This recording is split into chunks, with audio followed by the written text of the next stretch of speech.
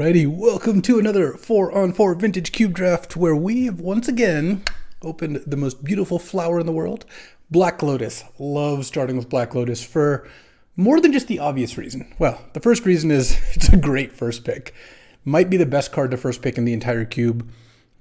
I used to think Soul Ring could make an argument, and I still think you can actually make an argument for Soul Ring and Time Walk, and even Ancestral, though I'm less confident on that one. Lotus is just awesome. It also lets me kind of have a reason to dive into Storm. Not that I'm necessarily going to do that, but Storm is a deck I don't think works very well, except we're playing 4-on-4. I love when we're playing an 8-player draft because we get to see so much more of the cards. It makes the more niche decks like Storm viable, and Black Lotus is the best card that you can have for Storm. I am passing to Alpha Frog, who's going to take Orcish Bowmasters for sure. Next pick after that, my teammate Slacks is probably going to take like Prismatic Ending, Spellseeker, maybe Nissa, maybe Tolarian Academy. I don't know. I got Black Lotus. I am not complaining. Okay. And next up we have Fractured Identity most likely. So Fractured Identity exiles any permanent, non-land that is, and then you get a copy of it. Technically you can target your own permanent to give them a copy of it, but generally wouldn't advise doing that. I don't think it's a 0%er. There are cards in Cube you wouldn't mind giving to your opponent. I don't know, Fractured Identity, your own Dark Confidant when they're at 1 or something like that. But yeah, I don't really see an argument for anything else. Oracle Moldai I think is good. Volcanic is good, but honestly, now that there's the Triomes, I feel like the original duels go down in value a lot. Also, Fractured Identity is a pretty good card to Lotus out. You Lotus that out on turn, 3 probably to hit their 3-drop when you're on the draw. I guess you don't really want to turn 2 it because you're hitting a kind of weak thing. But yeah, I think I take Fractured over Oracle, Coalition Relic already. Really nothing else that's like too impressive. I don't think I'm going to wheel anything of note here. I guess I could get a Talisman back potentially. Monastery Mentor is also a pretty good card with Black Lotus, but I think Fractured Identity is too strong to pass up. All right, here we have a Zagoth Triome. Not the most ideal Triome for this start. There's Taiga. Not really into that. There's Chart a Course, but I think Venser is a better blue card than Chart a Course, especially if the 2 cards I have could just be blue-white control. Haven't done that too much recently. Also, an early Venser means that if you ever get past Caracas, it is on. Though you don't get past Caracas that late. You can get a 2nd or 3rd pick Caracas. You probably can't get a 4th pick Caracas in most drafts. Nothing else here is that tempting. Burst Lightning and Flicker Wisp are both good cards. Cityscape Leveler is good, but you can't take it this early. Luminarch's good. The sandiest of dogs would probably slam the Luminarch or the Flicker Wisp, but I'm going to just take Venser here. I think Fractured and Venser also both just play so nicely in the like blue-white control archetype that I'm happy just to take both. Lotus also means you can up your curve a little bit, so I don't really mind having a 4 and a 5. Though Lotusing out of Venser is not something I'm super into. Okay. So this pack's got Echo of Eons, Temporal Mastery, Time Warp, and High Tide. And Dark Ritual for that matter. So a lot of like Storm adjacent cards. There's also Damnation, Toxic Deluge, and Rolling Earthquake. So I'm not sure what direction I want to go. If one of these was a Time Spiral, I'd probably take Time Spiral and try to wheel High Tide. With this start, also there's just 2 big artifacts, right? Sundering Titan and Blightsteel. With this start, I think I'm inclined to take Toxic Deluge. It plays really well with these 2 cards as well. I do like Time Warp, but I don't really want another expensive card that much. I think Time Warp is better than Temporal Mastery, at least early in the draft. And I don't think I'm supposed to take Dark Ritual or Echo of Eons or any of those things. I think I'm just going to take the Toxic Deluge. All right, I actually feel pretty good about that because Baleful Strix is a fantastic card. I love Baleful Strix. It's just a great anti-aggro card that also isn't bad against control or mid-range at all because it just replaces itself and has a variety of combos. It's really good if you bounce it, if you tinker it away. It's good with Kaito, Dancing Shadow, good with Fallen Shinobi, all that stuff. There's also Expressive Iteration, but I think Iteration and Baleful Strix are comparable, and clearly I'm more in the Baleful Strix colors. If I hadn't taken Deluge, if I had taken a blue card, I might be tempted to take Loran. I think Loran's also excellent, but I'm happy enough taking Baleful Strix here. Okay, so now there's Talisman of Dominance, Hall of Storm Giants, and Ledger Shredder. I'm a really big Ledger Shredder fan. I have become more and more impressed with this card. It's a 2-drop that grows a couple times over the course of the game, giving you card selection and becoming a 3/5 or a 4/6. The talismans I'm also not super high on. I think they're good in the right deck, but I don't think you want to put talismans... Like, building a talisman curve and mana base, I think is worse than just playing lands, unless you're specifically ramping or have artifact synergies or both. But this early in the draft, I think I just take Ledger Shredder. Okay, now I'm probably just going to take Phantasmal Image. I like Phantasmal Image to start with, and I have 2 pretty good creatures to copy. Fencer is also fine to copy. I don't mind Dig, and I do like Sun Titan, especially Sun Titan Lotus is actually really cool. But I think Phantasmal Image is enough better, and there's no real reason to take a double white card over a single blue card. Metalworker's still here. I don't think that card's very good, though. Yeah, I like Dig, but I don't really like taking it. This set of cards isn't the best with Dig. The Ledger Shredder, it can be good with Dig. I will just take Phantasmal Image here. Okay, so there's the Time Spiral. So this is an 8th pick Time Spiral. Every other player at in the draft decided I do not want Time Spiral. I didn't take a long look at the High Tide Echo of Eons pack, but it feels like there's a decent chance that High Tide wheels. What if I didn't take Time Spiral? I guess I would either be taking Daze, which is good. It's good with Ledger Shredder, Baleful Strix, Venser. It's good with this like low curve, blue deck. And then there's Recurring Nightmare, which is actually pretty good with all these cards too. I'm feeling spicy. I'm going to take the Time Spiral. Ashiok Wield. I'll probably just take Ashiok over Otawara. I think Ashiok is pretty good. Don't really like Karn. This pack didn't have anything I was too interested in last time. I guess I'll take Winds of Abandon, because if I end up in Esper Control, then Winds is still going to be good. Well, now I kind of wish I took Recurring Nightmare over Time Spiral, because I'm just going to take Flicker Wisp. And Recurring Nightmare would look really good with all these cards. But you don't get Lotus that often. And the other thing is, if you get a Hull Breacher, Time Spiral is just so disgusting. But we'll see what we get here. I would have made all the same picks had I taken Recurring Nightmare. The difference is, of course, I'd have Recurring Nightmare over Time Spiral. This next pack, I think, is the one. Oh, Tide didn't wheel. Dang, this Time Spiral pick is going to end up costing me, because now I don't think I'm taking Echo Vians, and I think I'm just taking Damnation, because it is just a lot better. And the fact that both High Tide and Dark Ritual didn't wheel is pretty unfortunate for me, but let's just take Damnation then. And passing to Gavin. I don't want to pass a Crux. I don't think either of those white cards are that impressive. I'm not taking Cabal Ritual either. I'm just going to take the Char and pass the Cabal Ritual. All right, well, I don't know about the Flicker Wisp or Winds of Abandon here, because I do have some double black cards. I don't have any lands yet. There just weren't any lands in any of the packs. There was like a Volcanic Island. That was it. Feeling a little bit of FOMO about the Recurring Nightmare, but I think that's okay. I still like where we're at here. Maybe this Winds of Abandon's looking a little less appealing now that I have Deluge and Damnation. Also, I don't mind the sweepers with this set of creatures. Like, Strix replaces itself. Venser kind of already does the thing initially, and then Phantasmal Image. Like, I'm not like a creature-heavy curve-out deck, so having the sweepers in it is still pretty good. Okay, Sandy Dog has gotten disconnected, but we'll be coming back here. Yeah, I am sad about that pick, but so it goes. I do think we got some really good late black. I like that. Did pass the Orcish Bowmasters to Gavin. That card I would have a bit of trouble with. Okay. Sandy Dog going to finish up the packs here now that he has reconnected here. And we've got all our cards, right? 5, 9, 10. Yeah, so we've got all the cards from this pack.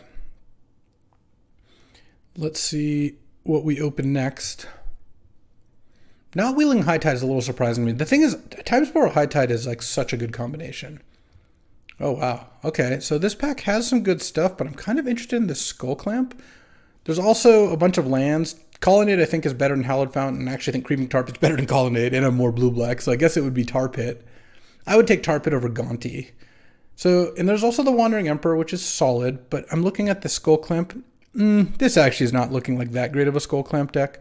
Might just take Creeping Tar Pit. I love Creeping Tar Pit. Gonti is also very good with, like, Flicker Wisp, for example, but I think Tar Pit is actually just maybe one of the best lands in the cube. I mean, Strip Mine and Library of Alexandria are better. It's hard to say. Like, early a fetch is better. Once you know your colors, I actually think that Tar Pit is better. Now there's a Lion's Eye Diamond. When I pass that Echo, I'm looking at this balance.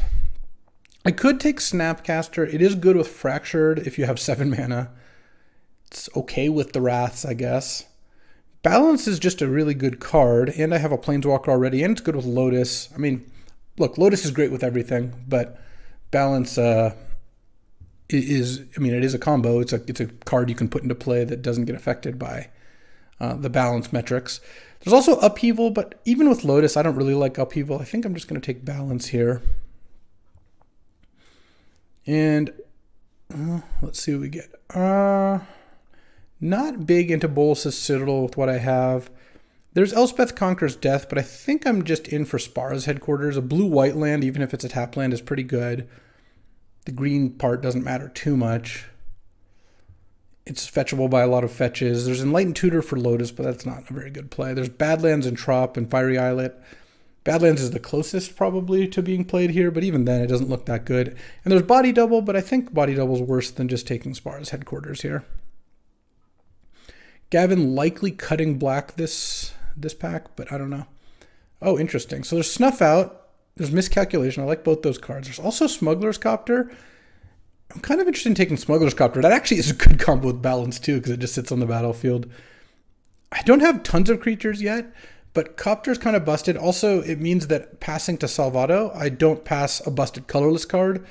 I mean, Snuff Out and Miscalculation are both good. I think they are both worse than Copter. There's also Elite Spellbinder, but I'm just going to take Smuggler's Copter here.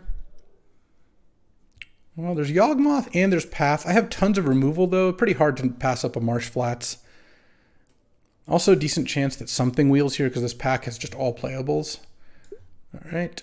And Vendilion Click. Oh, there's Underworld Breach.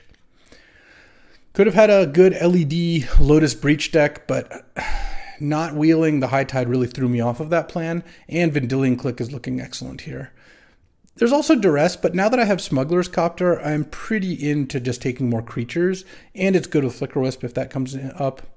Concealed Courtyard I wouldn't mind, but we're not there.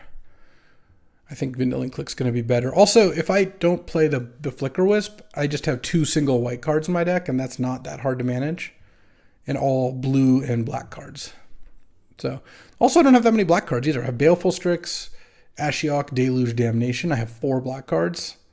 And even if I wanted to cut Damnation, like let's say I just did it, no one could stop me, then I have all blue cards with 3 single black cards, 2 single white cards, and a Tri-Land and Marsh Flats because it gets white, black, or blue off Spara's Headquarters.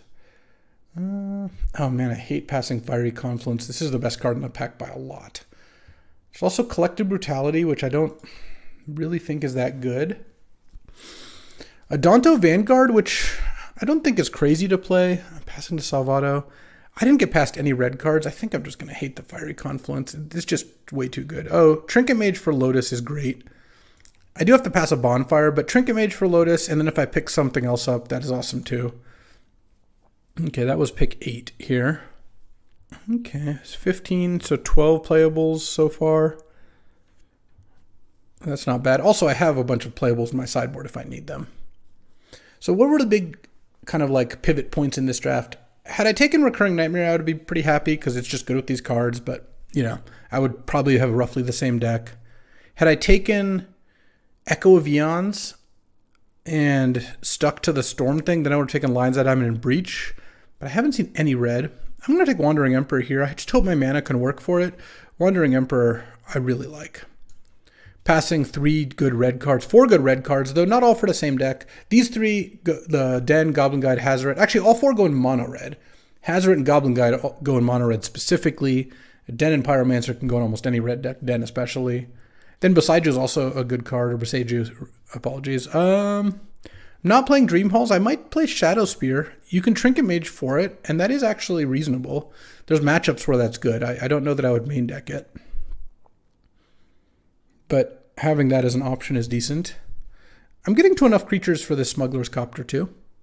You don't need tons. You just need enough to... The thing is, once you start crewing the Copter, it draws you more cards, so you usually end up in a pretty good spot. Here, clearly not hating another red card.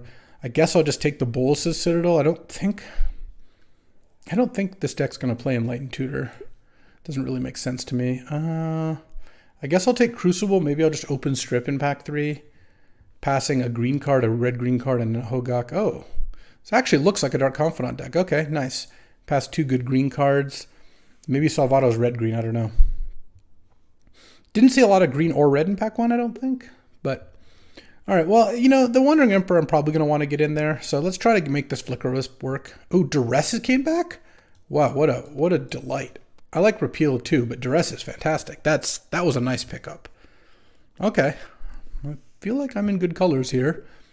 I wield a lot of really good cards. All right, what do we got? Library of Alexandria. Force of Negation. My boy Kaido. Do love that. Misty Rainforest. Also Resto, Pylon, Consider. There's a Lightning Bolt here. I'm just going to take Library. Library in your opening hand is just such a beating.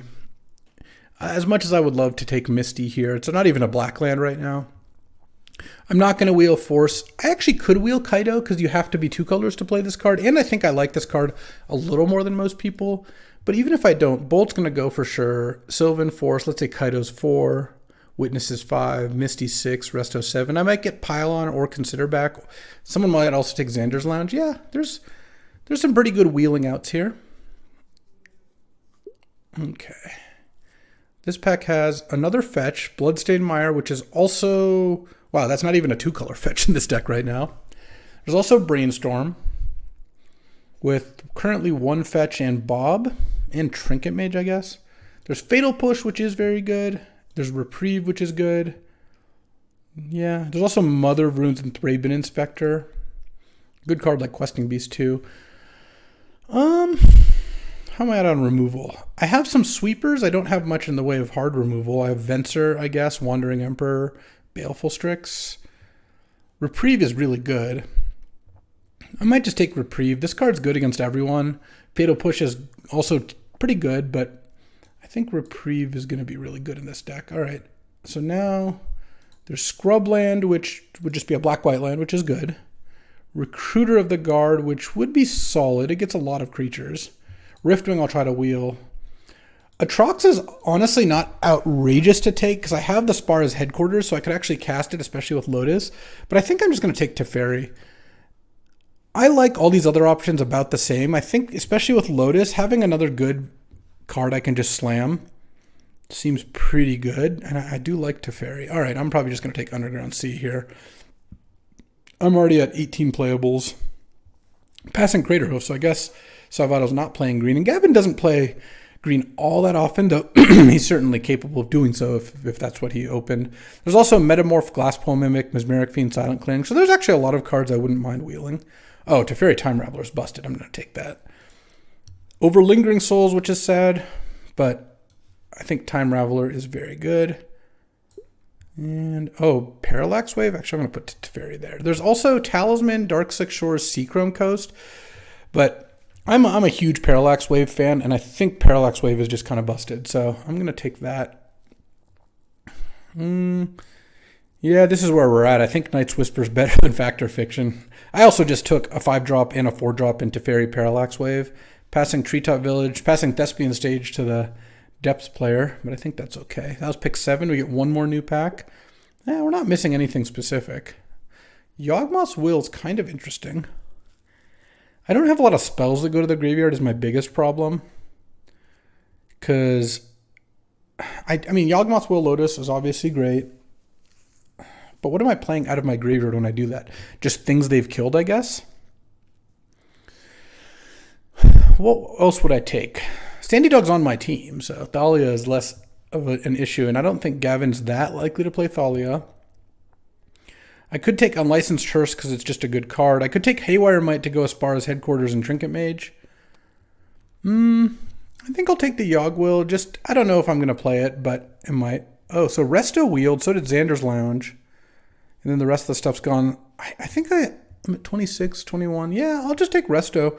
Resto looks pretty good here, and with a Tri-Land and 3 dual lands, I'm feeling okay on mana. Yeah, that's fine.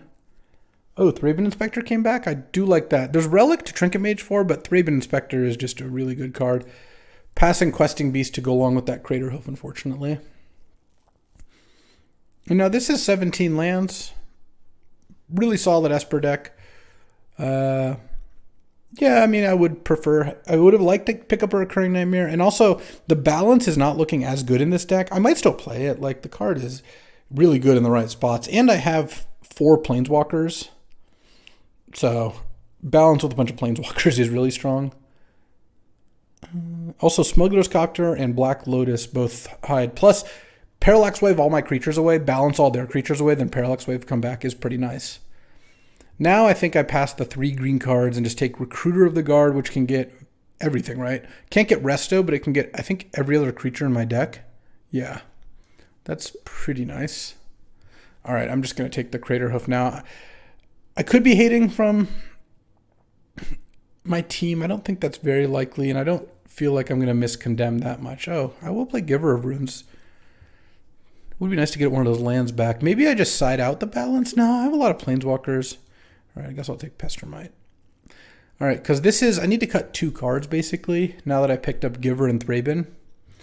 I could cut Dark Confidant and Toxic Deluge and Ashiok. Let's see, actually, how many black cards do I have? I mean, it's pretty tough cutting Baleful Strix. I don't really want to do that.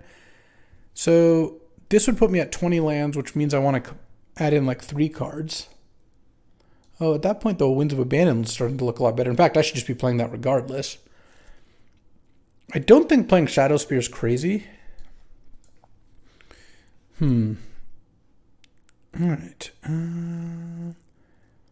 Yeah, let's see how this works. All right, I'm gonna export this. I'm actually gonna try something a little different. I like to try different things in these videos. So I am going to show you the deck building process. Save as Esper Lotus. So I copy the list, put it in a text list. Then I go ahead and load this up in freeform, and I have most of the cards in the cube at this point. What am I missing? Looks like I'm missing something. Why won't it tell me? In any case, let's see. This, I do need to cut a couple cards here. So this is, let's see. So I have library. I could play 18 lands also. When you have library, it's not crazy to just play an additional land, since library is taps for colorless, so it doesn't help your colored symbols. So this is with just playing Baleful Strix. I also really like Creeping Tar Pit. So 1, 2, I just got past a ton of white the last couple packs. 1, 2, 3, basically 3 black sources for free without honestly costing us anything. And this also leaves me with 2 blue-white lands, which is okay, not crazy good. Oh, it's really hard to give up on Duress either. But I don't mind not playing Dark Confidant. I don't think I'm going to want to play Night's Whisper as like a support color. There's also Ashiok. But let's see. So this would be 18 lands. So do I want to play Toxic Deluge, Night's Whisper, Dark Confidant? The other thing I do is I fix the pictures, because honestly I've been cubing enough that at this point I think what I should do is just move all the new arts of the cards I don't want to use in cube to a different account so that they never load them up, because I do think I do like playing with the old frame cards when I can. Swapping out Parallax Wave, for example. All right, that's looking pretty good then. Oh, I think Thraben also has an alt here. Okay. Now that we've gotten that critical step out of the way. Yeah, I mean, I like Giver of Runes, Thraben, and Spectre. They fit nicely with Smuggler's Copter. Reprieve's looking pretty good. I still believe in balance in this deck. The combos with Parallax Wave and Planeswalkers are real, though I did cut one of my Planeswalkers. So the question is, do I play 18 lands, which I think would be totally fine, and I don't mind splashing Duress and Baleful Strix. Those are both perfectly splashable cards. Plus, you're kind of double splashing the Tar Pit. The other option is play, I guess, Ashiok and Shadow Spirit. Right now, I am playing Trinket Mage with no 1-mana artifact to get besides Lotus. How many of them do I think are playing aggro is kind of the question, because Shadow Spear is not going to be good against controller combo. It will be good against aggro. That would be the only thing it's really good against.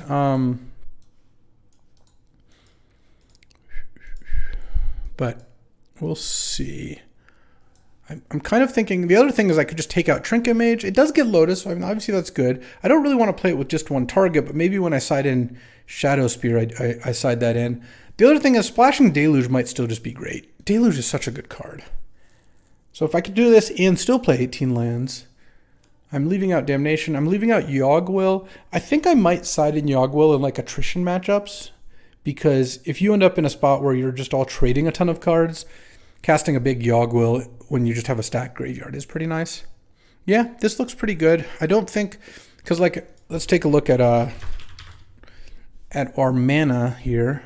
So let's see, 4, 5, 6, 7, 8, to 9 islands or 9 blue sources, and I just added 5 plains plus Spar's Headquarters and Marsh Flats is 7. Now I kind of want 8 white. Actually, kind of want 9 white. So this is 39 with 17 lands. Oh, I'm missing one of these plains. At this point, I'm just gonna go ahead and just use different lands. I can use. I like the Tempest lands also. 4, 5, 6, 7, 8, 9. Right. 6 plains, 7 plains. Spar's Headquarters, Marsh Flats is 9, and then I have 3, 4 blue sources, so 5 islands. That's 17, and then that would be like 1 swamp maybe as the 18th land, and that leaves me with 1, 2, 3, 4 black sources, plus Lotus adds 1 to all of them. Okay.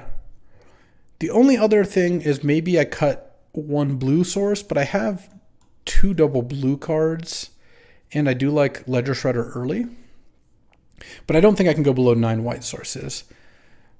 Yeah, I think 4 black sources plus Lotus is a 5th if I need it, and then I have a decent amount of card draw. I now wish I took Factor Fiction over Night's Whisper, which I normally still would make that pick the same way every time. I just don't, just the way the things ended up, I ended up getting a ton of like cheap white cards, and so instead of being blue, black, splash white, I ended up blue, white, splash black. Okay. Well, for opening a Lotus, this deck's fine. It's not busted, but it's good. I don't mind this deck at all. And one of the nice things about having Lotus and libraries in your deck is if you just have one of those in your opening hand, you just get to win a lot of games for free.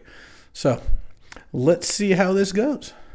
Already time for round 1. I would like to play first, and all right. Not the best hand in the world, but I don't think this is a mulligan. It's got all my colors. I've got Giver of Runes, and if I just draw a Lotus, it's just a turn 2 Teferi. Yeah, that's how you should evaluate hands here.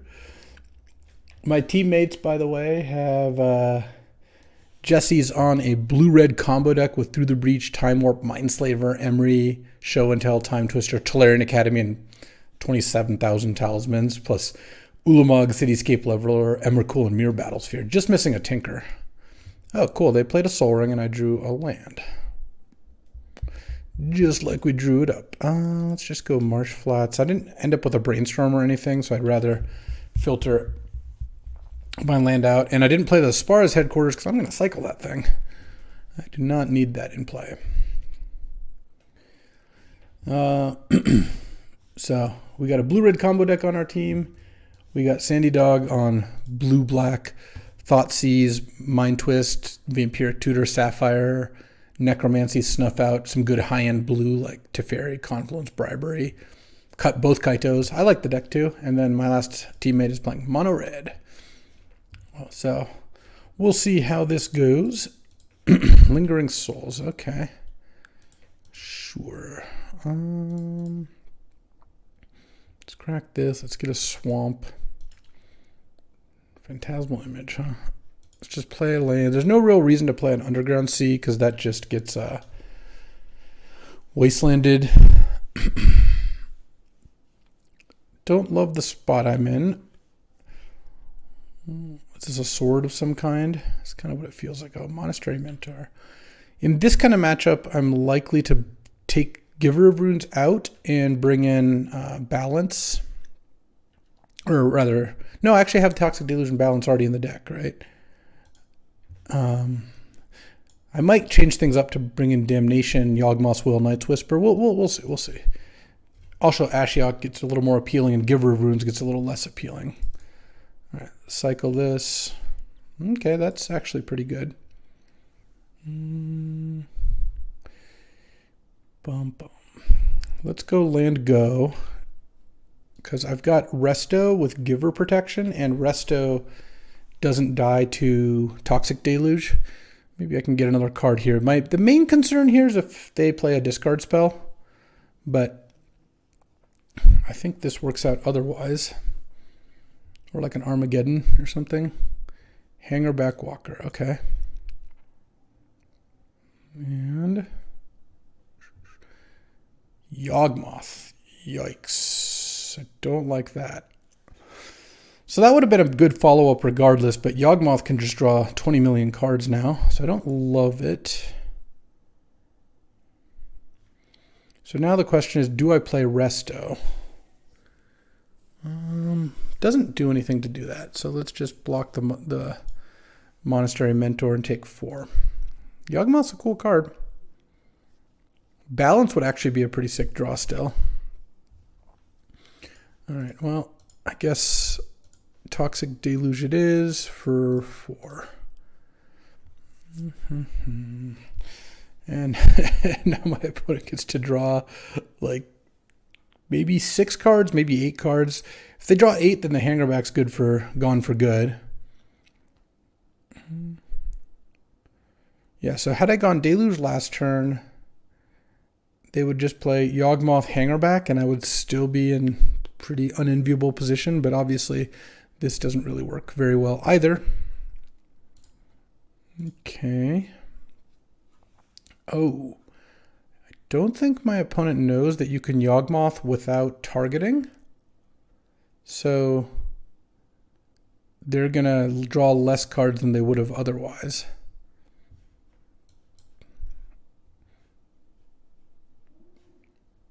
Oh, I'm not sure what's happening now. Now are they... No, these are all targeting Mentor?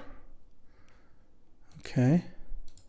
So that just doesn't draw you cards. All right, that's... I guess I'll take it. Play a land and pass the turn. Well, that is a lot fewer cards than they would have drawn otherwise. I'm at 9. Okay, we'll see what happens here. The combination of Image, Resto, Flicker Wisp, Teferi, like this is actually a pretty good set of cards. If they play a creature with a good ETB, I might be able to just get some good value off this Phantasmal Image. Danto Vanguard, that's not the biggest problem. Okay. Okay. Mother of Runes, that one I like a little less. Draw Recruiter of the Guard, interesting. So Recruiter of the Guard can go get Baleful Strix, Ledger Shredder, Rabid Inspector, Vendilion Click, Venser. I want to set up some defenders because of I want to play Teferi and have good things to defend. So let's go Recruiter. get Baleful Strix. Play Baleful Strix. I also wouldn't even hit drawing a land here. Any Creeping Tar Pits? And then I'm at 8. Then I'll pass. Oh, Ledger Shredder's not awful. So next turn, they're probably going to crack that Silent Clearing. Oh no, they have something else to play? Don't like that. Oh, Pile On. Sure. That's, obviously I don't really like that, but it could be worse. Just there are situations that it could have been real bad, and they milled a Concealed Courtyard and kept a card on top. I don't love that. They get to sack Silent Clearing now. I do think it's going to be good when I side into a more controlling version, especially with Yawgmoth on the other side. I really don't want a bunch of creatures in my deck. So it's going to be cool. Oh, I forgot to put lands on the sideboard. I'll just have to message them that I forgot to put base 6. We can restart the game.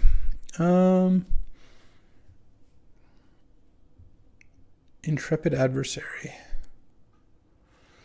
Okay. Well, that's 1 2 minute. You can untap I guess you have a colorless floating, but whatever. And so now they're all big. So I go to 2 here. Oh no, I just die here. Sorry, because that attacks for 8. All right.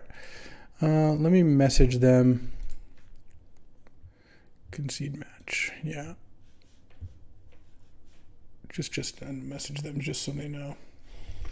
All right.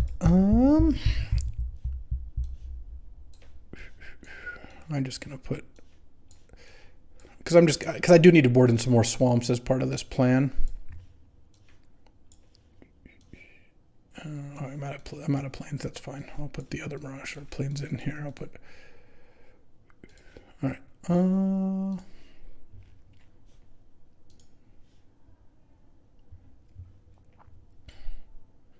Yeah.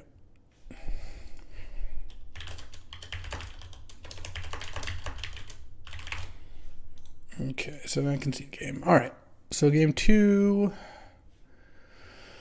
So now I want to put in Ashiok, Damnation, Night's Whisper, Yawgmoth's Will, Trinket Mage, Shadow Spear maybe? Let's look at those as potentials. I don't want Giver of Runes in the deck.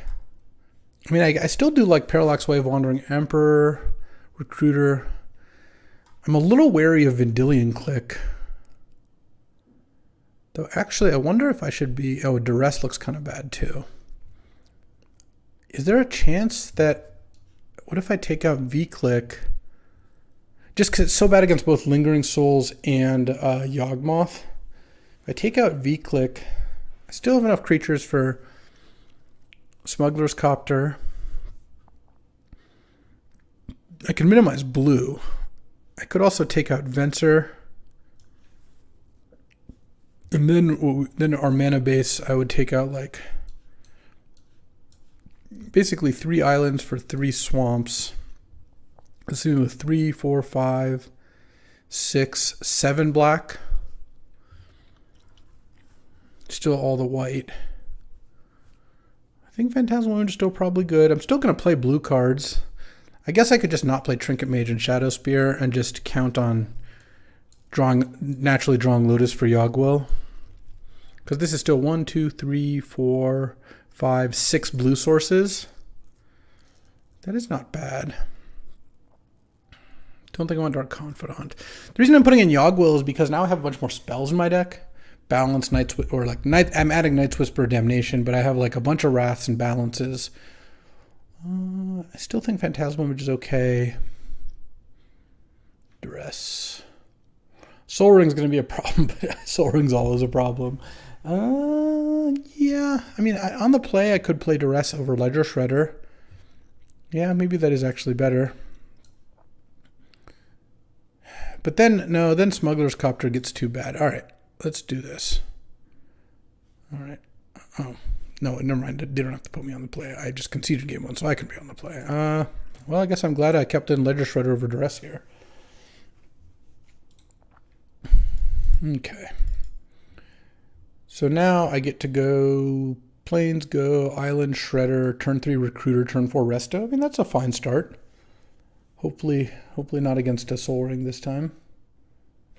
Okay.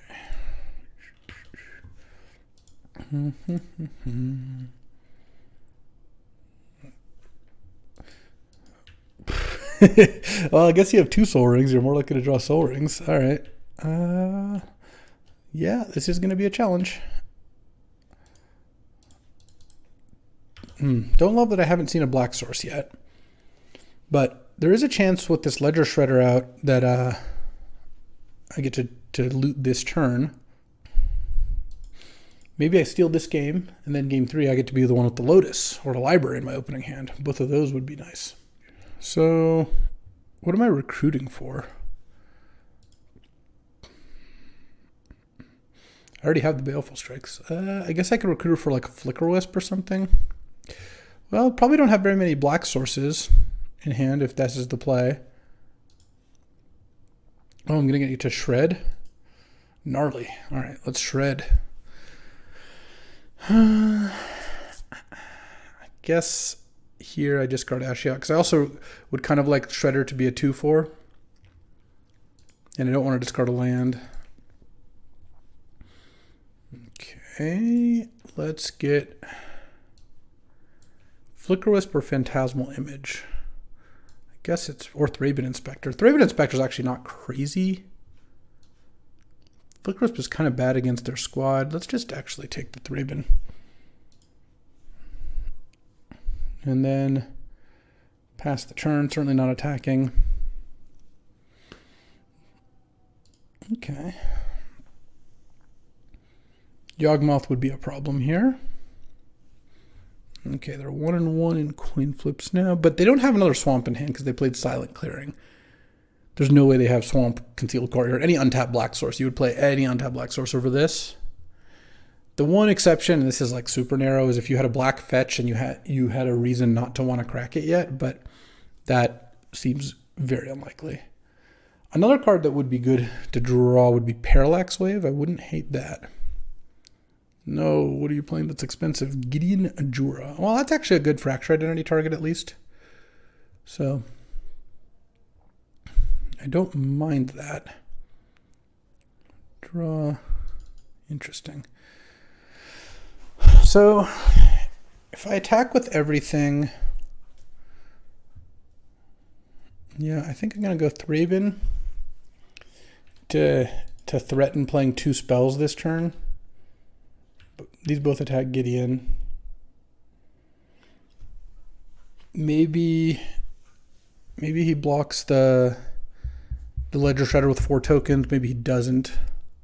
Because you do get to -2 Gideon to kill it.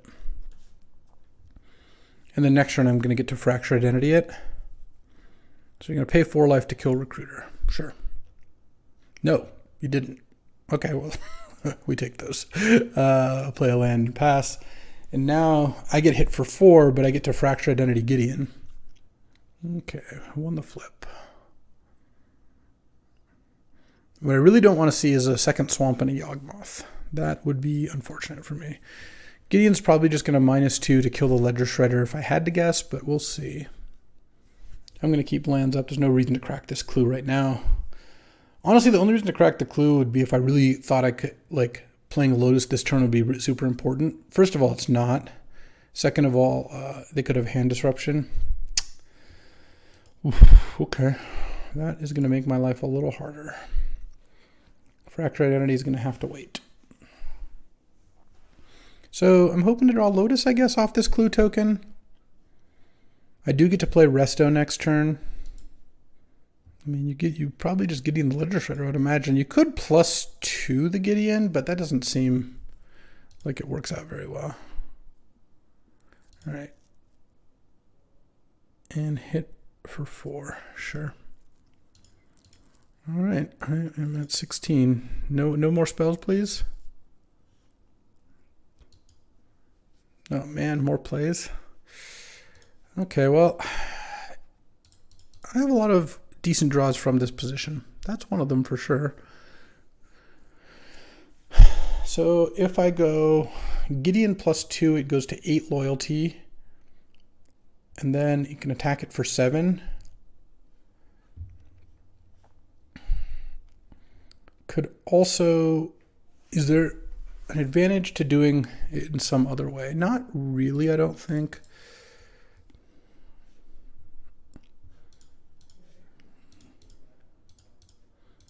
I think this is going to be the best. And then next turn I can go Resto Baleful Strix. Okay. And I leave the Thraben Inspector back, pass the turn. It also forces the Mother of Runes to tap down this turn. Not that I can necessarily do much about that. Okay, lost another flip. The other thing I could potentially do, we'll see how this plays out, is next turn slam with Gideon for a bunch of damage. No, okay, I thought that was Yawgmoth. I mean, this is still going to be bad. They're tapping 5 mana. Custody Lich.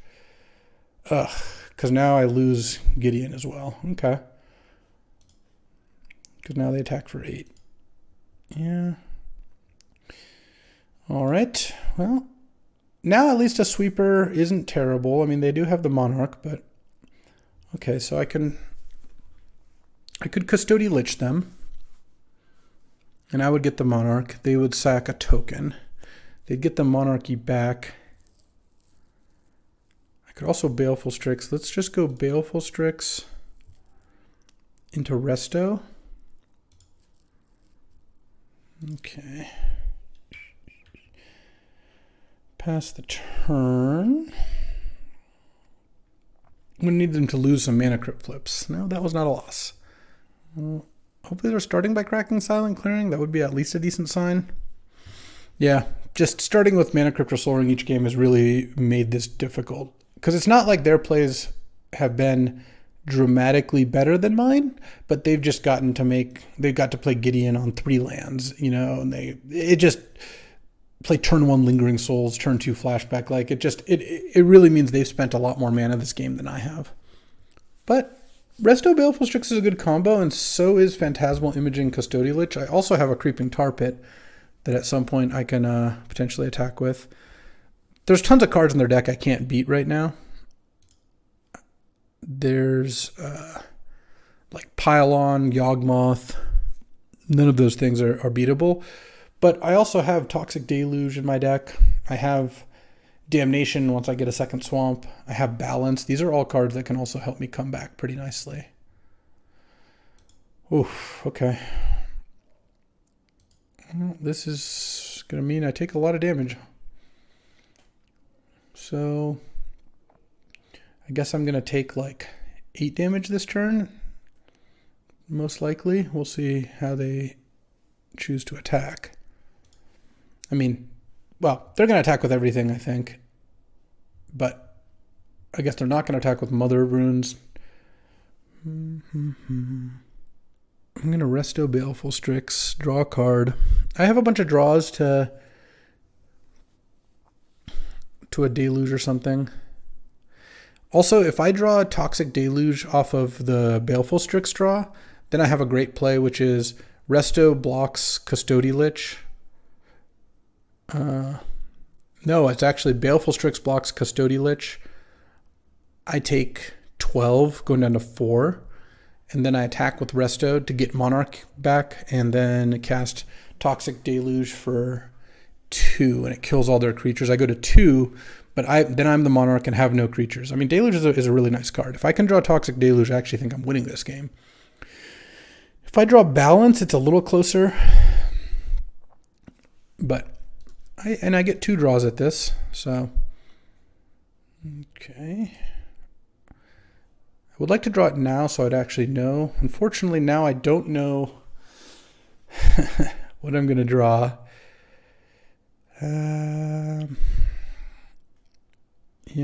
I have to preserve my life total then. I think I have to go like this. It doesn't really change. I could also block the Spirit token instead of Elite Spellbinder. I put Baleful Strix on Custody Lich, Resto on Spirit token. This takes me 8 down to 8. One of those dies, and I have to draw a sweeper. And if I draw Balance, that's actually fine still. I think I just play for... This is so much better if I draw Deluge. I take 10 down to 6. Yeah. I'm just going to play for drawing Deluge here. I could also draw Damnation, in which case this is still better, because I need to be able to attack and take the Monarchy. Okay.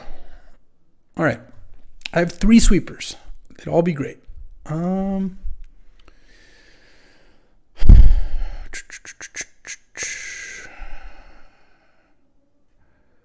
of this does anything.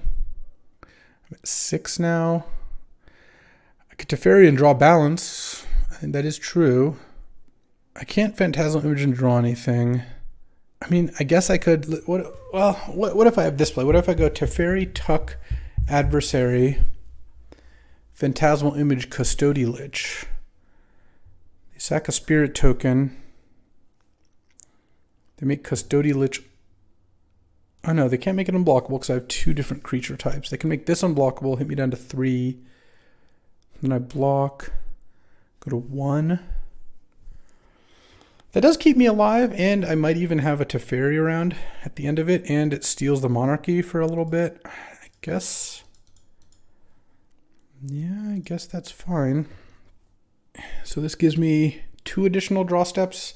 My position's so much worse now, especially since I might be taking enough damage that Deluge doesn't even save me. But what are you gonna do? You gotta play your outs, and I think getting 2 draw steps at balance or damnation is better. I mean, if they have something, I'm just like beyond dead. I'm already losing this game badly if they have anything. Oh, they disconnected. Okay, so they'll just be back in a sec.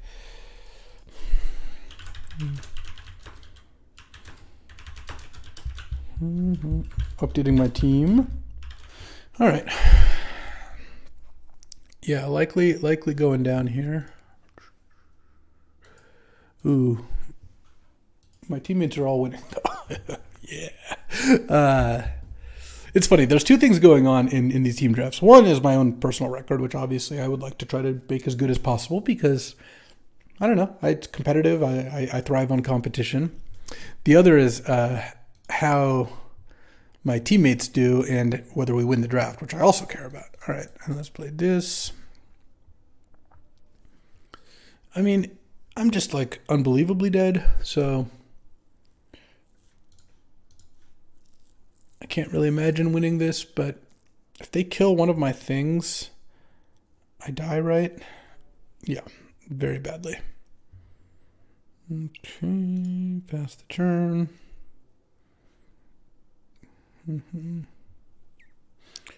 That wasn't going to do it. So I just have to hope that there are 4 cards in hand, none of them target a creature. So let's say they don't have anything. Magical Christmas Land here. No, don't ruin my Magical Christmas Land. What is this? 6 mana.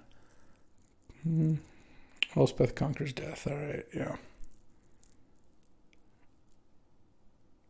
All right, I am dead. All right, so what was I going to draw? Flicker Wisp. Yeah, a lot of sweepers, but needed to find one and did not. All right, on to round 2. Alrighty, playing against Alpha Frog here. Ooh, not a bad hand.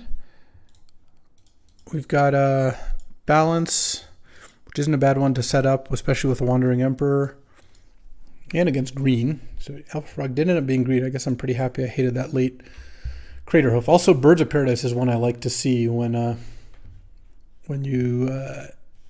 you play turn 1. Or I like to see turn 1 birds when I have Balance in hand.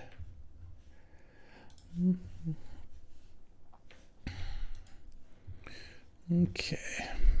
I like Tap Talon Fountain a little less because that indicates more blue cards, which Balance is worse against. But let's see. And then Flooded Strand go. I mean, I'm going to play Teferi Time Raveler and kind of just hope that Frog doesn't have a counter. Doesn't sound super likely to me, but I don't know. Oh, nice. Bounce the bird. Bolt the bird. No reason not to here. Crack Flooded Strand. What could you be playing here? Nothing. They're just cracking the strand anyway. All right. And can't play anything end of turn. So it's turn 4. Oh, it's like a 5-color deck. Here comes the bird. Oh, wow. No plays. Okay.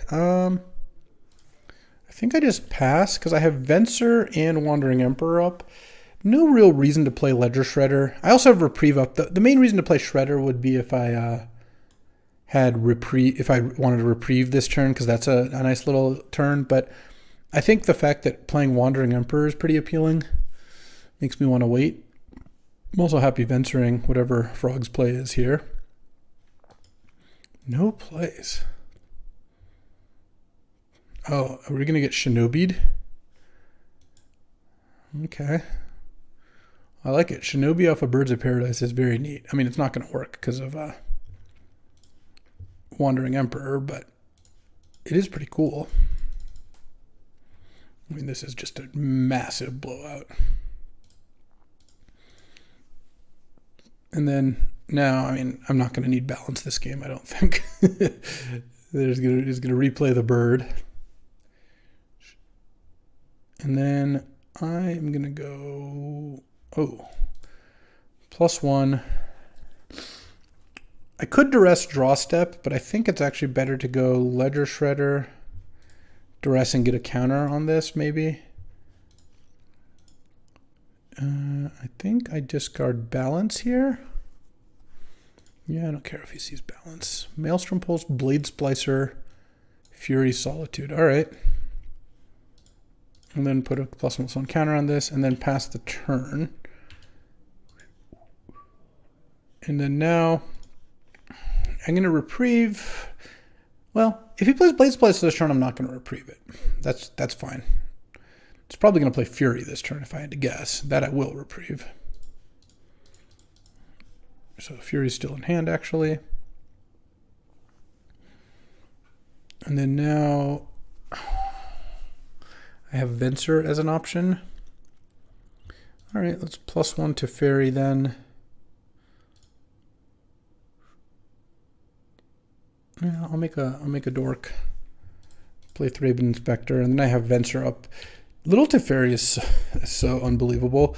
It makes it so you can't like instant speed the Solitude. There's just so much you can't do that it works out very nicely. It works out Teferi nicely. All right, pass the turn, and Fury's still like the most obvious play, and then next turn I can also minus Teferi if I want. I mean, this is a game where I get to play all the annoying cards. Okay. How many times can you cast Fury? We'll find out. So it could evoke Solitude if he wants to kill the Ledger Shredder now. It's part of the reason I didn't want to put another counter on it. I feel like part of the way Frog is part of the path Frog is forced down here is to evoke Solitude, even though that you would prefer to just cast it if you can. He just isn't having the time for that. He's at 14 because now I can bounce the bird, attack for 5, 6, 8, 9. Yeah, all right. Evoke, pitching, condemn. Okay.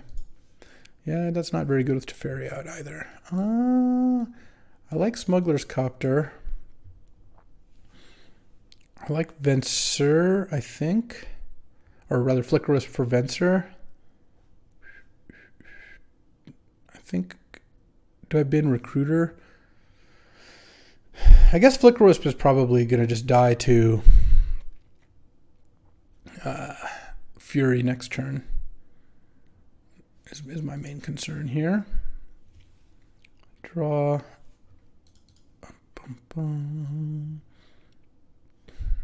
Recruiter.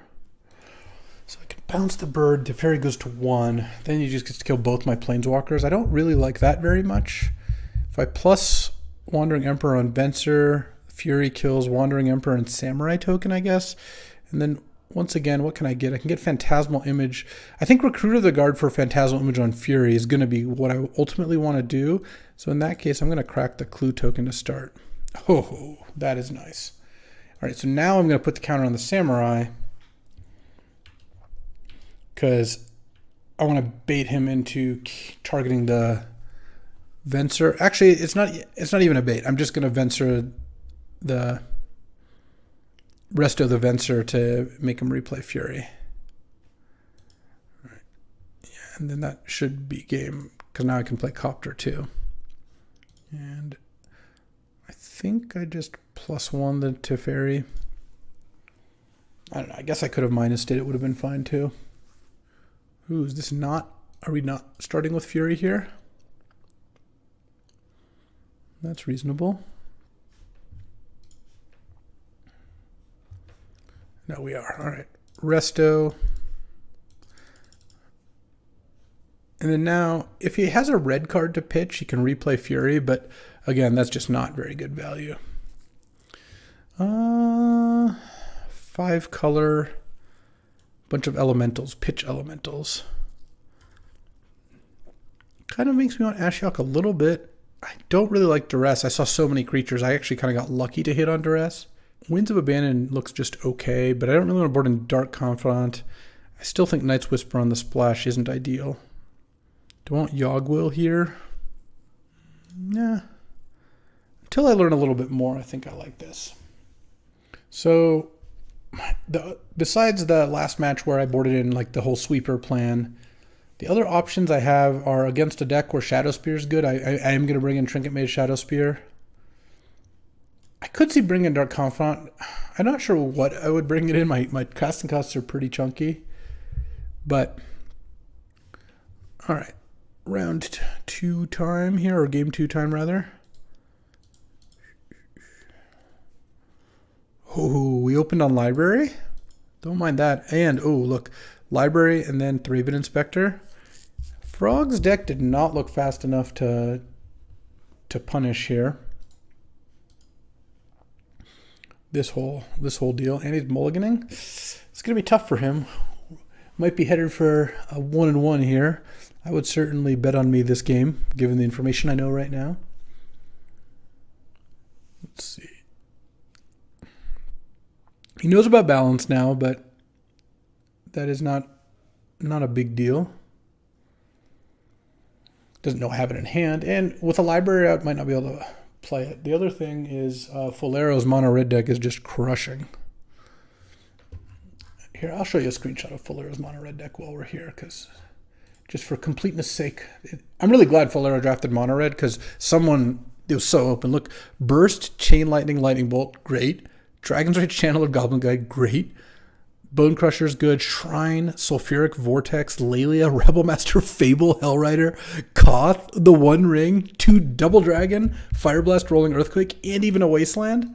Folero's just going to 3-0. It's going to be easy. It's not going to be close. So all that means is I need to rally from my start and finish 2-1. And then we've already got five of our wins right there. Counting this as a win and my next round as a win, of course.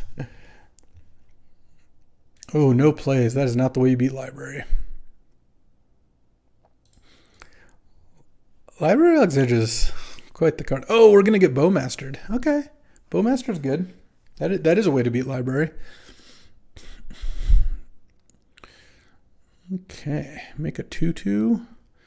Let's do the 3B baby. So now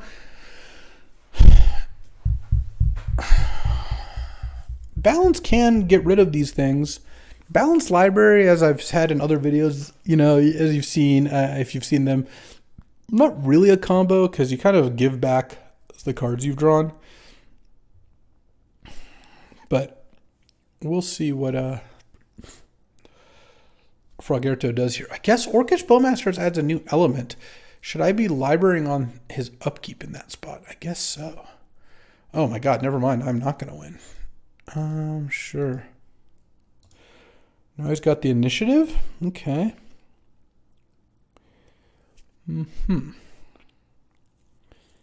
How do I do this?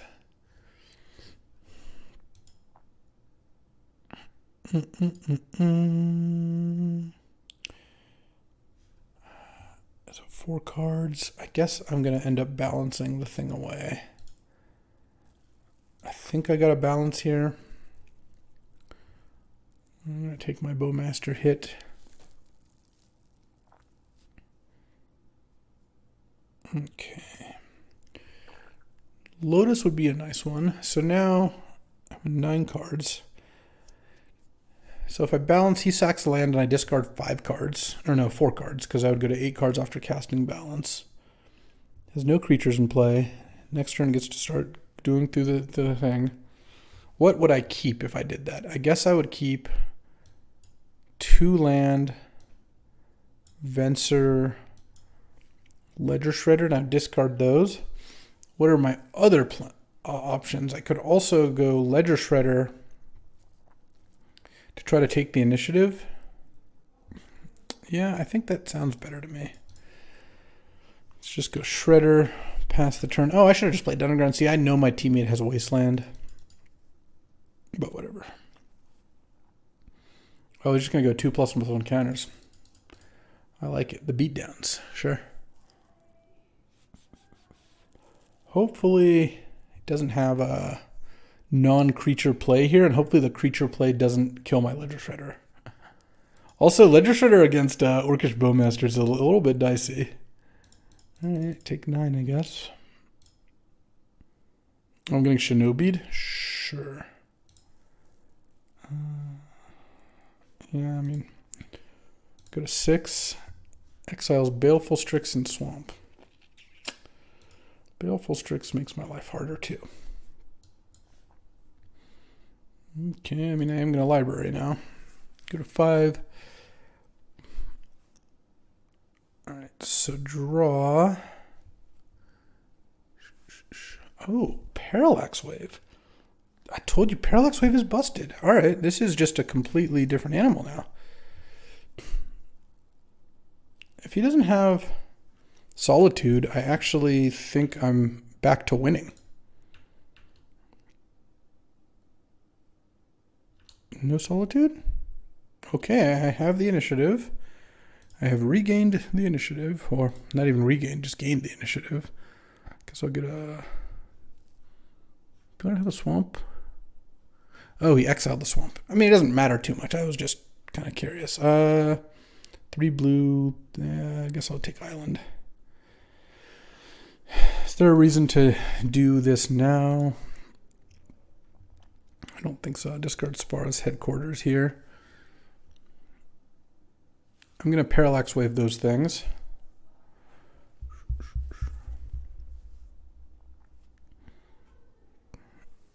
Fertile Ground, okay.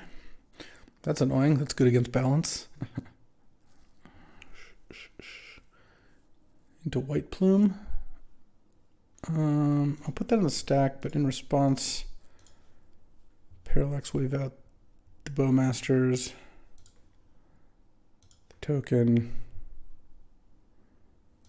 Fallen Shinobi, I guess. I'll do the whole thing. Do I want to discard a Giver of Runes or do I want to keep a Giver of Runes? I don't really want to keep Giver of Runes here, so I don't need an extra land. I don't really care if my Ledger Shredder gets bigger. Oh, I'm just dead now, right? It just gets to go into trap. I guess I was just dead. I was the whole time. Okay. Yeah, that was pretty good. Does that make me want Shadow Spear? Not really. Didn't really make me want Duress either. Yeah, I guess I wasn't winning given that he could just cast that thing and kill me. There was that. If not for that, sure. All right, I'm on the play now. The Mulligan Library balance hand really did not work out. With the White Plume hand was better. All right, well, I'm going to keep this hand again. I don't think I'm supposed to mulligan this, but hopefully it works out a little better. This hand is a lot worse because it's just all lands. But in this particular case, being on the play with library is kind of nice because I get to go library, play my land. I just get to get out a little bit faster. Turn on island. Didn't see a lot of blue cards from his deck. Could be representing Spell Pierce. Could have Ancestral Recall, I guess. Oh, I drew the Thraben. That was pretty nice. Oh, and a Time Raveler. Okay.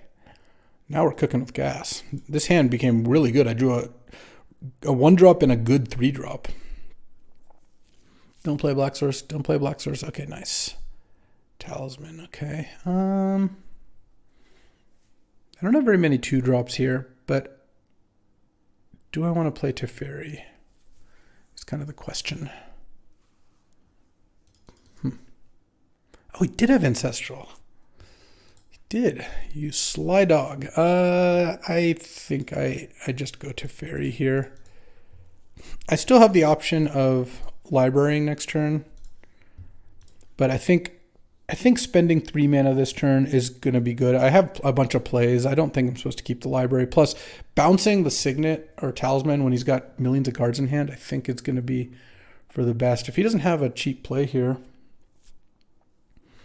then we're going to be okay. Just going to have to discard here. Oh, he's got Fertile Ground. Into Wall of Roots. Oof. Fixing or us. Now I'm going to go back to librarying. Plussing Teferi. And draw step V-clicking. Thanks to Teferi, though, the Bowmasters can't even come down.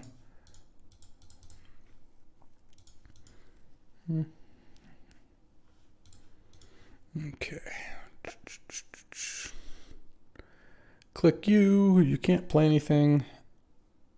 I am prepared for this hand to have a lot of cards I'm going to have trouble beating. Now that Frog gets to untap with up to 6 mana this turn. Yeah. Well, I'm probably going to take Questing Beast. Leaving Pulse, sure. Blade Splicer, sure. Yeah, okay. This isn't a total disaster. I was thinking that he might have like Bowmasters and Questing Beast or Fury or something.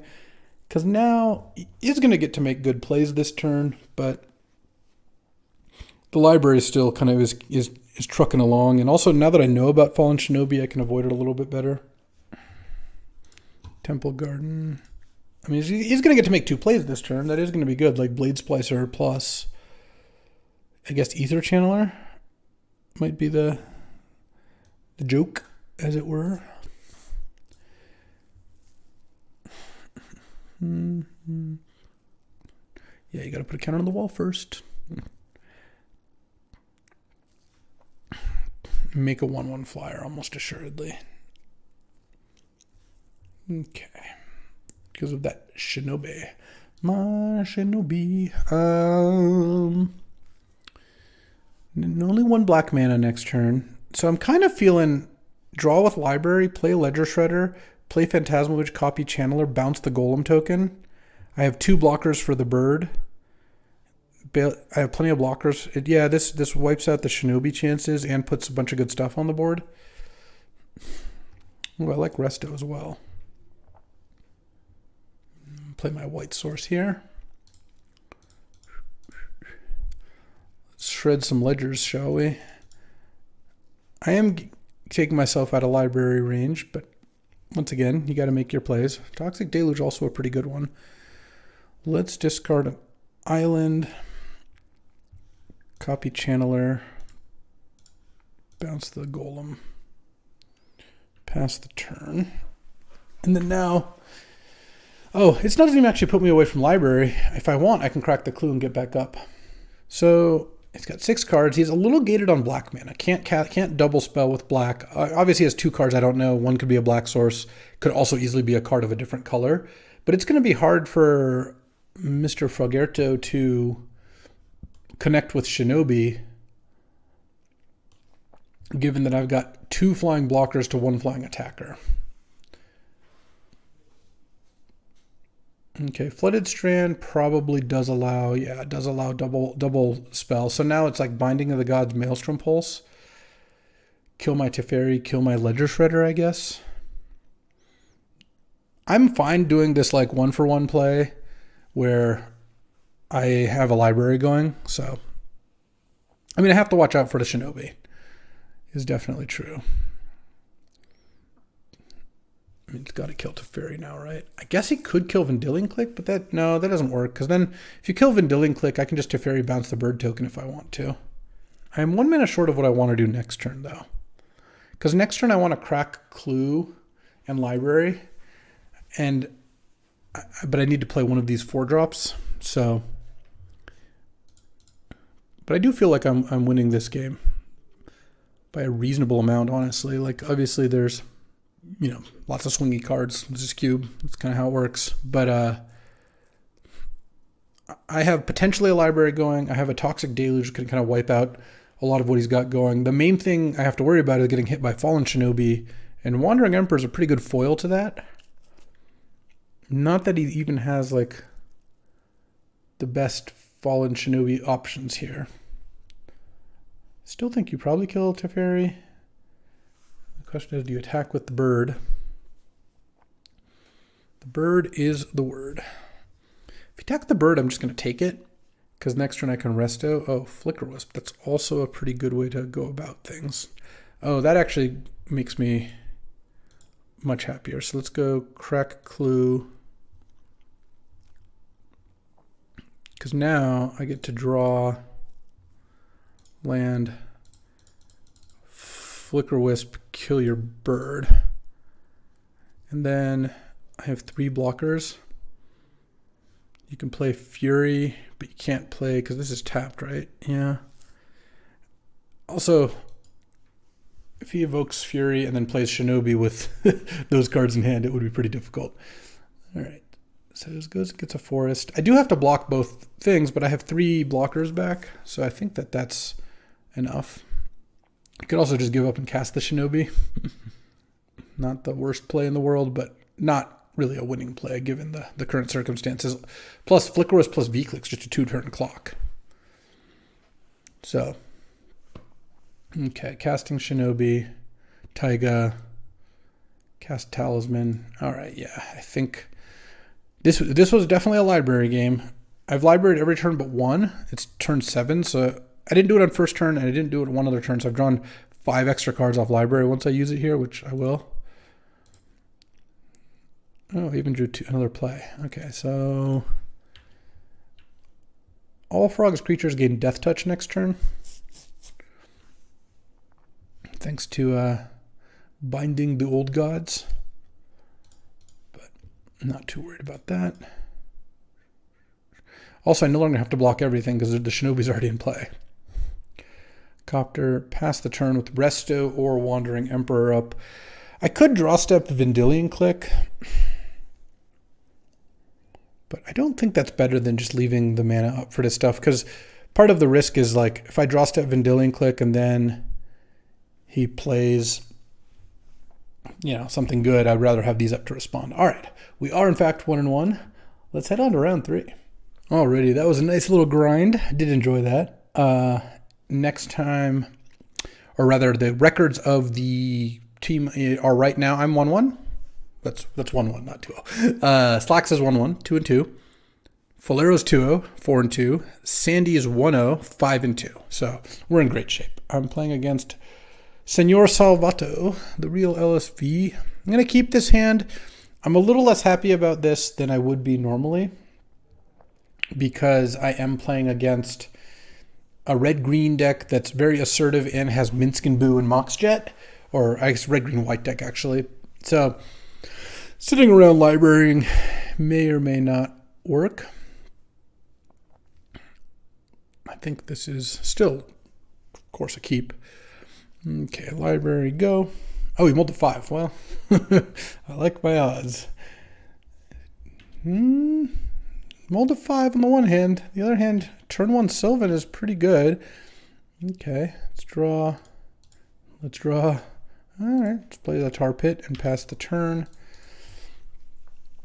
Decent chance we're going to fire off Teferi next turn, though. Also decent chance he pays. I would say 4 life is the most likely, but 8 life is very possible as well. Oh, no, it's the full 8. Okay. I could Teferi the Sylvan if he doesn't make a good play this turn, but that is not what's happening. Ranger class Hex Drinker, wow. Black Lotus, also wow. What to do? I think, I have 8 cards in hand, hold on. 7 cards, 8 cards, 7 cards, Pass the turn. I'm just going to play Resto in ambush mode here. I think is my plan. I could go like Recruiter Baleful Strix, but I like getting Resto out against Sylvan Library. Because if he goes to 8 here, and then I go like Resto, Tar Pit, attack you, I guess I don't know that many black sources, but the Tar Pit's still something he has to consider. He can't recklessly just go to millions take millions of damage. Okay.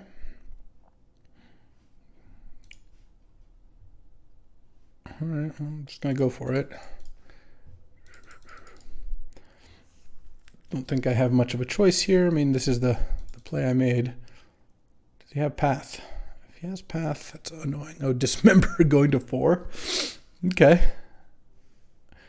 Dismember going to 6, tapping Mox Jet. Sure. Okay, I go to 16. I assume he's going to play a land here. Skull Clamp. No land. Interesting. Interesting. All right, now I'm just going to draw again. And because I couldn't attack with Tar Pit yet, I think I'm going to conceal the Tar Pit attack and go to Fairy, bounce the Wolf token and draw a card. Okay, there's Baleful Strix. And now missing on lands last turn was pretty brutal for him. He can kill my Teferi now, that's fine. I still have Sylvan up. Or Library up, though they're both libraries. All right, Courser. Ooh, Courser is annoying. Okay. Garrick Wildspeaker. That one, yeah. Okay, attack Teferi and maybe level up the Hex Drinker. Well, the Courser makes the Creeping Tar Pit plan a lot dicier. 8. I guess I go to 7. Maybe I just play Plains, actually. Baleful Strix. Yeah, let's just go Baleful Strix, stay at 7 cards, and leave up Reprieve here. And then now Library it up.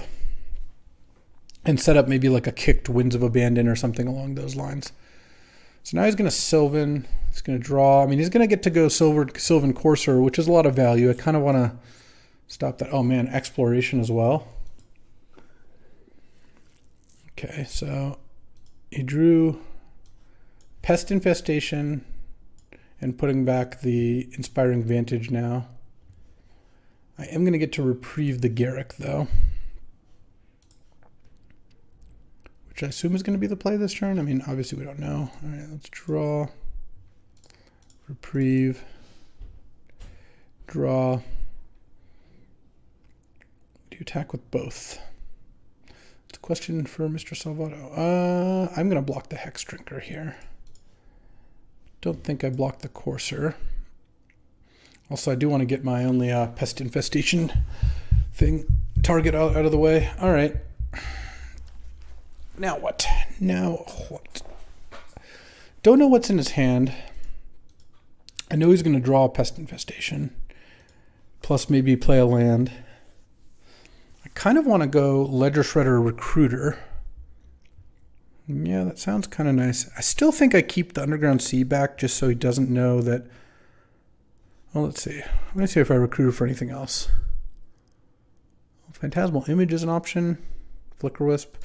No, let's go Ledger Shredder Recruiter. 8 cards. 7 cards. Recruiter. 6, but then I draw off Recruiter to go up to more. I'm just going to discard a land. I do want to pump the Ledger Shredder, but I don't think I want to do it so badly that I bin one of these things. And I think I take Flicker Wisp here. Pass the turn with Library still up. So he draws Pest Infestation and Exploration and Minskenboo. Okay. So he's going to have to pay life. He can only pay 4 life. So I don't think, because he drew Pest Infestation, Exploration, Minskenboo off the Sylvan. In order to play that forest, he can't. He'd have to pay 8 life. So he can't do that. So he's going to have to put back 2 cards or 1 card if he wants to pay 4 life. But again, because of that tar pit, that's probably a little bit risky. And then we could cast a big pest infestation. That's fine. Could cast Minsk and Boo. Obviously, that card is good. But I have Venser and Flicker Wisp and Phantasmal Image. I have a bunch of stuff. All right, so he doesn't pay any life. Puts back Exploration. I guess I don't know what he puts back under it. Pest Infestation for 1. Oh, he's going to crack. Yeah, he's going to attack first for 3. Put me to 10. Skull Clamp 1. Draw Exploration, Minsk and Boo. Gain a life. The top card is going to be a Forest. Okay, good play. Just going to get to play the Forest.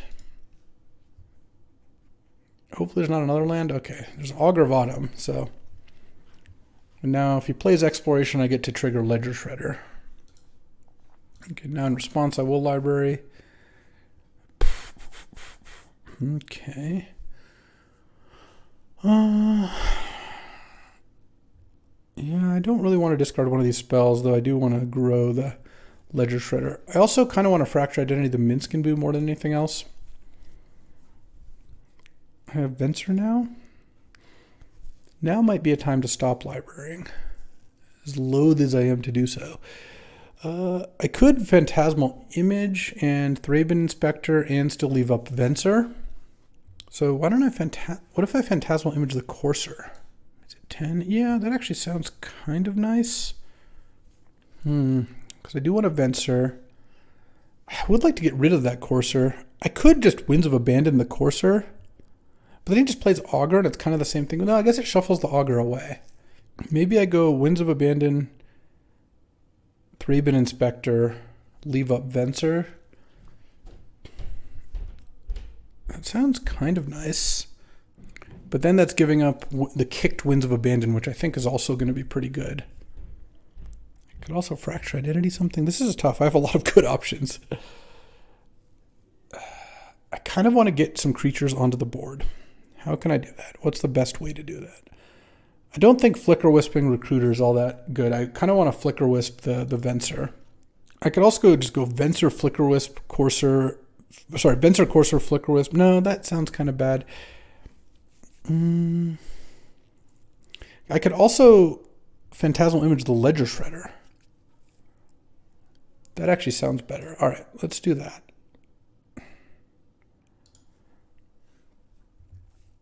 I think that's decent. Because I really want to set it up that I just kick Winds of Abandon and attack with everything. Or something along those lines. 5, 6, 7. I'll have 8 mana next turn. Next turn I can go Fractured Flicker Wisp. I have triple white. Yeah. Does he have something? I mean, if you path the Ledger Shredder in response, that is, I guess, a play you could make. He didn't re-equip the Skull Clamp. So that does indicate something. If he paths Ledger Shredder in response, I'm just going to make a Courser of Crufix. All right, I'm going to make Ledger Shredder. I'm going to go Thraben Inspector, trigger these, draw. I need to draw some spells to pump Ledger Shredder. I'll discard another land, I guess. Okay, no longer leaving library up officially. Okay, attack for 2. Oh, trading off, sure. He's got a Skull Clamp in play. I think trading there is fine with me. All right, pass the turn. Well, that's not true. I actually am leaving library up thanks to the clue. Sylvan. Okay. Reveal Omnath. Well, I mean, Omnath, I guess I was going to Venser. I was going to Venser the 4-drop anyway into 3, 4. I guess he gets to play 2 4-drops this turn. But Minsk and Boo's not the end of the world. So he's going to start with Omnath, almost assured. Oh, no, he can't start with Omnath because he doesn't have blue mana.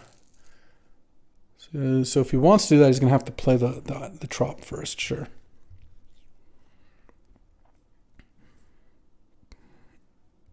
Oh, it means he can't also play Minsk and Boo, which is nice.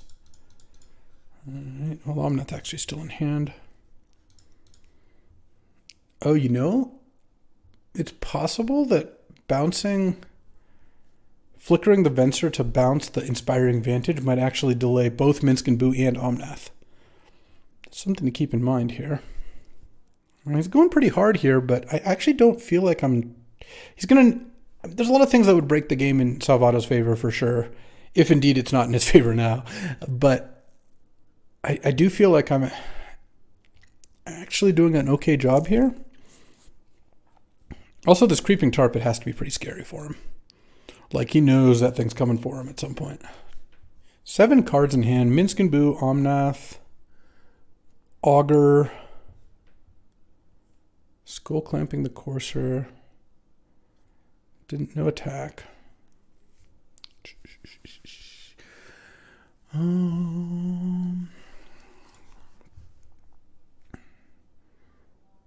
Could have Winds of Abandon. I mean, this is 1, 2, 3, 4, 5. This is lethal if nothing goes wrong. I mean, maybe I just fractured the Courser. Yeah, I actually kind of like that.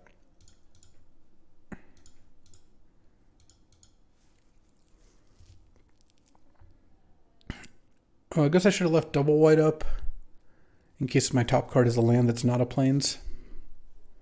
I didn't want to play a land first because, I mean, there's no reason to. Is it Swords Zone Courser? Sure. Okay. I'm just going to attack.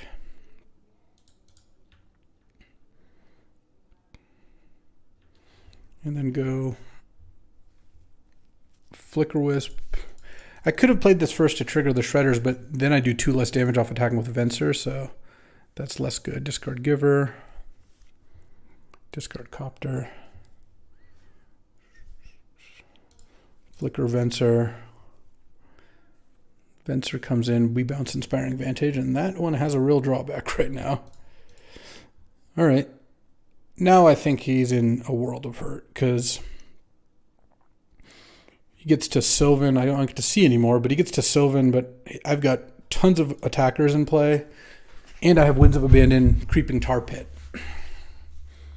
So, and he's going to need to have a pretty nice comeback here. It's not going to be easy, let's just say. Okay. 10 cards in hand. This is a game. This is like one of the cube games of all time. I mean, this is just what like kind of a long cube game looks like. I'm going with balance too, which is nice. I don't think he's got upheaval, but it's possible he does. No, you don't have red mana, my friend. You got to play something else. You can't be an Omnath. So, real question, do I take out Smuggler's Copter because of Pest Infestation? Also, having Dismember and Sword Splasher, this is going to be tough. Garruk Wild Speaker. Oh, that's a way to get red mana. Right. But a really inefficient way to do so. So, he gets to untap 2 lands, play Omnath, play a land. He's going to actually have to tap Horizon Canopy, play a land, and then, because it gets to play 2 lands per turn thanks to Exploration, go to 5, then go up to 9. But then, unless it's a fetch land, can't make another play this turn. I get to do some shredding. Discard Marsh Flats. Discard, let's see, 2, 3, 4, 6. Sure, I'll discard Plains. I don't think the Ledger Shredder stats are super relevant here. Okay. You're at 9. Elvish Mystic. Yeah. Clamp. Okay. So if I tarp it, you're at 6. Those, you're at -1. I don't even need to cast Winds of Abandon.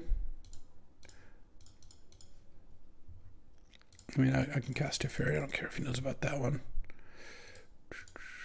Bounce the Omnath.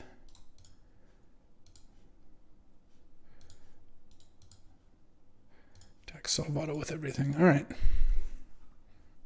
You can block Venser and you take a Cheon load of damage, as they say. All right, we're up a game here. And hoping to pull it out. Duress. He's got actually a lot of Duress cards, like Exploration, Sylvan Library, Pest Infestation, Swords, Dismember, all that stuff. All right, the other question is, do I want to side in like Damnation, Yogwill? Ashiok seems actually pretty decent. Knight's Whisper. Giver of Runes again doesn't... Giver of Runes does stop Swords and Dismember.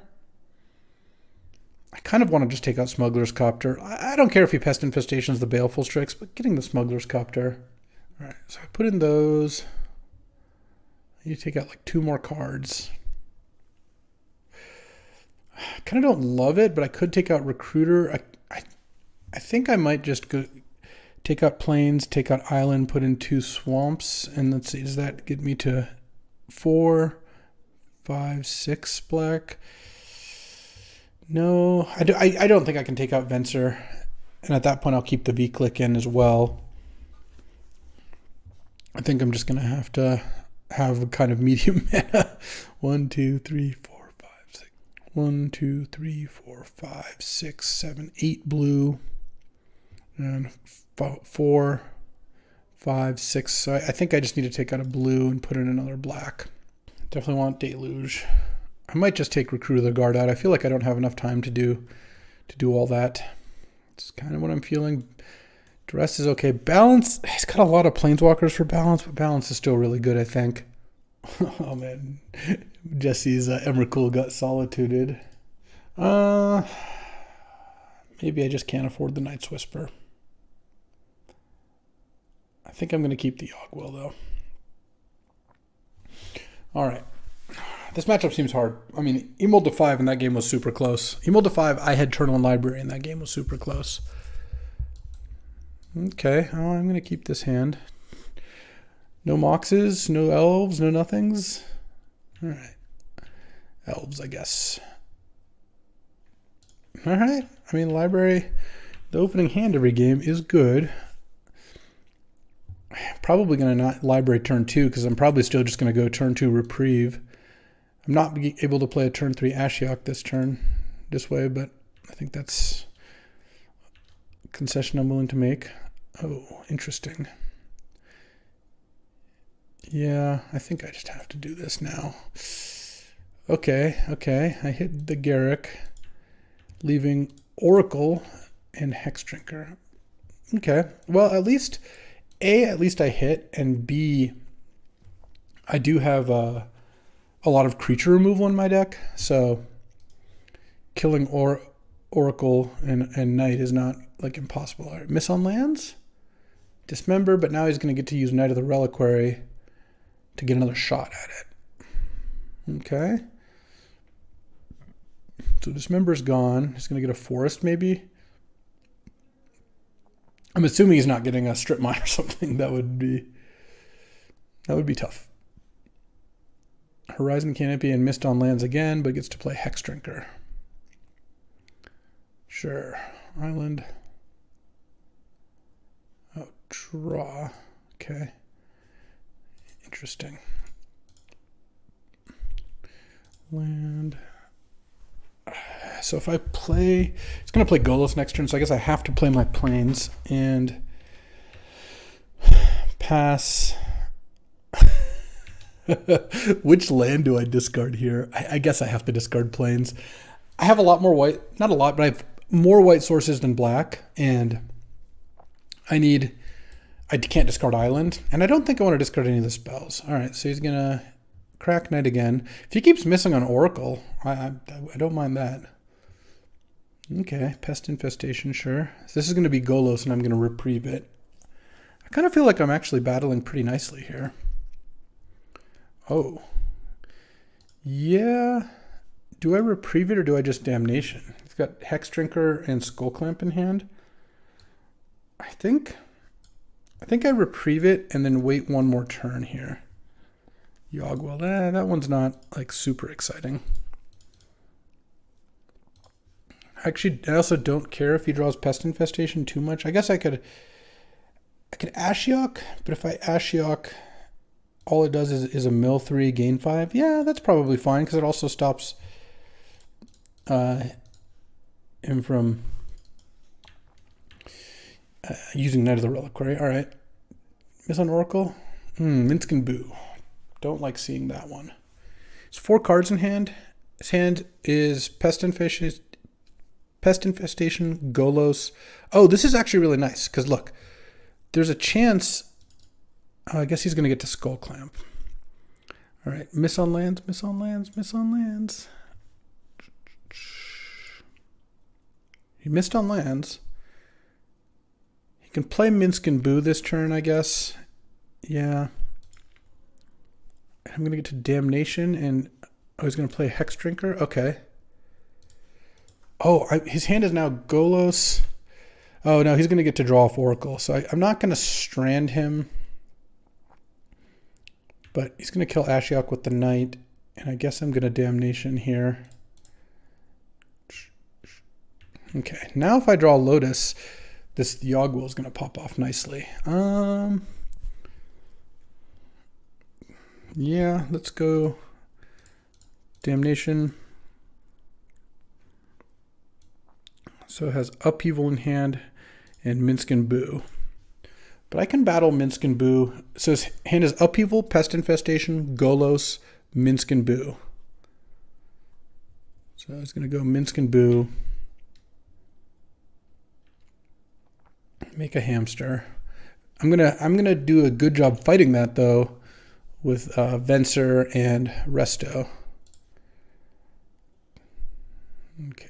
The card I want to draw most is Lotus, but oh. Okay. Okay, that's interesting. It's also good. I have. Oh, beside you on upkeep. Interesting. So if I tap, because this does get untapped. So let's tap.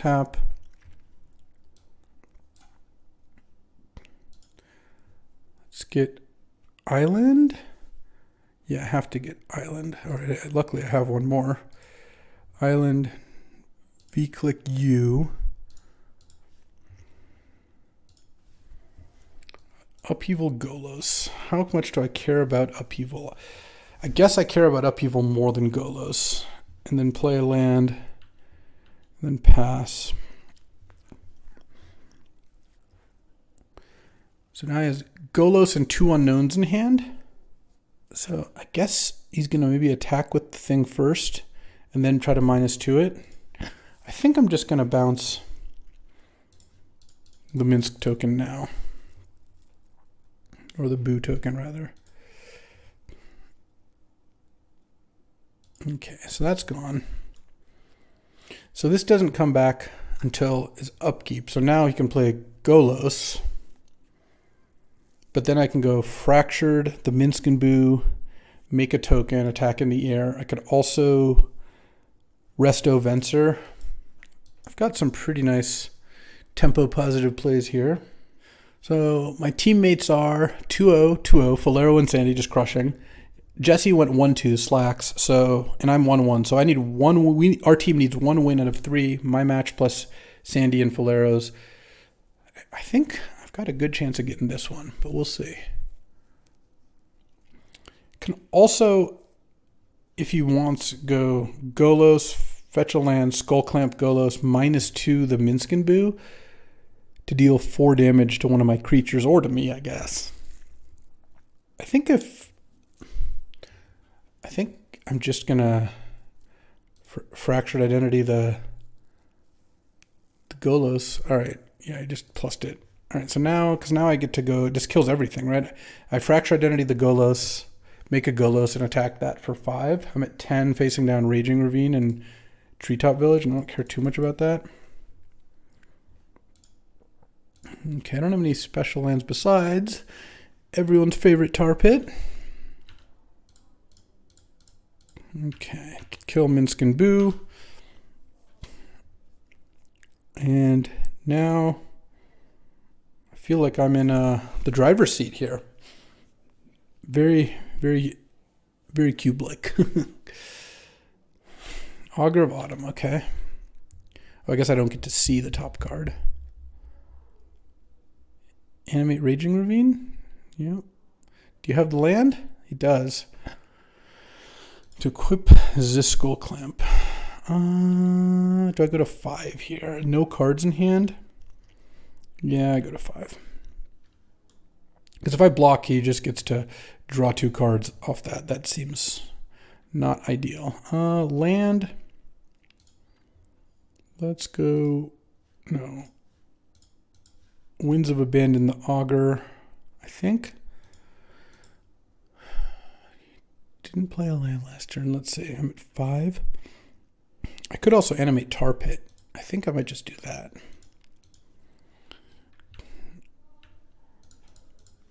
Attack with these.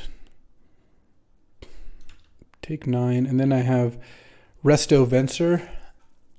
I hope the one card he's drawn is not Swords to Plowshares or Dismember, because that would put me in a bad spot for sure. Animate Tar Pit. Animate Raging Ravine. Okay. Do you equip Skull Clamp? We do want to see a Skull Clamp getting equipped. Excellent, excellent. All right, that means it's a dub, I would say. Yeah, this is a win.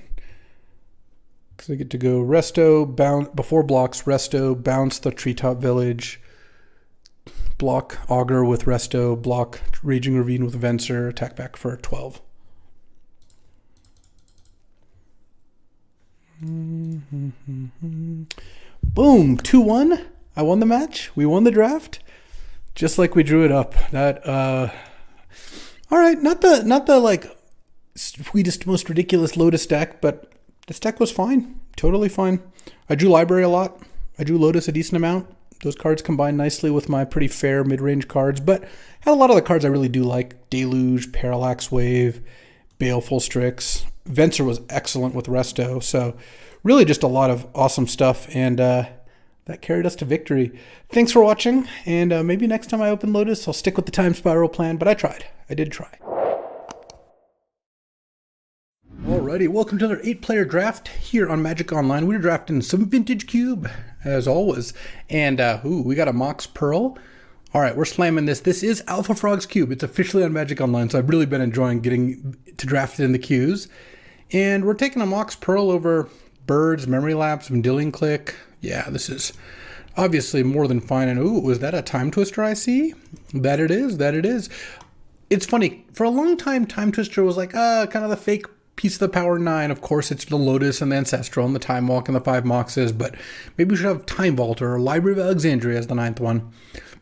I actually think in Cube, Time Twister has gotten much, much better. There's a couple reasons for that.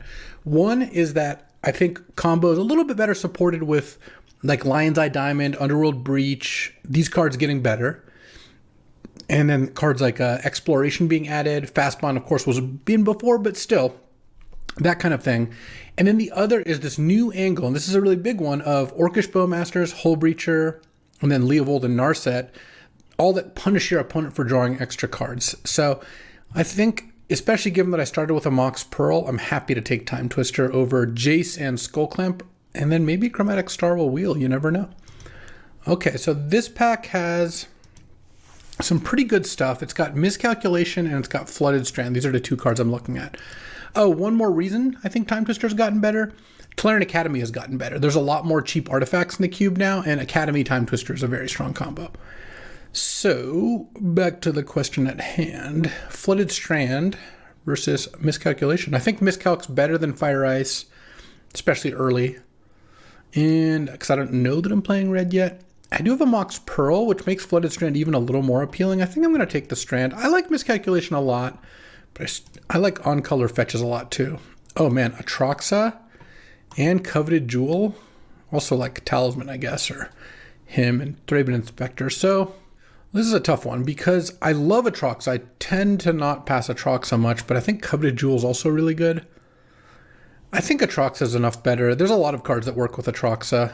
We'll have to find Oath of Druids or Reanimate stuff, flash would be ideal as well. So there's a lot of options to make this Atraxa work. Also, it's not impossible to just cast Atraxa. That is one of the things I like about Atraxa's 7 mana is, it's not nothing, but like Gristlebrand's barely castable. Like maybe if you're mono black or close to it and have like a dark ritual, you can like every now and then cast a Gristlebrand. Atraxa you can actually just cast because adding 4 different colors of mana is just not that hard once you're at 7 mana. This pack, I think I'm just going to take Memory Jar here. Sylvan Library is okay. Thirst is just okay. And don't really want any of these fair cards. Memory Jar goes nicely with Time Twister, as in if I pick up a Hole Breacher or any of the like Orcish Bowmasters type stuff. Jar doesn't actually work that well with Narset or Leovold because they don't really get cards from the jar that much anyway. But I'd be really happy if I picked up any of the draw 7 Punishers, so having 2 draw 7s already is nice. And just in like generally combo decks, Jar is great. Wow. That's a late Remand. I'm going to take it over From the Catacombs and Duress. 2 pretty good black cards in the pack, but Remand is awesome. So we'll be taking that one. Remand is exactly what I'm looking for in basically any deck. Like it's 2 mana, it replaces itself, and while it does it, it delays whatever spell they were trying to play. This pack's got an Indotha Triome, which would help with casting Atraxa for sure. Talisman of Unity also actually would help with casting Atraxa. Godless Shrine, the same. I think I'm going to take Talisman here. I like Talismans. I did just pass Crucible, but I'm not going to take a Zern Orb here. And I think just taking the Talisman to go with the general ramp strategy is good. Oh, wow. That's a late Emrakul. There's also Titania, Monster Manual. Oracle of Moldiah is kind of nice with the draw 7s, and I picked up a green-white Talisman. I am tempted just to take Emrakul and figure out something to do with Emrakul because I've got a lot of draw stuff. Let's just take the Emrakul here. I feel like there's a lot that you can end up doing. Oh, wow. Birds of Paradise Wield. I'm probably going to take the Birds. I think Birds is enough better than the rest of these cards that I'm fine taking Birds and maybe drafting like blue-green or something along those lines. Birds also somewhat opens the door for Natural Order. Not quite there yet. I knew Chromatic Star was going to wheel. I just think people weren't going to realize how good that card was. I'm going to take that over Asika's Chariot, though. I like Asika's Chariot well enough, but Chromatic Star is nice. It's awesome with Academy. It's awesome with Tinker or Urza, any of the artifact payoffs. Also, it's another way I could be casting Atraxa, and it's kind of funny. It's a way to store a card before casting a draw 7. Imagine turn 1 land Chromatic Star, turn 2 land Mox Time Twister. It's like you just get a free card later. So that's kind of nice. We've got this Emrakul here, which I don't know that I'm going to do something with it, but as much as I love Oracle of Moldiah, and I have been a huge fan of that card in the past, I think it's a lot worse now. Oh, there's a Natural Order. Okay. That's actually totally fine. I think Natural Order over like Battle Ball and some other stuff like that, like Nurturing Peatland, whatever. Okay, I don't actually know if I want Crater Hoof. I think just green-white land would be better. I don't think I want Thraben Inspector either.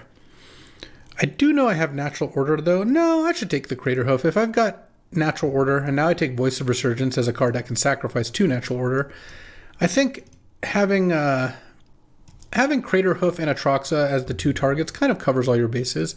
Sure, I'll take Fauna Shaman now. Look, I don't normally go into green when I have a bunch of Time Twister type stuff, like green with elves, but Natural Order Atraxa is really nice. So I think Natural Order is enough of a temptation that I don't mind. Oh, another Mox. Lucky me. All right, well, slam the Mox and probably have the choice of like Questing Beast or Questing Druid. They're questing for each other. I think like Teferi's going to get taken, Spell Seeker's going to get taken, like Bitter Triumph. I don't know, Zealous Conscripts, Palantir.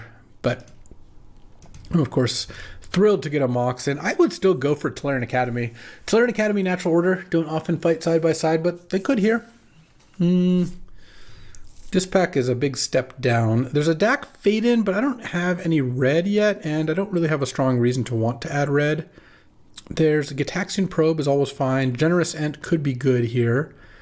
I might just take Dismember, though. This color combination tends to not have a ton of removal, so getting a 1-mana removal spell, a colorless removal spell, is pretty nice. So I'll take Dismember here. I like Talisman of Unity here, though. Indoth Triumph still would have been kind of nice given where we ended up. And still could go, obviously, for like a Hull Breacher or a Bowmasters. More green creatures like Sylvan Caryatid would be perfect for this kind of deck. Flash would be definitely something I'm interested in. Same with Fastbond or Exploration. So we've got a lot of ways we can go here. Oh, there's an Urza? Yeah, we'll take Urza. This is looking like an excellent Urza deck. Candelabra almost always has the possibility of wheeling. There's also Reckoner Bankbuster. Maybe Green Suns. Maybe Shallowgrave. I don't know. We'll have to see what comes back. But I'm happy with Urza. With Double Mox, Chromatic Star, Talisman, this looks like a solid Urza deck. Urza Time Twister is also great. Just Time Twister basically gives you a somewhat of a win condition for any deck that can generate a lot of mana. And what I like about it is it's great when you can make 10 mana, but it's also great when you like mold a 5 and just keep a hand of like, 2-land Mox Time Twister and just all of a sudden you've unmulliganed yourself. So it's great on a lot of mana or when you're low on resources, which I like that combo. Oh, wow. There's a Mana Drain and a Wheel of Fortune. Well, as much as I like Wheel, going into another color when there's an excellent blue card here does not make much sense. So slam Mana Drain, if we're really lucky, Sensei's Top might find its way back to us. So now we've got Remand and Mana Drain.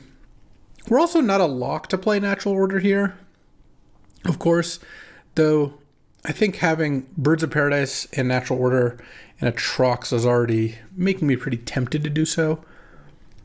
A blue-green land would be pretty nice too. I wouldn't mind that. We've got a Flooded Strand here, and that would be nice if that could tap for those. What else we got here? Well, So on the one hand, there's World Spine Worm, which I don't really want a Natural Order for. I don't think I would play it for that purpose, but taking it would make Flash busted in our deck. Though Flash is already pretty good with Atraxa and can be good with Crater Hoof. The Hoof doesn't stick around, but you get the trigger. So if you have 4 creatures in play, you Flash and Hoof. It's 2 mana. I'll give all your creatures +4/+4 and trample. I think I got to take Pentad Prism, though. It's fantastic with Urza. This deck's playing at least 2.5 colors. I guess Voice is the only white card, but it also could definitely help cast an early Atraxa. It's possible World Spine Wheels, though not particularly likely. I just think Pentad Prism is generally pretty good, and once you add in like Urza or playing lots of colors or draw 7s, then it becomes very, very good. Oh, there's the Flash. Well, I'm still going to take Flash. Now I really hope World Spine Worm wheels. Taking Flash over Bloodstained Mire. Flash Atraxa is fantastic, so I'll take this over Sail into the West, Bloodstained Mire, Jite. Not even that good for me. Haven't gotten past any other mana dorks. Haven't even really seen them. Like Noble Hierarch would be the highest on my list. But Ignoble Hierarch would also still be fine, and wouldn't be the most excited about the mono green dorks, but I would still potentially want to play them. Okay, so here we've got Portal to Phyrexia, which we don't currently have combos with, but is the best Tinker target. We have Dryad of the Elysian Grove, which is kind of nice with the draw 7s. We have Rafine's Tower, which makes Flooded Strand into black mana. That doesn't actually look that interesting. I don't think I want Dark Confidant in this deck either. I've played Bob Emrakul before. It worked about how you'd expect. I could take Kinnan and spec on Basalt Monolith. It also works with birds and the Moxes. Talisman actually adds extra mana with Chromatic Star too. Yeah, I'll take Kinnan as like a high upside pick. The Dryad of the Elysian Grove is just not that good, I don't think. So missing out on that isn't that big of a deal. I don't really want to play this Fauna Shaman either, to be honest. Though I guess Flash makes Fauna Shaman a little better. Okay, maybe you get rescued. All right, what else do we got here? Mana Confluence is fine, but I might just take Night of Autumn. Night of Autumn is a card I can sack to Natural Order, which this deck's a little short on. And I feel like my mana is not going to be so bad that I need Mana Confluence. I like Samwise too, but this isn't really a Samwise deck. Still not sure about the Crater Hoof, but I think it's probably worth playing. The Emrakul right now is not doing anything for us. Emrakul could be good if I get Basalt Monolith. It's a good way to win with Kinnan Basalt Monolith. You just make infinite mana, cast Emrakul, and you win the game. Really would like that World Spine Worm to wheel. I'm the only person with Flash, so unless we've got haters and doubters, I think I should probably wheel it. I suppose someone could take it for sneak attack purposes. Okay, so the Questing Beast didn't come back. The Questing Druid did. I think I'm just going to take Razor Verge Thicket. A green-white land is pretty good for me. I don't really want to play red cards in my deck if I can avoid it. Like, I think my mana is probably fine, even as is, as long as I don't add more colors to the mix. Because I don't really have black. I've got an Atraxa and a Dismember, both of which don't really even require black sources to be in my deck to be good. And I have Moxjet and Pentad Prism and Birds. So every now and then I'll get a free black source off that. And then otherwise I'm basically green-blue, maybe splashing Knight of Autumn and Voice of Resurgence to power up Natural Order. With Flooded Strand and Razor Verge Thicket making it, and Mox Pearl making it pretty cheap to do so. So Sacred Foundry and Waterlogged Grove came back. I don't really want Staff of the Storyteller. I don't have enough tokens to make that. I could take Sacred Foundry in case I do splash the red. I don't really like Waterlogged Grove that much. On the other hand, it is a blue-green land, so I guess I should probably just take the blue-green land. Bankbuster came back. I will take that. Was this the World Spine Worm pack? It might have been. Yeah, I think World Spine is not coming back to me today. That's okay. I'll take Fiery Islet as well. Oh, wait, this was the World Spine Worm pack and Fire Covenant didn't get taken? I could also take Zerda in case I hit Grim Monolith. I don't think I even want Hangerback in this deck, so let's just take Zerda. Just in case. I don't really want Fire Islet in my deck that much either. Now if we get Grim Monolith or Basalt Monolith, Zerda goes infinite with both, Kinnan with Basalt, and that would be a reason to potentially play Emrakul in the deck.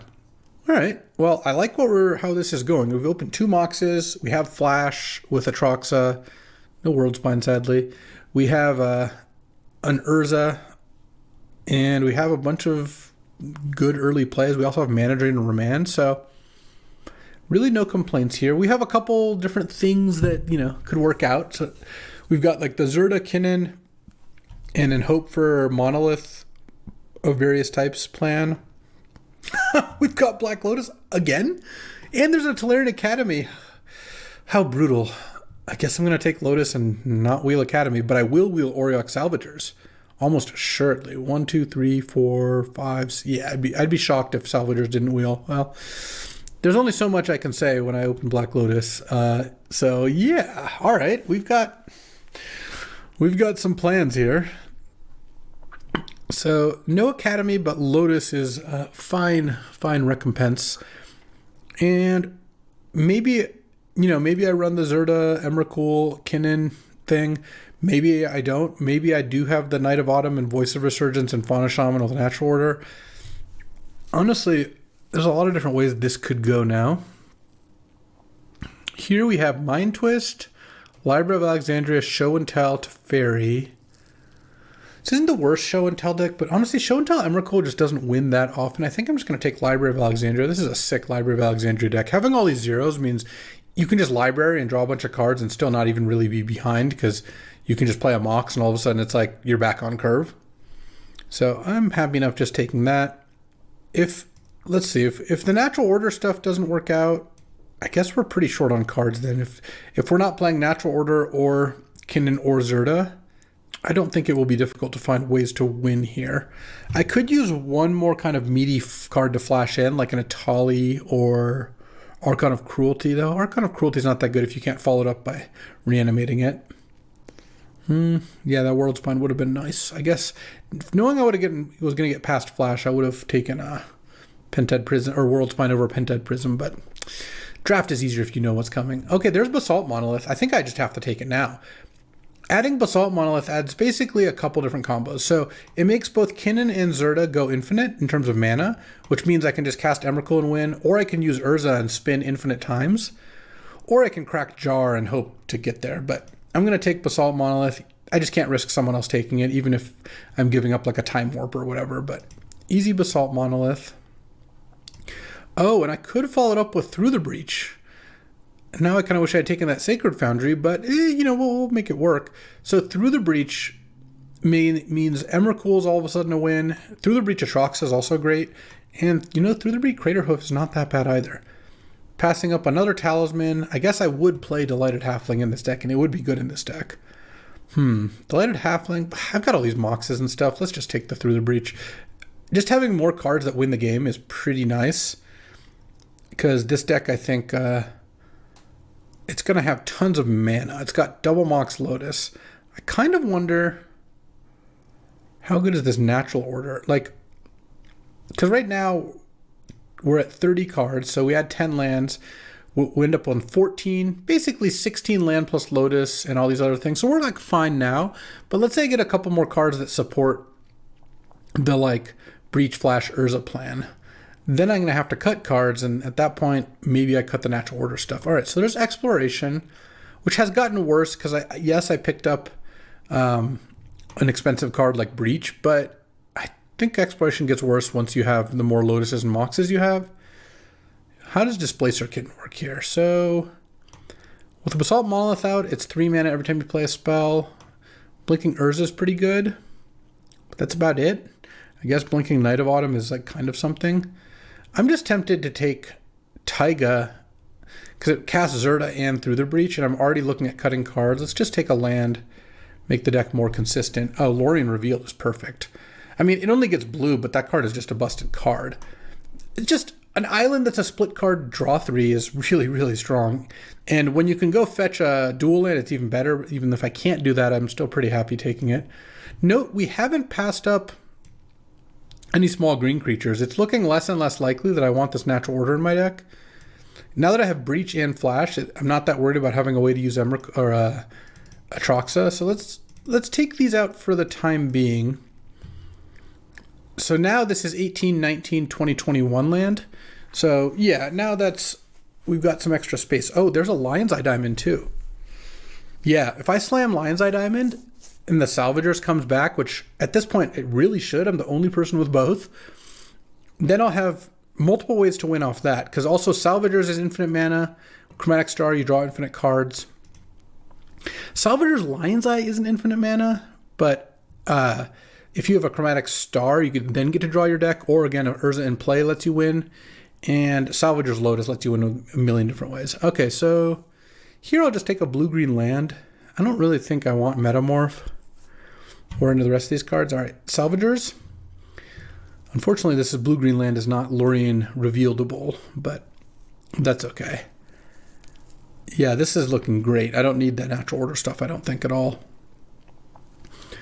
And if we wheel Salvagers, I'll feel very good about this. Even if we don't, I think that this deck looks quite strong to me, but wheeling Salvagers would certainly kick it up a notch. And again, I'd be a little surprised if it didn't. Maybe we'll wheel Tolarian Academy.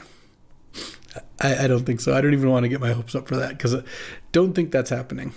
All right, but let's see if this Salvagers can come back. I would say it could salvage our draft, but no, the draft is actually just going great. I mean, even without it, we've got a couple infinites. There's the Salvagers, of course, no Academy, but I didn't think that was coming back. And honestly, I don't even know. I think Salvagers might even be better for this deck than Academy, which is the crazy part. Now, we're basically set. Okay, so here, Trinket Mage looks pretty strong in this deck. Tamiyo is also good. If I get Displacer Kitten back, Tamiyo will have been good. I actually don't even really want Show and Tell. I'm just going to take Trinket Mage. I think Trinket Mage is awesome here. Don't think I want Bolus's Citadel. I guess I could take Touch the Spirit Realm. I'm not playing Restless Cottage. Sure. Triskelion doesn't do much for me. Neither does Life from the Loam, I don't think. Yeah, sure. I'll take a Trike. I don't know. All right, so this is... I can't play Zerta as a companion because of Emrakul and Trinket Mage and Atraxa. So, not even close. But this is now 15 land plus Lorien Revealed and 2 Moxes is really like 18 lands plus Lotus, whatever you count that as. Lotus is kind of weird because, yes, of course it adds mana, but it also goes away. Oh, Scrubland is decent. This is hardcast Atraxa plan here. My mana should be pretty good. My deck is basically all blue cards. Oh, I could probably cut this Birds too. Let's take a look at what the mana looks like, but I'm actually not going to want early green mana for Birds. And I just picked up a regrowth as an additional card to play, so I kind of like that instead. Oh, Fiery Islet and Sunbaked Canyon are probably getting into. Let's take a look in deck building here, but pretty good chance that I'm going to want to play all of those lands because I'm playing 4 colors. I mean, if you look at piles by color, I'm playing all blue cards. I have basically 1 white card, one red card, 1 red-white card, and then 2 green cards. And then Atrox and Dismember don't really count. And then in terms of fixing, I have basically a white-blue land. The scrub land doesn't really fix me for too much. And then a bunch of duels. All right, here, let's go back to piles, my mana value. All right, so if I add 6 lands, yeah, I'll have 15 land plus 2 Moxes, a Lorien Reveal. That all sounds fine to me. There's no cards I really want to play in the sideboard. Okay, so looking at mana, right now, even if I don't add a plains, I'll have 1, 2, 3, 4, 5 white sources, plus a Talisman, a Pentad Prism, a Chromatic Star, and of course the Lotus and Lion's Eye.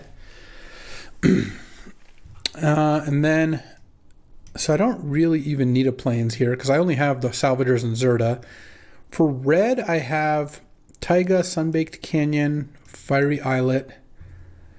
So I have 3 red sources, plus the additional, I'm not going to count LED, but plus Lotus, Chromatic Star, Pentad Prism. So that's like 6 red sources. And remember, Trinket Mage can get any of them, which is kind of nice. For blue, I have Lorien Revealed, Fiery Islet, these 2 blue-green lands. So that's 4, 5, 6, 7, 8, and then I'm probably going to want like 3 islands or something like that. Don't need black. And then for green right now, even before adding a forest, 1, 2, 3, 4, and then the artifacts. All right, so what if I go like 3, 1, 1, 1? Like I feel like this is enough blue, right? I mean, this is 1, 2, 3 islands is 5 more, or 5 total. Vinestock is 6, Waterlog Grove 7 blue sources, plus Pentad Prism, Chromatic Star, Lotus, and Lorien Revealed. So really 8 blue sources off lands plus a couple more. I probably have too much green right now. 1, 2, 3, 4, 5. 5 green sources plus the 3 or 4 artifacts. Yeah, I can probably cut a forest for another island. I mean, I guess what I could also do is play the Birds of Paradise, but I think I'd rather not do that. And a Mountain and a Plains seems reasonable to make it a little more likely that I can play Zerda or play and activate Auriok Salvagers in the same turn. Well, this deck's a banger, but I would hope so. When you open Mox Lotus, I hope you end up with something good. I actually think this deck is very good. It is leveraging the fast mana very nicely. This deck is capable of a turn 1 kill. Wouldn't be easy, but land Lotus Salvagers, play Lion's Eye, Chromatic Star. That's it. That is enough.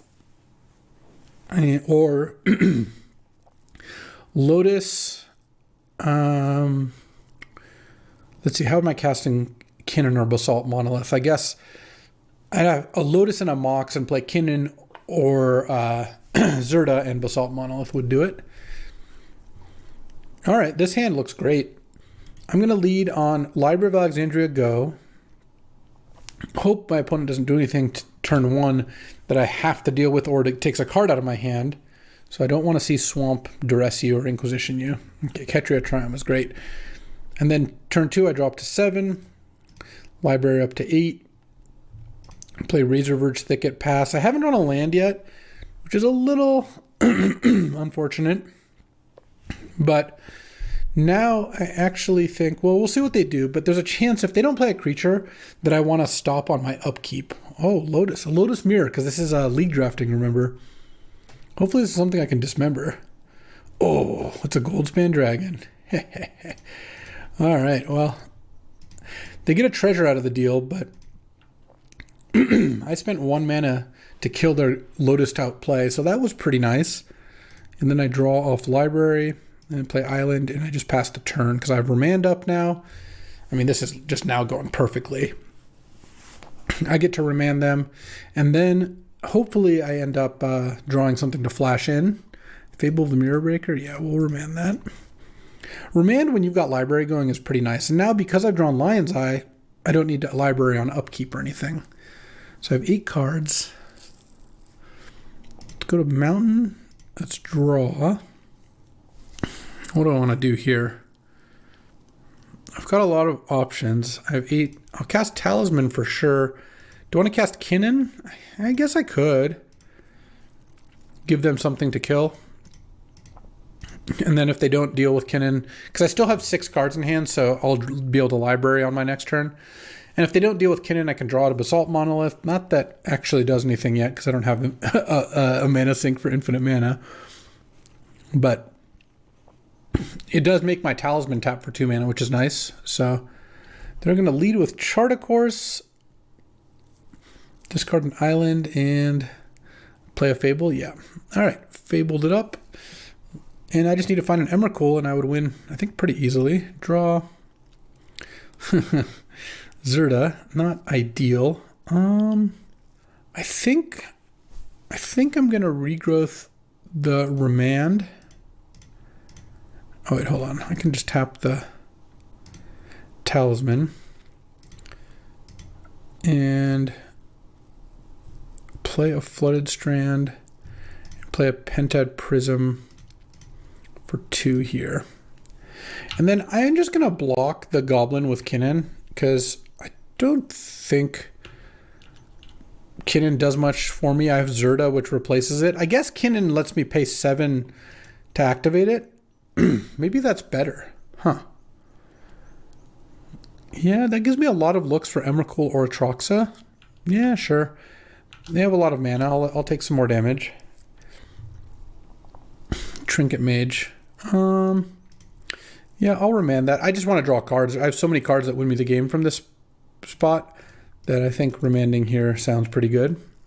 If they're going to recast it, then that's fine too. Okay. Trinket Mage. So we're just in the Emrakul or Atraxa waiting room at this point. Salvagers would not actually do too much. Infinite mana doesn't actually do much for me. All right, let's draw a card. Oh, and there's Atraxa. Okay. So now I'm at 11. I think I just flash in the Atraxa, because then if I find Emrakul, then I can breach Emrakul. So let's go flash Atraxa.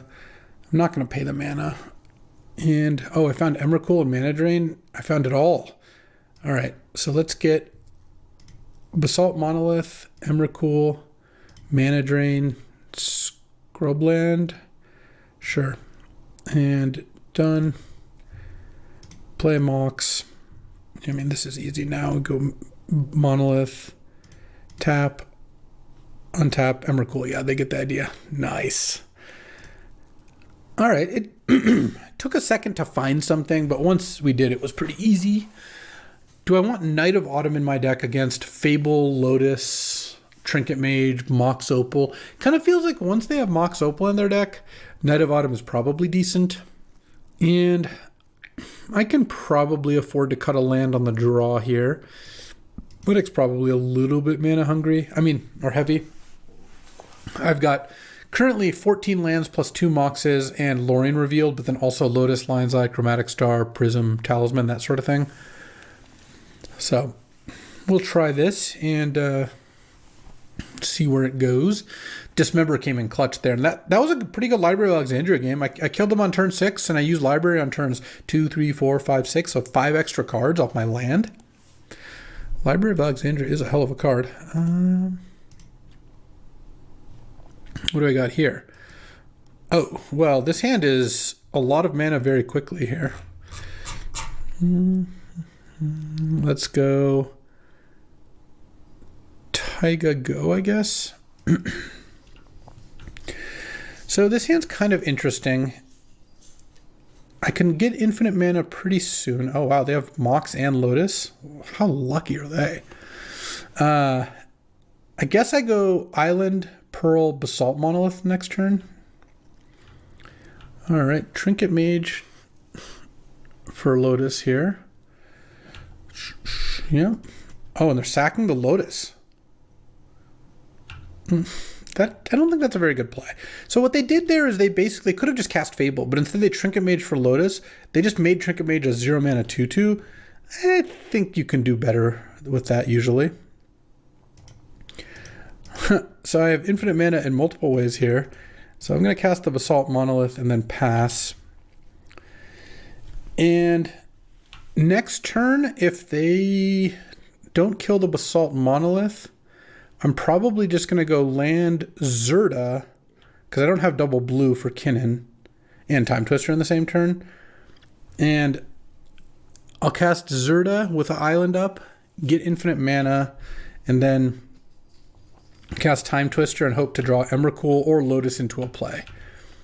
So I kind of want them to tap out for something that doesn't kill my Basalt Monolith. Bribery my Emrakul, huh? It's going to make it a little harder. Turn 3 Bribery is pretty good. So what is my win condition? Oh, they got a Troxa? Okay, sure. Don't hit Forcible, please. They didn't. The Black Lotus was revealed from an earlier thing. Okay, they hit Mox Opal, but it doesn't provide mana right now. True Name, Mana Leak, Mana Vault. Wow, their deck is good. I'm going to get infinite mana with Zirda, and now there's a Emrakul in my deck that if I draw it, then that is just game. All right, they didn't play anything. I can go look at what they have later, but it doesn't really matter because I'm about to Time Twister here. So let's go Zirda.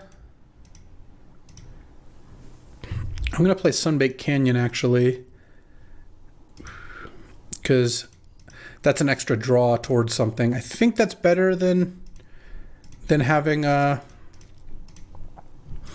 any other mana up. I think the extra draw is good. All right, I'm going to make a little bit more mana. I mean, the only reason that I need to make a bunch of mana now is because if they drew, I guess there's no instant, they can't cast Snuff out, right? All right, so that's probably enough mana then. Time Twister. And we didn't hit Emrakul, but we hit Memory Jar and a bunch of mana sources. All right, so let's go Mox. Oh, and a Regrowth. Oh, this is going to be so cool. Talisman. Memory Jar. And we drew a green Talisman. Oh, I can't. Oh, yeah. Here's what I can do. All right, let's make some more mana here. And what I'm going to do is I'm going to cast Regrowth on Time Twister, and on the stack, I'm going to sack Lion's Eye, and I could also sack Memory Jar. Is that good to do? So what are my two options here? This is weird. I can either cast Time Twister with Memory Jar and play, or my hand isn't anything I care about, so I think it's actually better to Regrowth the Time Twister, in response, crack the Jar, because then when I Time Twister, Jar can go back. So it's response, oh wait, hold on. Response, crack the Lion's Eye for blue, and then crack the Jar. Okay. Oh, and I drew the Emrakul, and now the Time Twister comes back to my hand, but it doesn't matter, because now I cast Emrakul. And this is pretty Emrakul of me. And that'll do it. Wow, that was a sick turn 3 play against someone else who had a pretty awesome deck. So that is the Cube experience sometimes, and this was a pretty fun one. All right, let's get to our next match. That was sick. Also, I couldn't decide on sick or sweet, so I said sweet. Yeah. What do we got here? Okay, this hand is very close to winning. If I draw Black Lotus, I win. I mean, that's kind of a dumb thing to say sometimes, but it's true. Atroxa lets me cast Flash, and if I get Kinnan or Zirda, then I have the Basalt Monolith Emrakul combo. So basically, I have cards from 4 different combos, and well, depending on how you count Emrakul, I guess. And then I have a Remand that'll help get me there, hopefully. Any Black Lotuses? So the question is, if I draw a Mox this turn, do I try to play a Basalt Monolith on turn 2? I guess it doesn't come up. Pass the turn here. Presumably they're not cracking Petal end of turn. Wow. I guess I'll remand that because I don't really want to remand with it in play. That's not even a very good play, honestly. Like putting a Fairy Mastermind into play at the cost of a Lotus, but I'll just wait a turn. It's not like Fairy Mastermind does that much for you. But I certainly don't want to cast remand when Fairy Mastermind's already in play, so I guess I would rather do counter it there. Remand with the sick 2-for-1 there. Kills a Lotus Petal. Now they play a Wall of Omens. Sure. Okay. Lotus for the instant win. Oh, Atraxa. I'm going to play Basalt Monolith first. I feel like if I wait one turn, I can flash Atraxa and win. Part of the problem with casting flash Atraxa now is I think I run the risk of just discarding a bunch. I don't really want to do that. Yes, they have mana up now, but I don't think they have anything like too awesome to play, or they wouldn't have played Wall of Omens instead. The other thing is, when they have blue plus white up, not double blue in cube, if I cast Flash with a Basalt Monolith untapped, they can't counter it. They can remand it, they can mana leak it, they can miscalculate it. They can't counter it. I mean, they have Force of Will as a potential, but I'm not really worried about that. I'm going to tap the Monolith here to cast Flash. See what they think. All right.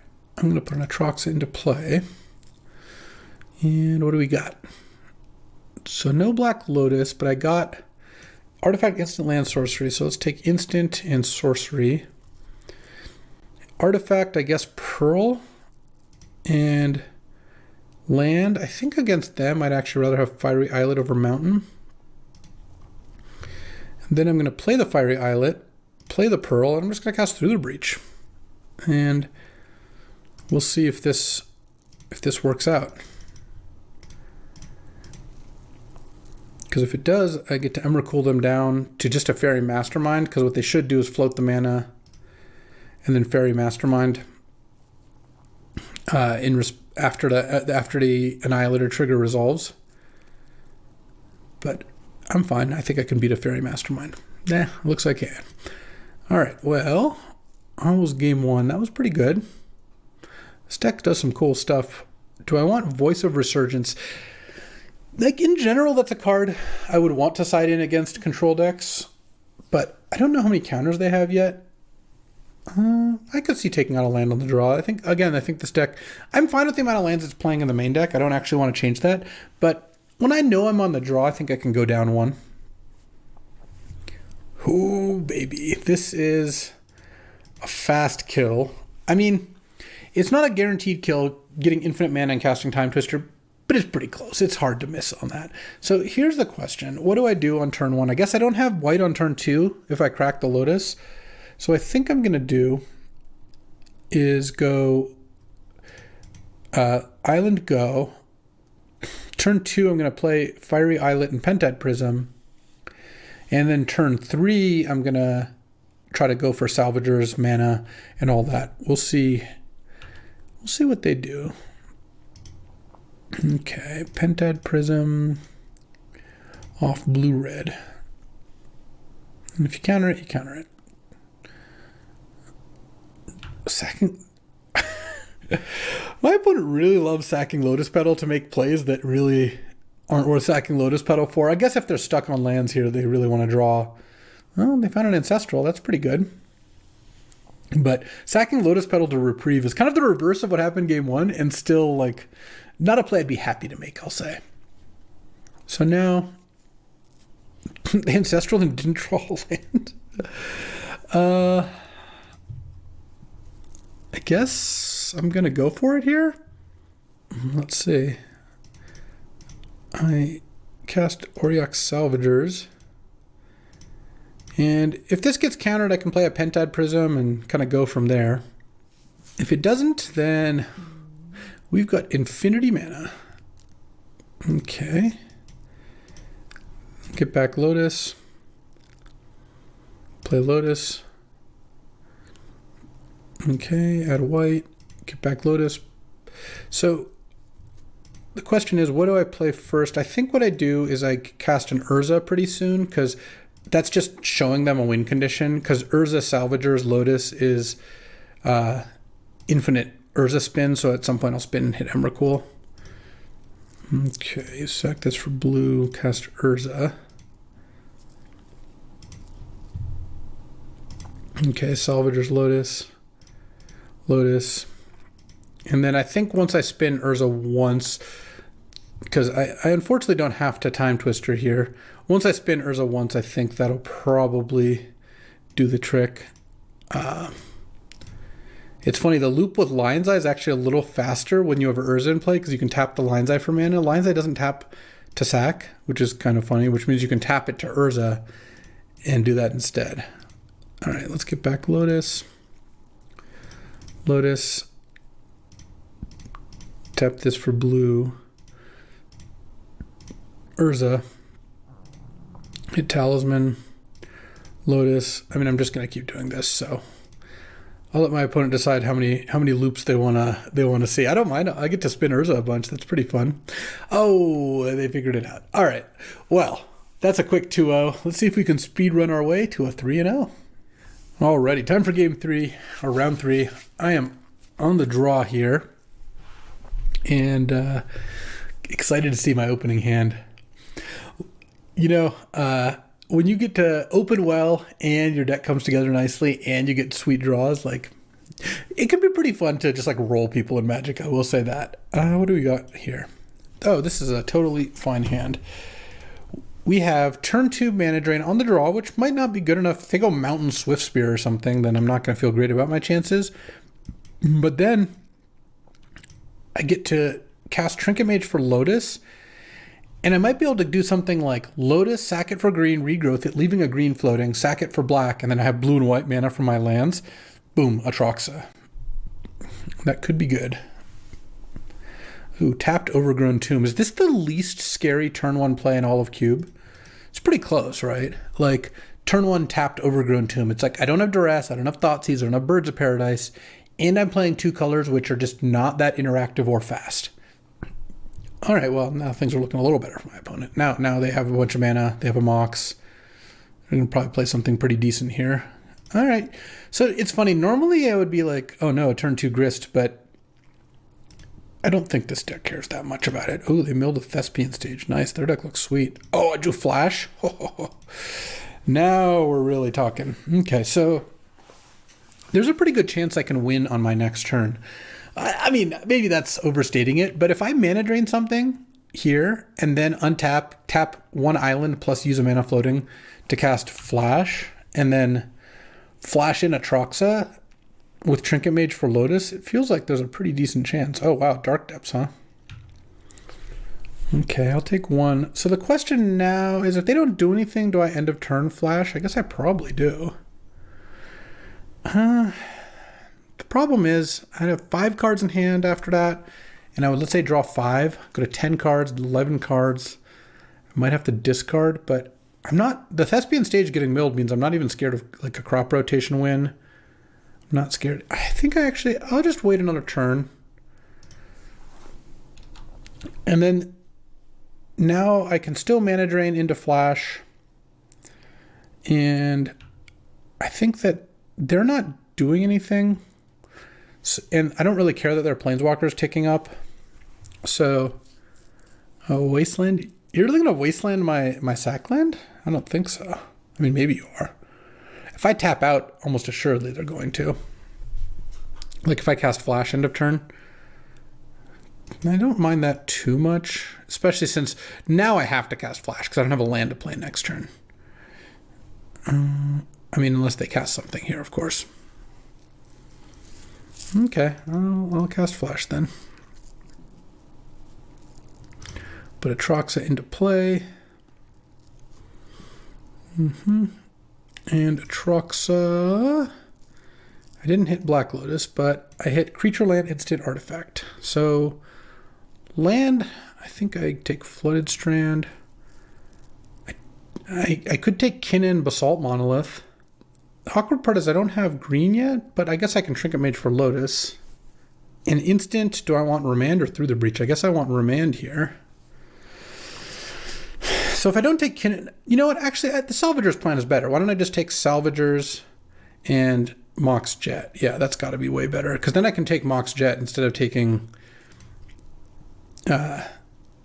the Basalt Monolith. Okay, so now they didn't wasteland my Fiery Islet. I'm a little surprised by that, to be honest. Flooded Strand. Crack this. I guess I'll get Plains. I don't actually want to get Scrubland here. And I'll cast Trinket Mage.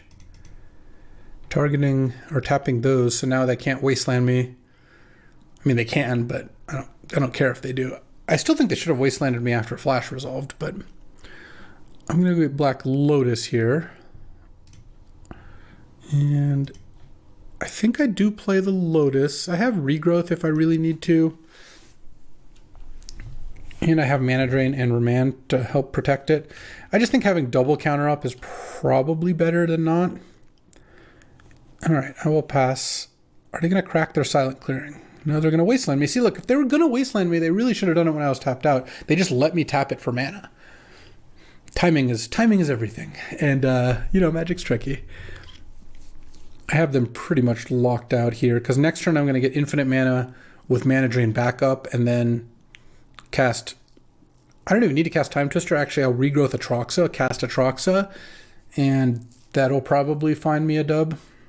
Their deck looks sweet. From everything they've played, their deck actually looks pretty sweet. I draft decks like that a lot. Maybe a little outmatched against the Lotus triple power deck with a bunch of infinite combos. All right. They mill a Terra Sunder. Ooh, that would have been a good one. And now, what are they going to cast here? Regrowth on Thespian Stage. Let's Mana Drain the Regrowth.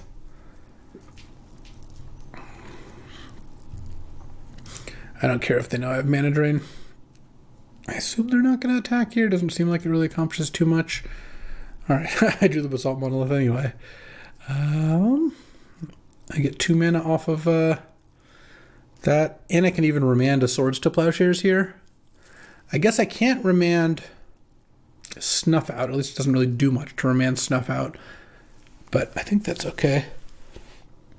So I would like my 2 mana here. I think countering the Regrowth was fine. Maybe I didn't need to do it, but felt like having 2 mana up. I mean, I guess I don't even need the mana either. I don't know, whatever. I mean, maybe it was... Well, actually, no, it was good to Mana Drain it, because right now I don't have enough mana to cast and activate Salvagers with having a counterspell up, except that I got the 2 mana from Mana Drain, because the Razorverge Thicket is a tap land right now, which is definitely something to keep in mind. Okay, sack this for white. Cast Salvagers. Okay. Salvagers Lotus. Lotus, sack it for white. So now I get to Salvagers. Have to Salvagers a little bit here. Just keep the graveyard from moving around here. And then I'm going to regrowth. Now I have enough mana that I can regrowth Atroxa. And yeah, maybe that'll prompt a concession. Maybe not. I don't know. Regrowth Atroxa. Salvagers Lotus. All right, and a couple loops here, and then I'm going to cast Atroxa, and they get to go... It's reasonable of them to also wait to see what's in my deck before conceding here, but let's just Lotus a few times, and then I have to get black and blue mana, because I have blue already for my islands. Sack for black. Get back Lotus again. Lotus and cast Atroxa. Atroxa, boom. Hit Urza and Bankbuster and land and breach. Sure, why not? Sack for white. Salvagers. Lotus, Salvagers, and I think my next play is probably Urza. Would be my guess. And then once I get Urza down, I can start spinning with Urza, and once I do that, maybe I'll hit an Emrakul. I was hoping to hit Emrakul off a Troxa, because that would have just made things a little bit easier, but this is okay. I can't cast Urza quite yet. Let's get to Lotus. Sack for blue. Urza, Lord High Artificer. Get back Lotus. And we're about to start spinning with Urza here. I guess I haven't even played a land yet. Not that I need a land for any particular reason. I was just remarking. I guess this is turn 5. Okay. Okay, let's spin Urza. Dismember. Sure, we'll dismember an insect. Why not? Salvagers my Lotus. Okay, they had enough. Good, good, good. All right, so playing against green-black. I think I'll just not even side out the land for anything. It doesn't feel like I saw anything that would warrant it. I think we are good to go. They can side in their cards that are good against my good cards, but there's just not that much you can do. Like, what card could they have in their sideboard that they would want? Oh, this is close to a turn 1 kill. Well, even with Salvagers, it's not a turn 1 kill, because if you use Lion's Eye, you discard your hand. But obviously, I'm not going to mulligan this hand, and I have Library, so this hand is just great. Hand's great, deck's great.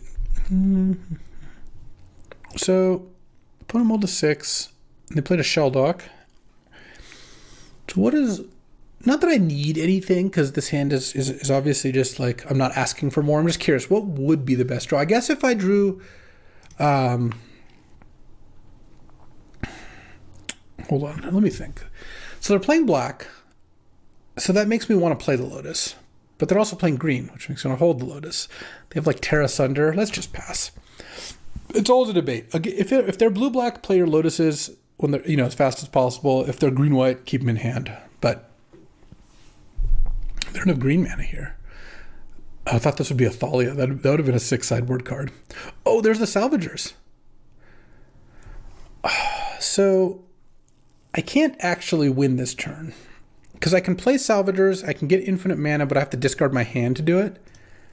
So I think what I'm going to do is play Lion's Eye and then pass. And then next turn, I should have a turn 3 kill if I find a land. I could have played Lotus to have Remand up, but I think I would rather not expose the Lotus and just go for the turn 3 here. It's not like I need to do it any other particular way. And then I have the Urza, so it's just obviously an instant win once the Salvagers get going. If I drew Chromatic Star this turn, I would have gone for it, because then I'd just win with Salvagers Chromatic Star. But this works. Oh man, are they going to Prismatic Ending my Lion's Eye? That would be so sick, because I can't sack it. Or are they just going to kill it like the old-fashioned way? We'll see. They have green and black mana now, but I suspect it's going to be pretty difficult for them to win this game. Okay, another Talisman. And pass. Let's draw. Okay, I drew the land. Lotus.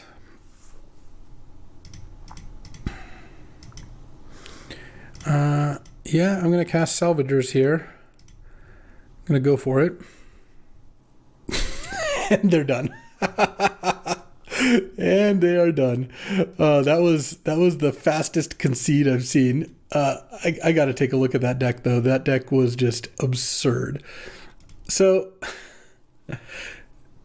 this deck, I mean, besides the fact that it had Black Lotus, Mox Jet, Mox Pearl, and Lion's Eye. Lion's Eye is a powerful card in its own right. It had so many combos. I haven't actually drafted a deck quite like this before. So let's just count the combos, because... I can't move cards around at this point. That's fine. We have Zerda and Kinnan plus Basalt Monolith. Infinite mana combo, kind of number 1 and 2, because it always takes Basalt, but I have 2 pieces that can join with it. Then we have Auriok Salvagers plus Black Lotus for infinite mana and cast whatever you want and win. Did that. Or Lion's Eye for infinite mana, but you have to discard your hand, which still wins off Chromatic Star or Urza in play, or if you have like a Jar in play or something, right? Or if you get infinite mana and you can activate Kinnan a bunch of times. That also probably, no, that does the trick, because if you have a Kinnan in play, Lion's Eye still gets mana infinite of any color, and then, oh, you can't get Urza, but you can activate it until you hit a Troxa. At that point, you should probably win. It also has Flash Atroxa, just the one thing to flash in, but that's fine. Or Through the Breach plus Atroxa or Emrakul. Emrakul is also the cleanest win condition with infinite mana. Urza just generally provides mana and is an infinite mana sink. And then it has Time Twister and Memory Jar as ways to, once you're doing all this stuff, just draw a ton of cards. Oh, what a beautiful deck. Obviously, had to open really well to have it happen, but also drafted a pretty sweet deck. It came together really nicely. This deck was really fun to play, as you no doubt saw.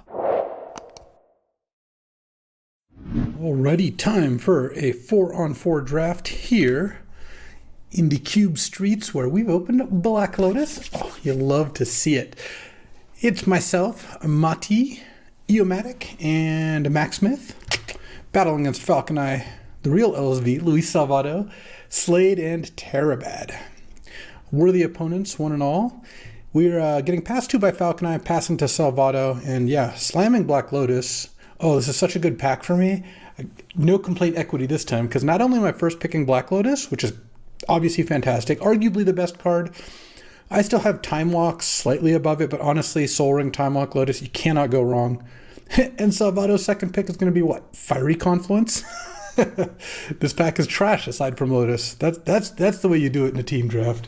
All right, so after first picking Black Lotus, what am I trying to do? Well, there's a lot of different ways to go. You want good, powerful 4, 5, and 6 mana plays, because Lotusing out like a 4-drop, like a Minsk and Boo style card, or a turn 3 Grave Titan can be very good. Very good with combo. Underworld Breach and Yogg-Will are both very good with Lotus. Good in the artifact decks. I mean, you really can't go wrong with it, but you do kind of want to stay away from Omnath, Leovold type cards. They don't do too well. This pack's also pretty weak. There's a Pentad Prism, a Shelldock Isle, a Mother of Runes, Seasoned Pyromancer. I'm leaning towards just taking Shelldock Isle. I've been pretty impressed with this card in general. It's such a low opportunity cost and such a high upside. Sometimes this casts like a 6 mana card for effectively 2 mana, and the card itself is free, plus you got card selection when you played it. So, gonna take Shelldock over Pyro. This is less committal, and I think just better. Pentad Prism is also pretty good, but happy enough with a Shelldock here. I think Salvato, unless Salvato first picked a card that isn't very good with Fiery Confluence, there's a pretty good chance that his second pick was Confluence, and then third pick will be Seasoned Pyromancer, just to keep that in mind.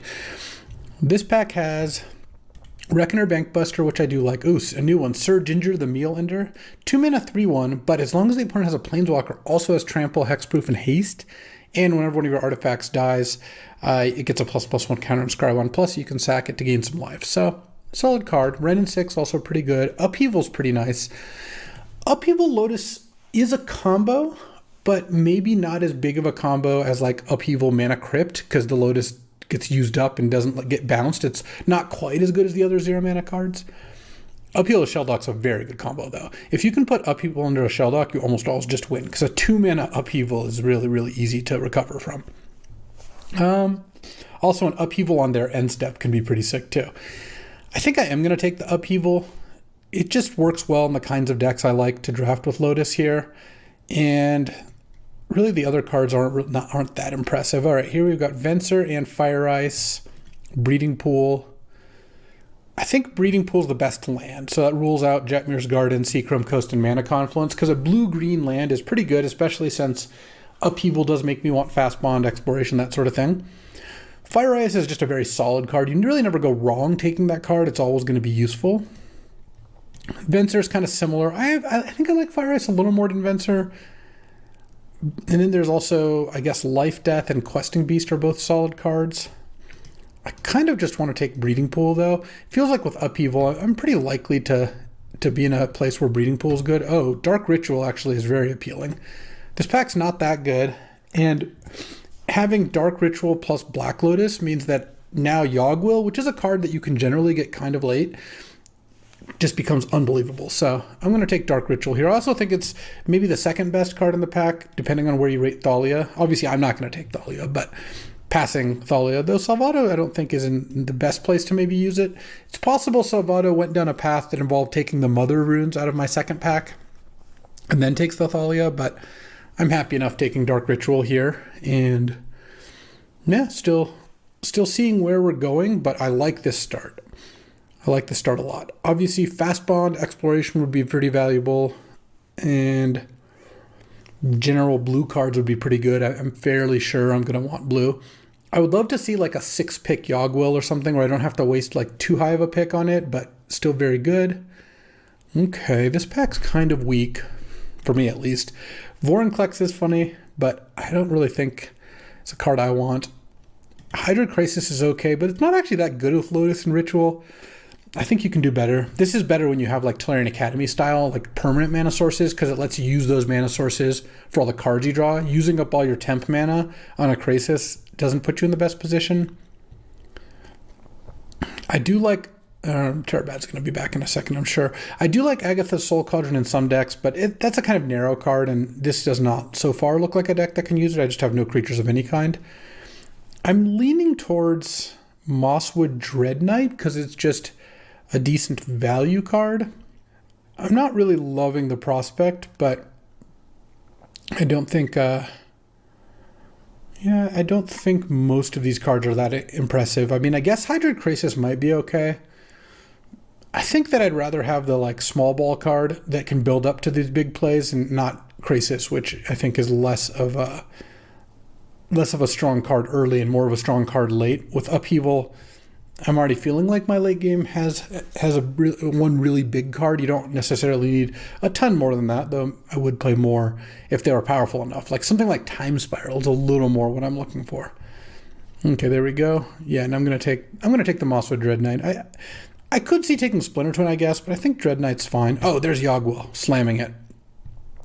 Not close to passing it for Waterlogged Grove or Blood Crypt. I do like Sail into the West, but now that I have Ritual Lotus Yogwill, any sort of storm card, like a Tendrils, which is a card you could easily get 8th or 10th or whatever. Well, I can't get it 10th here because I didn't open it, but Tendrils is a card very few people at the table want, and Yogwill is the perfect way to kind of enable that. So I like that. That's a good pickup. Let's see if we can get more stormy cards. The other thing is you could be like Sultai Ramp and then have Yogwill as a finisher. Mosswood Dread Knight works kind of nicely for that. Okay. This pack has Teferi, which is good. A bunch of red cards I don't want. Slaver, which is good, but it doesn't look like a Slaver deck. I think I'm going to take Grist. Grist is a fantastic card just on its own. You just cast Grist and it does good work. It's actually pretty good with Yogwill just filling your graveyard. And I think I like Grist more than Maelstrom Pulse. Maelstrom Pulse, I guess, is a spell that goes to your graveyard for Yogwill, but Grist is just so much stronger. So I'll take Grist. It's not really like the Storm combo card I'm dreaming of, but I think it's a solid card. Happy enough with the Breeding Pool pick here, given the way things have gone. And yeah, we'll see how the pack rounds out. I don't think we're going to get back like Pentad Prism or anything. Yeah, a bunch of white cards. Wow. Literally 6 white cards. What is the white card I'm most likely to play? Sarah Paragon is a combo with Lotus, but this doesn't look like a Sarah Paragon deck. I guess Leyline Binding is a card I could potentially splash. I kind of just want to hate Containment Priest because it's the best card at the pack. I don't know. It's kind of a weak pack. Oh, Regrowth isn't bad. It's not really a combo with Yogwill, but Regrowth Lotus is good. I like having a little redundancy in case you mill the Yogwill. I think Regrowth's fine. Timeless Dragon is a very good card also. I've actually been kind of impressed by that card, but I'm not really in a position to use it. I don't care so much about passing it. There's also Beaumont, which is a little red aggro card, and then Imperial Recruiter, which is a fine red value card, but I like just taking Regrowth there. I'm mostly black-green, which is funny. Endurance isn't very good for me, but it'd be good against Yogwill. How much do I care about that? I might just take the Oliphant. I think that's the best card in the pack, especially after passing a bunch of good red. Though maybe I would play Endurance. I guess Oliphant's not that good, and Endurance is a card I could easily play. Oh, I like Mana Confluence, I think, more than red, green, white. Mana Confluence is a solid card, especially if you end up being 3 colors. And, oh, Manamorphose Wield. That is nice. I like Escape well enough, but Yogg-Will with Manamorphose is fantastic. It also, like, can make Dark Ritual into the right colors. You can really set up a good Storm kill with it very easily. So that is a welcome gift. I didn't really anticipate Manamorphose coming back. And green seems very open. I've gotten some decent green cards out of this pack. I might put Endurance in the kind of the sideboard area because I don't think I'm that likely to play it. I guess I'll take Knight. I don't think I'm going to play either of those. I'm not going to play Woe Strider. All right. Very good pack 1. Still could use a Storm win condition here. Oh, and there's a Mana Crypt. There's also Mana Drain and Archon, but Mana Crypt, now this upheaval is just popping off, and we opened Lotus Mana Crypt. Absolutely zero complaints at this point. All right. Slamming that and looking for, let's see, what's going to wheel here? Athari, Drain, Click, Foothills is 4. Archon's 5. Chart 6. And then someone's going to take either Wandering Emperor, Torsten, or Talisman. Tamiyo might come back here. Wouldn't be unhappy if that were the case. This looks like a pretty decent Tamiyo deck. Oh, and there's a Shieldred? Okay. I'm into Shieldred. This deck is absolutely going to play Draw 7s if I can find them. And now that I have Lotus Mana Crypt, any Draw 7s, we've already passed up on Sale. We haven't seen Wheel of Fortune, Time Twister, or Time Spiral, or Echo Vions, 4 different ones. You don't see some of those too late, like Time Spiral, you don't usually get 5th pick, so those could have been taken already, but still, on the table is a bunch of those. And yeah, we're easily taking Shieldred, passing up a Skyclave. Lorien Revealed would be nice here. Portal, Sika's Chariot, I guess I wouldn't mind wheeling Blooming Marsh. It seems pretty doable, but yeah, easy Shieldred here. And I'm going to see what we can get in terms of Draw 7s, though Upheaval's a pretty good finisher. Yeah, I don't really think any of these is making the cut, but we'll see. Regrowth also means that Endurance is a lot less needed. I do like having a little backup in terms of getting to regrowth something, but for the time being, I think just having Regrowth and Yogg-Will is going to be plenty. I just kind of like to protect against Grist randomly milling here. So let's see. Alrighty, had to step away for a second, had a emergency come up, all good. And I picked up a Mind Twist, a Chrome Host Seed Shark, a City of Traders, and an Eternal Witness. So what do we want next? Sakura Tribe Elder or Spell Pierce? Suppose there's Sneak Attack too. I'm going to take Sakura Tribe Elder.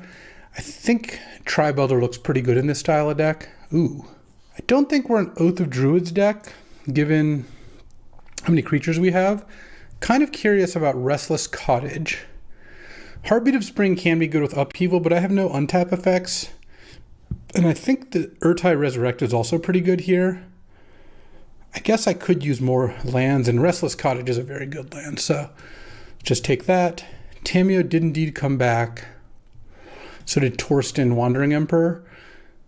I already have Eternal Witness and Regrowth, which makes Tamiyo a lot less appealing.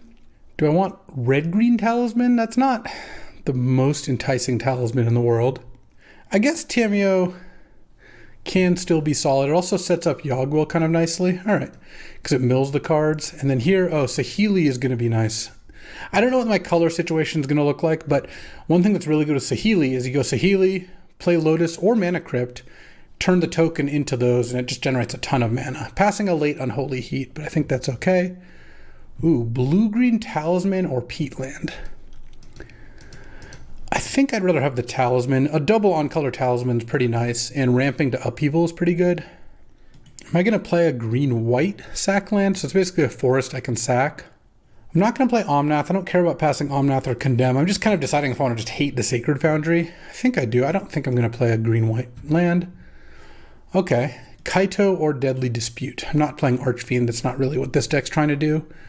I think Kaito. I don't think I'm that into Deadly Dispute in this deck. I think I'm a little more likely to want Kaito, and then I guess I'll take Bitter Reunion because I don't think Spike Feeder does much. Last Brick, Brazen Bar. All right. I will take that. Let's see what we can open pack 3. We've really outdone ourselves already, so I'm not too worried about what we get pack 3 here. And not counting these cards, we're at 21 lands right now, so that's got plenty of playables here. Ancestral Mock Sapphire. Ay, ay, ay. All right, open one too many pieces of power. I've got to take Ancestral here. I actually generally think Mock Sapphire is better, and certainly with like Upheaval, Mox is really good. Also, it kind of sucks that Salvato's going to get to take the Mox and play it no matter what colors he is, though he would also take Ancestral, which just might be a little more awkward. But I think in a deck that has Regrowth, Tamiyo, and Eternal Witness, Ancestral Recall looks so good. It's also great with Yogwell. All right, I guess we'll pass on Sapphire here. And might get back like Creeping Tar Pit or Restless Vinestock. I'd be happy with either of those. Ooh, there's Time Spiral. Oh man, there's also Urza's Saga. It's going to be one of those two. As much as I like Preordain, I don't like it that much. Urza's Saga getting Lotus or Mana Crypt is pretty messed up. But Time Spiral in a Shieldred deck is also really good. And I have Shelldock Isle to pick it up. And I have a lot of mana generation. I kind of think it's still probably Urza's Saga. I feel like getting these two artifacts is really good. Urza's Saga fits into more decks, like Salvato might not be able to play Time Spiral. And I just pass Salvato on Mox. Yeah, no way I can pass Urza's Saga under those circumstances. Take that. And then next pick, wow, there's Exploration and Flooded Strand. I like Exploration. In fact, it looks pretty good in this deck, but I didn't pick up any draw 7s. I do have an Ancestral, I guess, and an Upheaval. I'll still probably just take Flooded Strand. Right now it's a blue-green land, and if I pick up a blue-black land, it could be that. There's also Memory Jar, though. Hold on. Maybe it actually is Jar, because Jar Shieldred's busted. I have Acceleration into Jar. Jar's the Healy's kind of funny. You can copy that Jar with the tokens. I also have a Witness, some ramp. Yeah, I'm going to take Memory Jar. I think just the fact that you can go cast Jar and then go Shieldred Crack Jar immediately, take 14. Like, that's a pretty strong combo that they might not see coming if you just play the Jar. Though, depending on the circumstances, sometimes you play Shieldred first as well. Also, my mana is pretty good here. I have black-green, blue-green, and 3-color land. Talisman, Manamorphose, Sakura Tribe Elder. So that's feeling pretty good. Oh, and there's Fast Bond. All right, well, we're slamming that. That makes me a little sad about the Time Spiral, but I think after passing Salvato on Mox, there's no way I can pass Urza's Saga there. All right, we're slamming Fast Bond. And this deck is shaping up to be an all-timer. I actually think Kaito's probably not even good enough. Let's see. This is at 19 land plus Lotus and Mana Crypt, so we got a couple cuts we can make. I'll put Borrower over here as a spell, but I assume we're going to pick up a few more good ones. This pack's not too impressive. Collective Brutality's fine. I actually do like Cosmic Rebirth. It returns a permanent with mana value 3 or less onto the battlefield and you gain 3 life, but you can also target a more expensive permanent just to bring it back to your hand. I might just take Brain Maggot as just a little bit of disruption because I could use it. There's also Ancient Tomb, which is fine. Actually, Ancient Tomb looked kind of good here. I don't know that I'll play City of Traders and Ancient Tomb, but also just not passing Ancient Tomb is, I think, pretty good. Okay, so this pack has Skull Clamp, which doesn't really work in this deck. I guess it's good with Grist. I can fetch it with Urza's Saga. It's kind of good with Seed Shark. It's kind of expensive to do that, though, to like make 1/1s then flip them. I guess I could clamp Brazen Borrower. Oh, I also have Saheeli. No, I'm actually talking myself into Skull Clamp. Also, it's the best card. Passing a Walking Ballista is not as big of a deal. All right. Jace would be good in this deck, especially with Ancestral, but I think Skull Clamp is going to be great. Oh, Leovold? Leovold and Shieldred kind of work at cross purposes, but it's good to have backup. Not that Leovold Memory Jar is really good, a good combo, because they don't really get Memory Jar value either way. But I might take it just because I don't think a tapped black-green land is that impressive. Though the red does let it cast Manamorphose. I'm just going to take Leovold here. Could use another land or two. No land, but I do like Virtue of Persistence. I guess I'm never picking up a Tendrils, but I kind of feel like I've got some win conditions already. think I like Virtue more than Stern Scolding, though. Right now I'm at 16 land plus those two, and I'm going to cut a couple cards. Probably don't want City of Traders. That doesn't really count as a card being cut. Could probably cut the Virtue. And this leaves me at 17 land plus those two. I think 17 land is not too bad. Okay, so Creeping Tar Pit and Botanical Sanctum both wheeled. So did Show and Tell. I'm not really playing any of these red cards.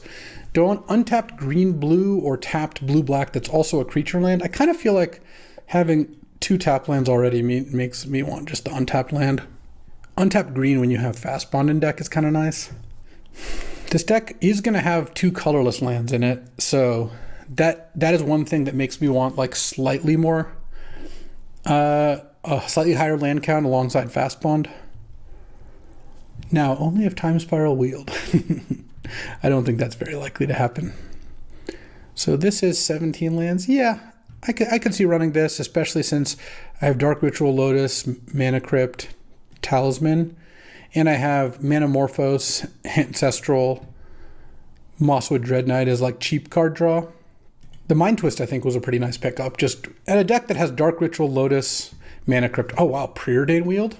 Not looking a gift horse in the mouth. Green Suns for Leo and Grist is kind of nice, but I think Preordain is just too busted. So I'm going to take that. That makes me want to cut a card. Oh, Exploration also wheeled? Yeah, I think I'll take that too. I don't think this is a recurring Nightmare deck, unfortunately. I'll take a Tolly because it's just the best card. I need to cut a card or two. I'll have to see. It might be Tameo. Tameo does set up Yogwill nicely, but I'm not sure. Oh, Shieldred's Edict as a sideboard card I think is better for me than taking Cosmic Rebirth or Mannequin. And then I'll just... Look, Bargain is a good card, but I think Fire Covenant is just too strong to pass. And I don't really need Yawgmoth's Bargain. I don't really know if that card is actually good, like just in general. All right.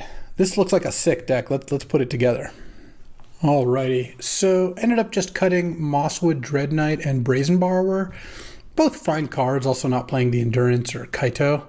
Just because I wanted to play 17 lands even with the mana artifacts. I feel like with Exploration and Fast Bond in deck, it's kind of nice to have extra mana sources. I have Tameo, Jar, Upheaval, Ancestral, plus Skull Clamp. I have a lot of ways to draw extra cards. Saga is also kind of like a spell, so is Shelldock. End up with 2 swamps, 4 forests, 4 islands. A little light on black mana, but I have Ritual and Lotus to kind of compensate for the double black card. And I don't have that many black cards in total. I just have Shieldred, Mind Twist, Yogwill, Grist, and Leovold. So, plus I have Manamorphose and Sakura Tribelder. This deck looks awesome. I opened really well. Got some good cards. And round 1, I'm playing against Slade here. I'll keep this hand. This hand could use a little bit of action, but with Skull Clamp in hand, any creature is good. Well, any creature that's clampable or either of my planeswalkers that makes creatures. And of course, I have tons of mana, so something like Memory Jar would also be pretty good, or Tameo. I think I'm going to lead with Mana Crypt, Manamorphose. And I'm going to add green-black. It's kind of a guess. Basically, I've got Chromehost, Seed Shark, and Grist are the 2 cards I'm most likely to want to cast. But I guess I have blue cards like Preordain. Actually, let's go blue-green. Okay, I missed on both. Play Skull Clamp, pass the turn. And I have black mana. I just really have everything I need. I just need some kind of action here. All right, Swamp go. Lost the flip, drew a land. I'm going to play the Lotus just because I don't have Storm cards in my deck, and I'm playing against a Swamp, so I'm more likely to get... I don't want to get Hymned or Mesmeric Fiended or something. Jace, sure. Okay. Need some action here. Have a million mana on turn 1. Okay. I mean, if that's the way this game's going to go, that's the way this game's going to go. I hope Slade's first play after this Jace is like a hand disruption spell, because that would make things a lot better for me. Okay, let's see if we can draw any sort of anything.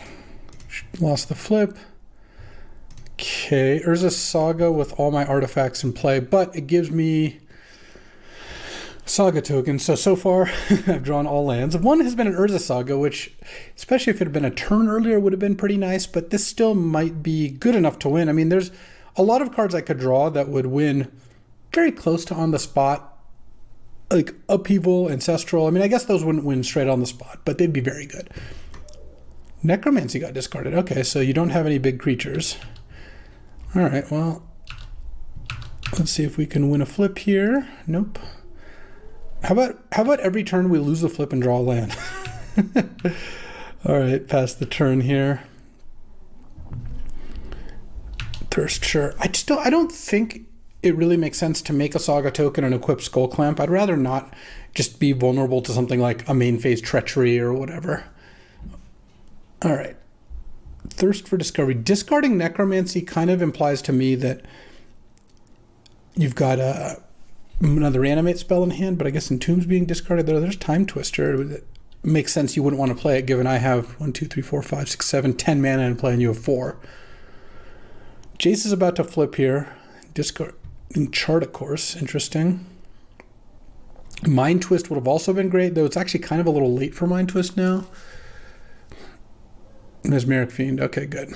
I was hoping one of those would eventually show up, because obviously my hand is just complete bricks. Okay. And then you can Jace into what? Nothing? All right. Leaving mana up for Reckoner, Bankbuster, or maybe an instant of some kind. Let's make a token. Draw. Okay, first let's lose our flip. Oh no, we won the flip. Nice. And we still drew a land. I don't even think I have anything else to get. I've drawn all 3 of my cheap artifacts. Right, yeah. All right, well, I have a Talisman. Land. Equip this one. And then I'm going to attack Jace here. And I assume getting chumped by Mesmeric Fiend. Oh, Tear Asunder that. Could have just killed the Urza Saga, but all right. Pass the turn. Can't use Reckoner, Bankbuster, which is nice. I guess you can Jace back Tear Asunder and Tear Asunder the other construct token.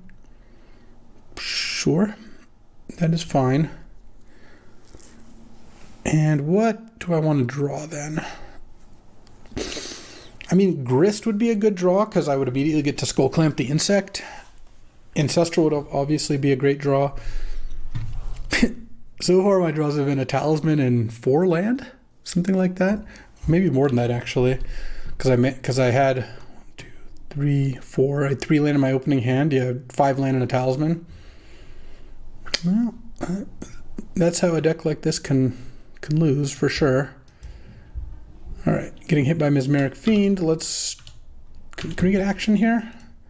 We can win the flip, and then, oh, there's Grist. Okay, that's a start. I guess I don't have black mana, so I'll have to tap Mana Confluence for now. Let's go Grist. +1. Mill Saheeli, sure. Skull Clamp. Draw 2. Okay, now we're talking. I can cast Witness. I've already played a land. I can Witness back Saheeli or Urza Saga or Manamorphose. Let's go Manamorphose here. So let's go. Well, I guess I don't have the mana to cast Manamorphose this turn. So let's Witness back, I think, Saheeli. Because I've already played a land, so I think the Saga is just going to be too slow. And then sack this for black. Cast Shieldred. And then Skull Clamp the Witness and draw 2 cards and gain 4 life. Okay, Leo and Dark Ritual. All right, now I'm feeling pretty good about this. I could have Witnessed back Lotus, but I didn't feel like I needed a Lotus given the circumstances. Slade can't draw 7 here. You could -3 and Necromancy back some, or you can't Necromancy. because that's not an instant or sorcery. You could -3 Jace to cast a card draw spell, but with a Shieldred in play, that's not too appealing. Next turn, I get to cast Saheeli and then cast Dark Ritual, make a token, cast Leovold. Though I might clamp first. Okay, we're Jacing Shieldred. I don't mind that. Grave Titan? Oh, I don't mind that at all, really. That's not going to win the game. Okay. Memory Jar just basically wins the game here. Actually, just straight up does win the game with Saheeli here. Tamiyo, that's interesting too.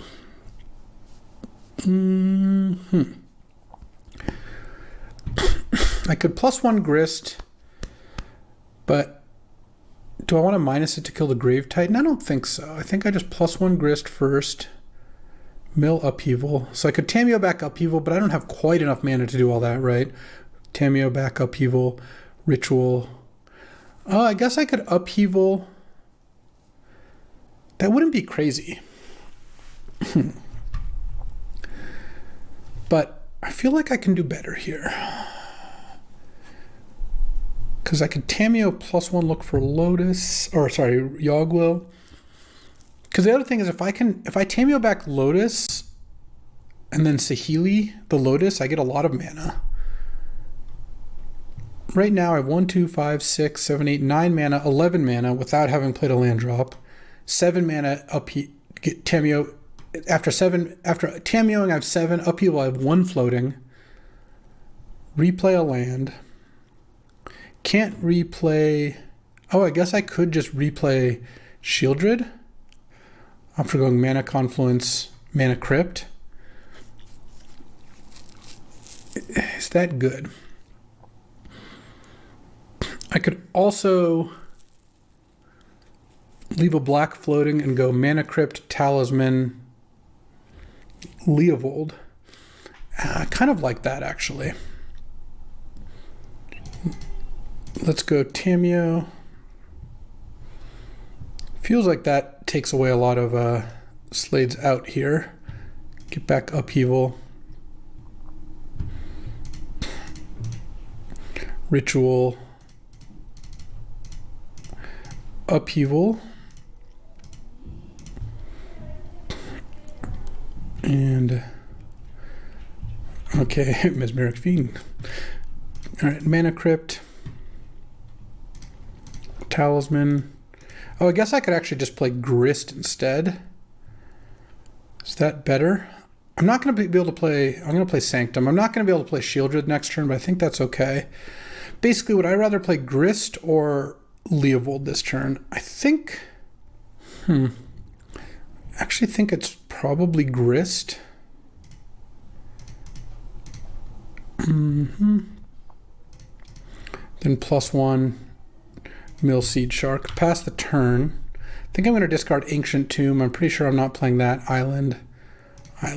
And one more. I don't really want to discard Mana Confluence. I guess I could discard Forest. All right. And now Slade goes Creeping Tar Pit, discards 6 cards. It just feels like that was the safest play, given that I have so much more mana here. And then I can go like Tamiyo plus Skull Clamp this turn. Tamiyo probably getting back Black Lotus into hand or something like that. All right, well, the bad news this game was it took me a while to get anything going. The good news was Slade's draw was not super fast. I mean, it was doing a lot of like Jacing and Thirsting and just like stuff and Reckoner Bank Bustering, which is all fine stuff to do. But if you don't have a counterspell for Upheaval, all that stuff together really doesn't accomplish much. At some point also, I'm going to find Yawgmoth's Will, and then I go Yogg-Will, Lotus, Ritual, Manamorphose. I don't have a Storm card, but I just like cast 5 things and then you're dead. All right, well, busted cards are busted as it turns out.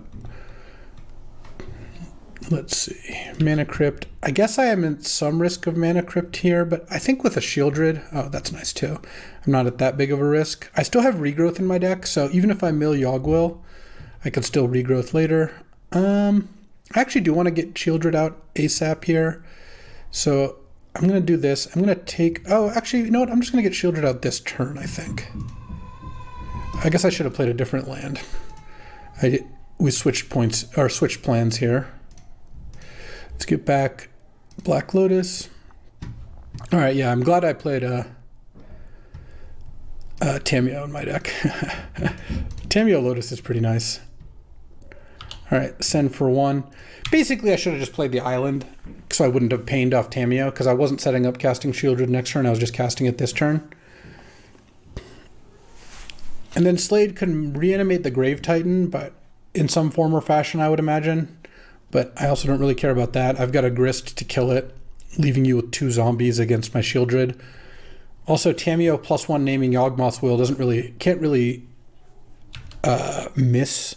Like, I can miss as in I could not hit the Yawg-Will, but I'll always have Yawg-Will in my deck at that point, which means that I'm not going to end up getting completely screwed. All right, so now even if I take damage off Mana Crypt, I'm going to get to gain off Shieldred here. All right, I did lose the flip again. I do have to watch out a little bit for Creeping Tar Pit. Let's go +1. Yawgmoth's Will. Okay, we missed. We hit Preordained Island, Breeding Pool, Fast Spawn. Sure. You're at 15. Let's attack for 6 here. Unfortunately, I am in a spot where if Slade has a Mox, I could die to Creeping Tar Pit. But I think that's just how it is. I think I'll +1 the Grist. That's fine. I don't have enough creatures to... All right, didn't mill Yawg-Will. And I think I play Leovold here. And I think I'm actually going to Pain for Leovold here, because I'm still just as dead to Mana Crypt or not, so I can play Restless Cottage. So if Slade has a Mox, I have a 50-50 to die off Mana Crypt after Tar Pit hits me. If not, I pretty much win on my next turn here, because I get to attack with everything, and I mean, I guess you could have a removal spell or something, but it seems pretty unlikely. All right, let's draw. All right, I won the flip. That's not bad. I gained 2 more life. Let's just start by attacking here and seeing what's up. I don't think I need to attack with Restless Cottage. Block Shieldred, go to 1. Okay, that seems like a tough way to go about it. Let's -5 Grist then. And you lose 2 life. Barring having something pretty good, you just die to that. And if something else is needed, then I guess I have the minus on Tamiyo or the plus on Tamiyo plus Skull Clamp. In fact, I can deterministically hit Yawg-Will this game, or this turn, by going Skull Clamp plus Tamiyo. That'll see my whole deck. All right. All right. A closer game 1 than I wanted, but worked out. Playing against blue-black, splash-green Reanimator. Makes me want Endurance against Animate spells. I think that's a nice little freebie. I do kind of like all the cards I have. I guess on the draw I could maybe cut 1 land. Which one do I want to cut, though? I think I should probably cut blue. I have a lot of green sources that turn into blue. Because I have 16, I mean, I do kind of have 20 mana sources. So there is that. But also this deck, I mean, that game aside, if I ever draw Ancestral or even Preordain, I have a lot of ways to chain into more card draw thanks to Regrowth, Witness, Tamiyo, you know, maybe Yawg-Will or whatever. I also have Memory Jar. Like, all right, this looks pretty good to me though. Feels like this deck is absurdly busted, mostly because it is. Mostly because it's just an obscenely good deck. There's actually a chance I should have main decked Endurance. It's kind of nice. Having Exploration and Fast Spawn means if I draw 1, I can just pitch the other to Endurance, which is a nice little bit of value. But I also am really not going to want Endurance myself all that often. So let's see what you can side in against Lotus Mana Crypt. Don't even know about the Ancestral. They don't even know I've got Ancestral Recall. So we'll see how that ends up going. Crack a Spindrift. You have to stay hydrated when you're opening all this power. Very important. Okay. On the draw here, every opening 7 with this deck is just a delight to look at. What do we got? This is a very keepable 7. Obviously, it's got none of my big 3 cards in it. You know, Mana Crypt, Ancestral, Lotus, but turn 1 Shelldock, turn 2 Sakura Tribe-Elder, turn 3 Leovold is a pretty nice play, and if I draw a land, I might even be able to preordain on 3 also.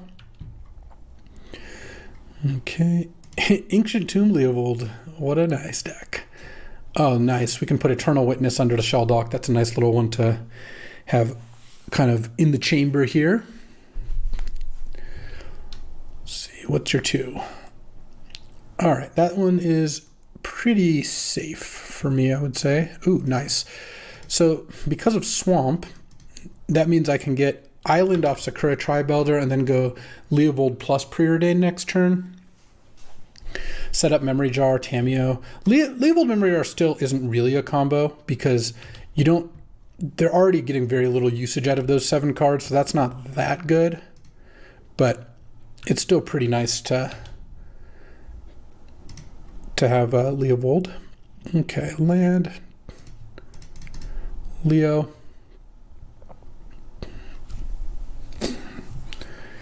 Crack Misty. I know they don't have Mana Drain because my teammate does. I kind of feel like they're just going to get a tap land and use Bankbuster, but oh, maybe not. Maybe not. Or cast Thirst. That makes sense. Yeah, sure. Preordating into Endurance would be kind of nice. Oh, no, never mind. They didn't draw. I thought they were going to discard a big creature. That would make me more likely to want to do that. Oh, do we have like a Force of Will? Okay, Preordain. Grist, Manamorphose. Don't...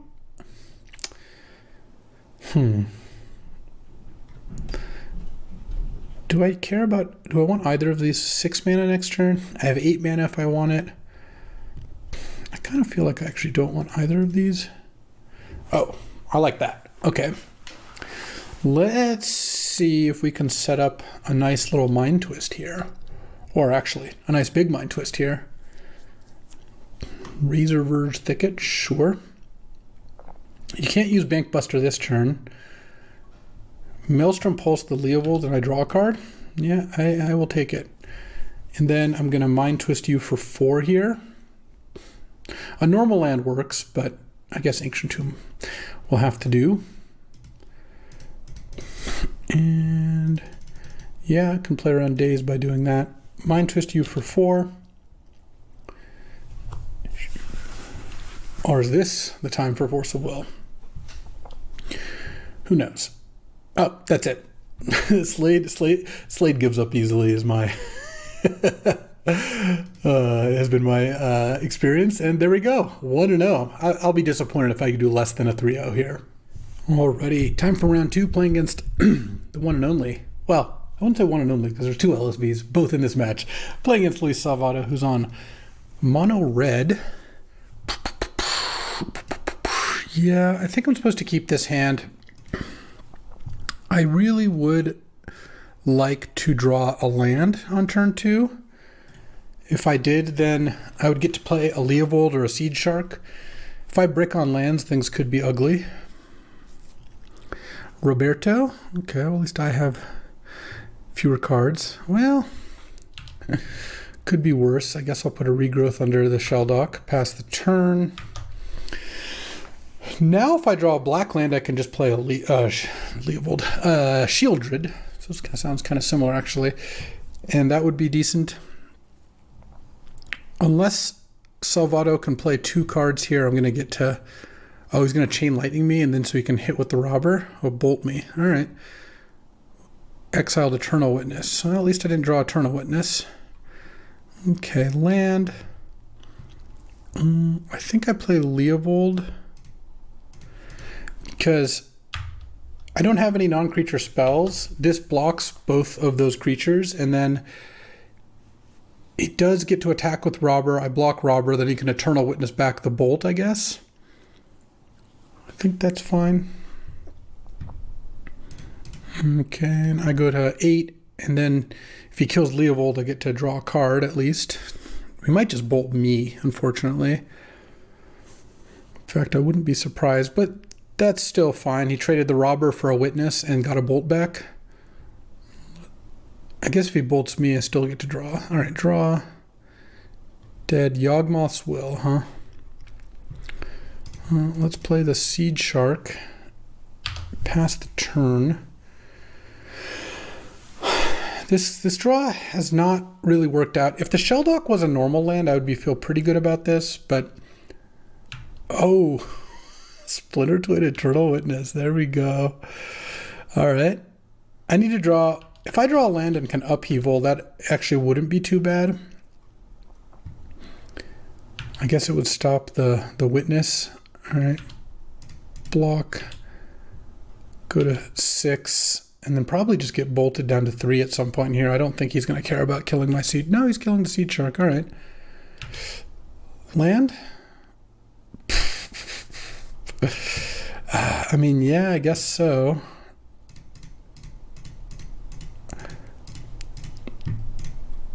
Okay. Upheaval. Fast bond. I'm just going to play lands down to 1 here, I think. I'm already dead to bolt. I'll put a Preordain under it. I think that's better than putting Grist. 2, 1. All right. Pass the turn. And am I dead? We'll find out. No. Oh, I didn't play the Mox. Interesting. I need to draw a black source so I can cast Shieldred. 24 cards left. All right, let's go Witness. And I think I just Witness back. I guess it's Seed Shark? I don't know. None of those plays are very good. Fastball's dangerous now. I can it can let me play another land and just immediately die. Oh man, I really need to draw a black source or a relevant spell. Haven't done a very good job of that so far. Because if I drew a black source, I could also attack with Restless Cottage and make a food, and then I would probably win. He's probably just going to play a burn spell at some point here, I would imagine. Chandra. Hellrider, yeah, that does it. Okay. Yeah, I mean, that'll happen. All right, Virtue and Endurance are decent. The only problem I have with Virtue is it's black, and this deck does not have a lot of black sources. I kind of want to cut Tamiyo for Endurance. I think Endurance is going to be a better way to go about it. And I really don't like Ancient Tomb. I think maybe I'll just put in a Swamp instead of Ancient Tomb.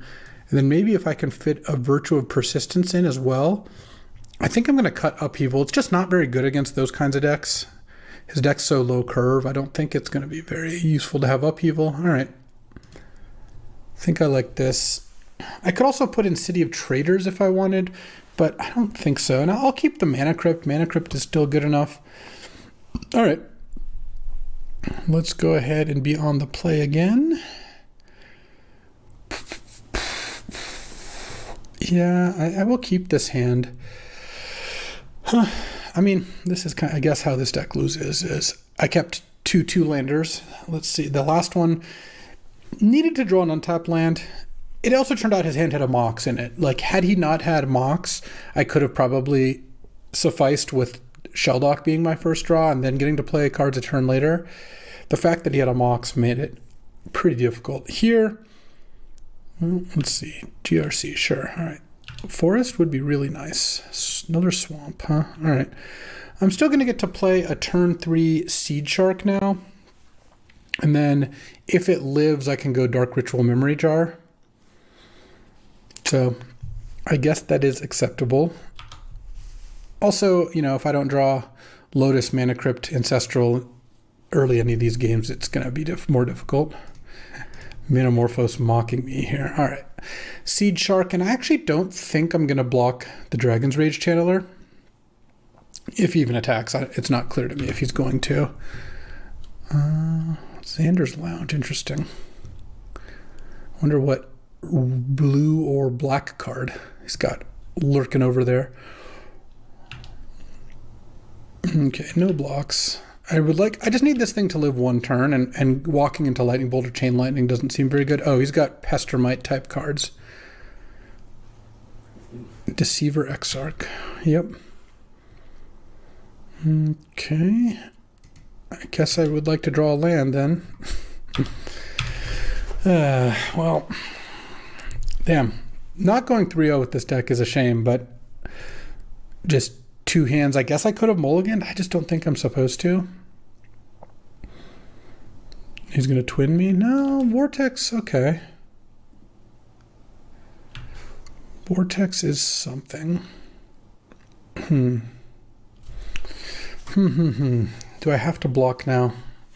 I think I'm just going to take one. I really don't like it, but I just need the Seed Shark to do something here, and then I can start blocking with it. All right, ready to draw another green card. Let's see if I can hit here. If I draw a forest, I can go Ritual, Jar, Fastbond. Oh, that's a card. All right, that was a card. So let's go Lotus. Now I think I do Jar this turn, actually. Land, let's see. Ritual.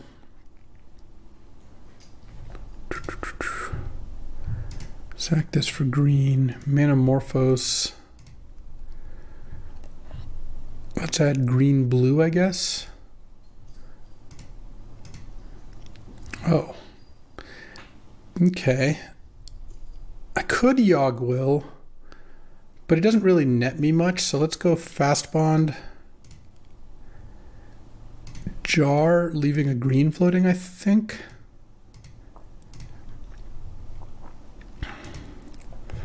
And I think I am going to crack the Jar here. Mind Twist doesn't do much for me, but I think Skull Clamp could be decent.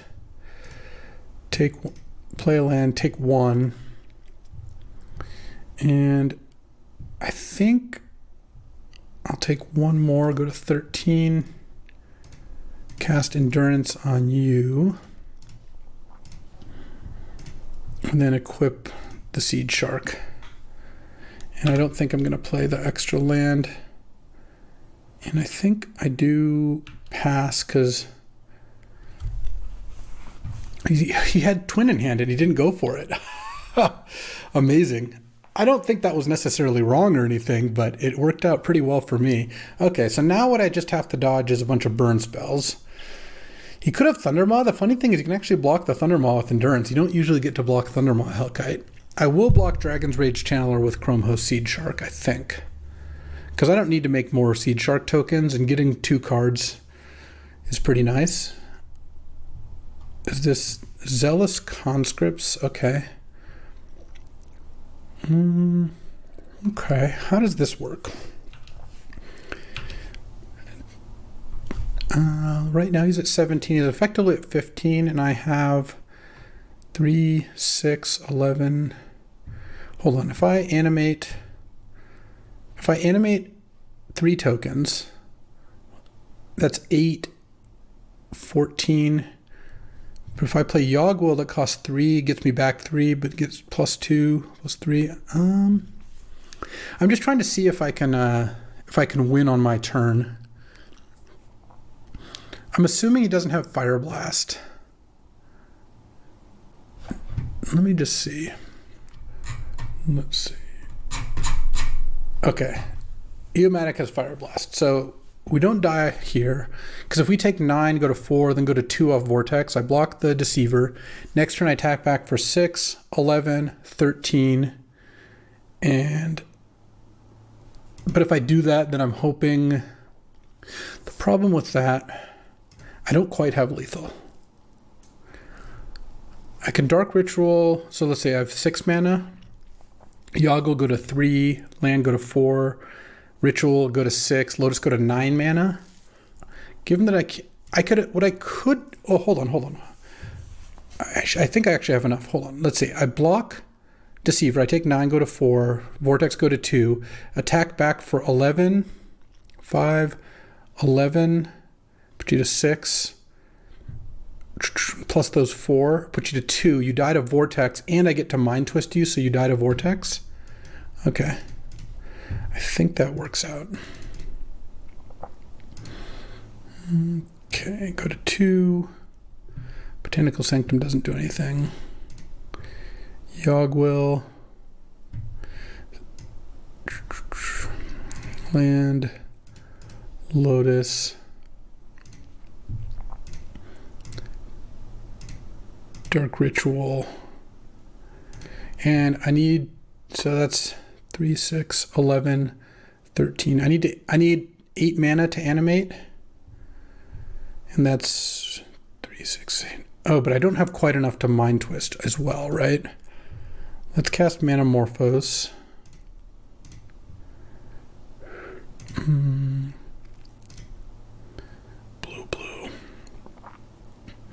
Don't want black? No, I don't need black, I don't think. So what I could do then is Mind Twist for 3, and then I could animate. Oh no, I have to finish it this turn. So I guess I just have to do it that way. Animate this, animate. Oh man, hold on. This one's newly controlled. This one's not. It's 5, 11, 13. Yeah, I guess I just animate and go for it. I guess I was slightly short on mana. I could also Memory Jar, but I don't think that does anything for me. All right. Animate, animate.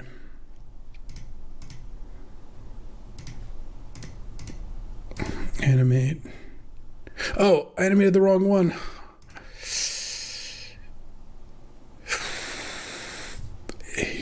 Damn. So this is 10, 14. Yeah, I'm one short.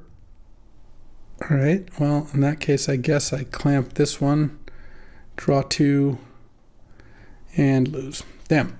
I think I probably was going to die to a bolt anyway. But obviously doing that didn't work out. Put you to 4, untap, go. And he would just bolt me in response here, maybe. I don't know. Yeah, he had the bolt. Okay. It didn't matter. I appreciate Luis showing me the bolt. And unfortunately, that does mean we're 1-1 here. Yeah, I could have blocked the Dragon's Rage instead of the Exarch, been at 2 more life, and still died to the bolt. I guess I could have then gone for a Mind Twist win. I think it would have been better to block the Exarch. I actually ended up being, or the Dragon's Rage, I ended up being a little bit short. And, or I guess the Zealot's Conscripts also would have been fine. All right, well, let's try to win our last round. That was a tricky game and certainly didn't play it perfectly, but if we go 2-1, that'll still be good. Alrighty, it's time for round 3.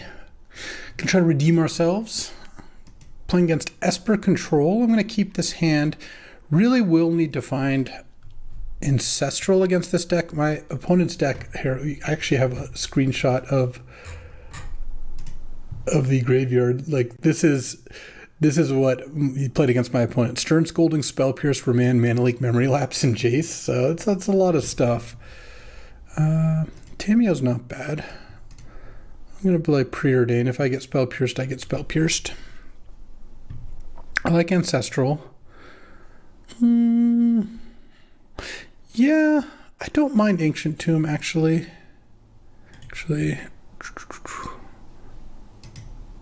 Yeah, I'll put them both on top. I actually should have put it the other order because of discard spells. But next turn, I'm probably going to be running out Restless Cottage and passing. We'll see what Senor Terabad has. Suspicious Stowaway. That's interesting. It's kind of awkward because I don't really want to flip it, but if I Ancestral, let's see. If I Ancestral and play a land, I'll have to discard 2 cards. Yeah, that's worse. All right. Guess I'll just have to let this thing flip. And I kind of think Ancestral might get countered here. I don't mind that too much because I can just play Tamiyo next turn. So we'll see what Carl's got for me. Oh my god, Orcish Bowmasters? I didn't know about that one.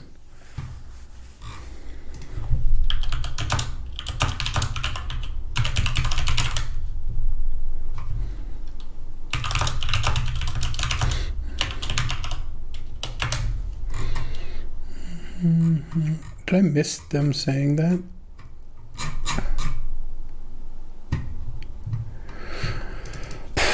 All right. It's not good for me. Okay. Yeah, I don't think I missed it here. In any case, Bowmaster wasn't great. Don't like it, but I haven't lost yet. Let's go Eternal Witness. And I'll get back Ancestral. I know that against Bowmasters that's a bit rough, but I don't really have a better play here. I'm going to discard this Ancient Tomb. The way this game has gone, I think Ancient Tomb is not going to be of much use. And I think I'll discard a Swamp. Okay. I mean, now I'm basically dead because Terabad here has Memory Lapse and Remand and Daze and Spell Pierce, just like a million counterspells, and has effectively, every single threat you need to win the game in play.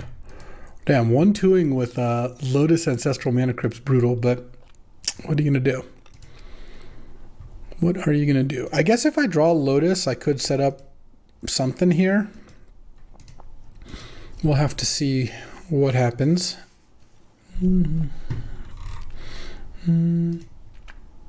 Hopefully my teammates are winning, but I still would like to win myself. Well, let's find out. What is this, like a Jace maybe? It could be that somehow Carl hasn't drawn a lot of counters, I guess. Walking Ballista for 2, Ping Witness, attack for 7. Okay. I'm at 7, effectively 6. All right. I mean, if I don't draw anything, I'm going to Ancestral go to 3. Yeah, I'll just go to 3. That's fine. Or 4, I guess. Well, 3 with the Ballista out. Oh, man. Fast Bond. Now, being down this much life is really brutal. All right. So, Ritual, Fast Bond. I don't really have enough to do much with Fast Bond. So I am going to Manamorphose. I'll add blue-green. I need to find Black Lotus. Basically, if I found Black Lotus there, oops, don't want to go through there. I could potentially win by going Yogwill, Ritual, Upheaval. Does Tamiyo plussing to find Lotus work? I mean, I guess it might. All right, +1. Black Lotus. All right, missed on Lotus. All right. Whew. A bunch of counterspells and Orcish Bowmasters. That is rough. Well, I do want Virtue of Persistence. I think I will once again swap out Ancient Tomb for Swamp. And then I don't know that I want Endurance. Do I want Brazen Borrower, Shield's Edict? None of those seem super exciting. I like the rest of my cards. All right. We'll try this again, I guess. And hope that we don't get Bowmastered. Well, this deck I'm playing against is like the worst matchup I could think of. A bunch of counterspells and Orcish Bowmasters against my like Sultai card draw deck that counterspells are very good against, and Bowmasters is all nearly unbeatable. So that is how, I mean, if I'm going to lose twice with this deck, going 1-2 against mono red and like Esper anti-control or whatever is very good. Like, that is the sort of thing that can happen. That being said, this deck, I could just get some draws where I have Mana Crypt or Lotus in my opener, which didn't happen against the red deck. That's how you can mostly get that. In fact, I don't think I cast any of these 3 cards against Salvato except Lotus, the one game where I drew it many turns too late. So these cards are great and all, but if you don't draw them, they don't do much. And drawing Ancestral against Orcish Bowmasters was quite the beat. Turns out I guess I could have main phased it, but it just seemed so bad to do that. All right. Well, my teammates are winning, so we might still win this draft. And you know, sometimes you open some great cards and it doesn't turn out well for you. That is what it is. I would like to have one really nice draw though. Like even my first game against Slade, which I ended up winning, where I had like Lotus, Mana Crypt, and opener and then did nothing for 5 turns. Like I feel like this deck has so much potential. Just setting aside winning or winning or losing, I would like to see this deck kind of do its thing, and I feel like I haven't had any like really sick like Fastbond, Lotus, Mana Crypt type draws, but maybe that'll change. That all changes here. Yeah, I mean, I'll keep this hand. Like I do need to draw a blue source for this hand to do something, but I just don't think this is a good hand to mulligan. 1 blue source and I get to cast Ancestral and Leovold. I could ritual out Memory Jar, though that's pretty dicey against counters, so I probably won't do that against Island Go here. What is this? A Ballista for 1. All right. All right, blue source. No, but Sakura Tribe Elder is actually pretty nice. Pass the turn. Okay, that better late than never. Okay. Tinker. Okay, it's a Blightsteel. Yeah, Blightsteel is going to be rough. Let's see, what do I have to answer Blightsteel? Nothing. Well, there we go. There we go. I guess we'll draw. I could Leovold and Chump. That just seems horrible. I'm just going to Ancestral, Ritual, play Breeding Pool, pay 2 life, play Jar, crack Jar to draw Fastbond Lotus draws. There's Lotus.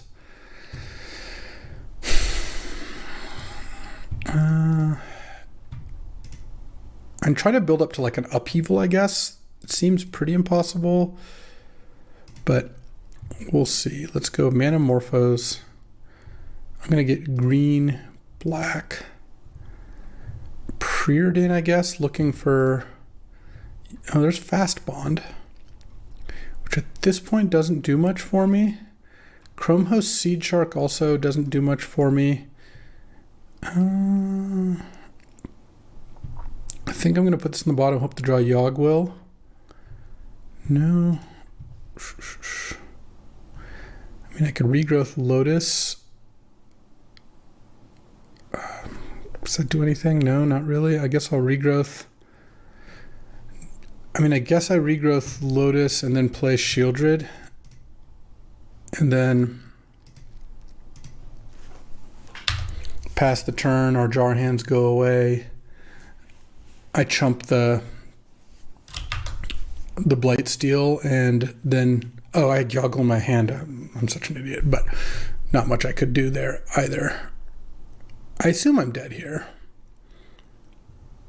I mean, there's just, I don't really have an answer in my deck to that. All right. A shameful 1 and 2, but these matchups were bad, and honestly, like, that turn was kind of nice, but it was just way too late against Blightsteel, so there we are. All right, well, 1 and 2, looks like we're either going to tie or win, so I guess I'll take that as some grim solace, but turns out I just needed to open another piece of power. Oh wait, I opened 3 pieces of power. Yeah, what can you do? Sometimes Black Lotus, Mana Crypt, Ancestral aren't quite enough, and you know what? That's all right. I like this deck. I thought it was good. I think it is good, and it turned out my busted draws never really materialized, though it certainly had the capability to, and played against a very fast red deck and a really hateful blue deck that also just turn 3 tinkered for Blightsteel, which this deck just can't answer, which some of the times that happens. I guess there's Brazen Bar where I could have boarded in. Alrighty, welcome to a 3-on-3 draft. 3-on-3's scrappier, grittier, and you end up with slightly more fair decks, though. If you look at this Black Lotus, that might not be the case this time. I'm drafting with Timrod, one of the founders of this very server, awesome guy, and Mac the Knife, Mac my boy, battling against Adram, Jesse, and Theo. Some strong opposition. Oh, what do we got here? Obviously, I'm taking Lotus. I am passing to Theo, and Jesse's passing to me. Last couple times I've drafted Jessie, she's drafted unfair decks, but those have been 8-player drafts, 6-player drafts. It's a little harder to do that, though not impossible. I expect Theo to take Dothy Voidwalker, Reprieve, or Skydiver. Maybe Time Twister if he's into it. Again, in a 6-player draft, it's less likely, but still Time Twister is a powerful card. My guess is Reprieve, but it's going to heavily depend on what his first pick was. If he first picked Thoughtseize, he'll just take Voidwalker. I do think there's a chance I get Time Twister back, but not a very big one, so I'm not going to count on it by any stretch. I will just take my Lotus and move on. This next pick, unsurprisingly, is a lot less exciting. So, what do you do when you first pick Lotus? Well, you pump the fist. It's just a great card. Second, you look for high-impact plays, which kind of used to be Oracle, but I kind of don't feel that way anymore. So, like Minsk and Boo, you want Lelia, you just want any, decent Adeline thing to drop into play, or you want to try to draft like a combo deck that replays Lotus with like Underworld Breach or Yawgmoth's Will. Of course, putting it into any deck is still pretty good. What do I take here, though? The best card in the pack, honestly, is probably Kolaghan's Command. There is a second Eldrazi. There's Kozilek in the last pack. It's worth considering. I might just take the K Command. It's actually not the best in the Lotus deck. Lotus doesn't cast K Command all that well, but I don't really want to take Taiga. I mean, I could take Flicker Wisp. Maybe that's just the pick. White Weenie with Lotus is awesome.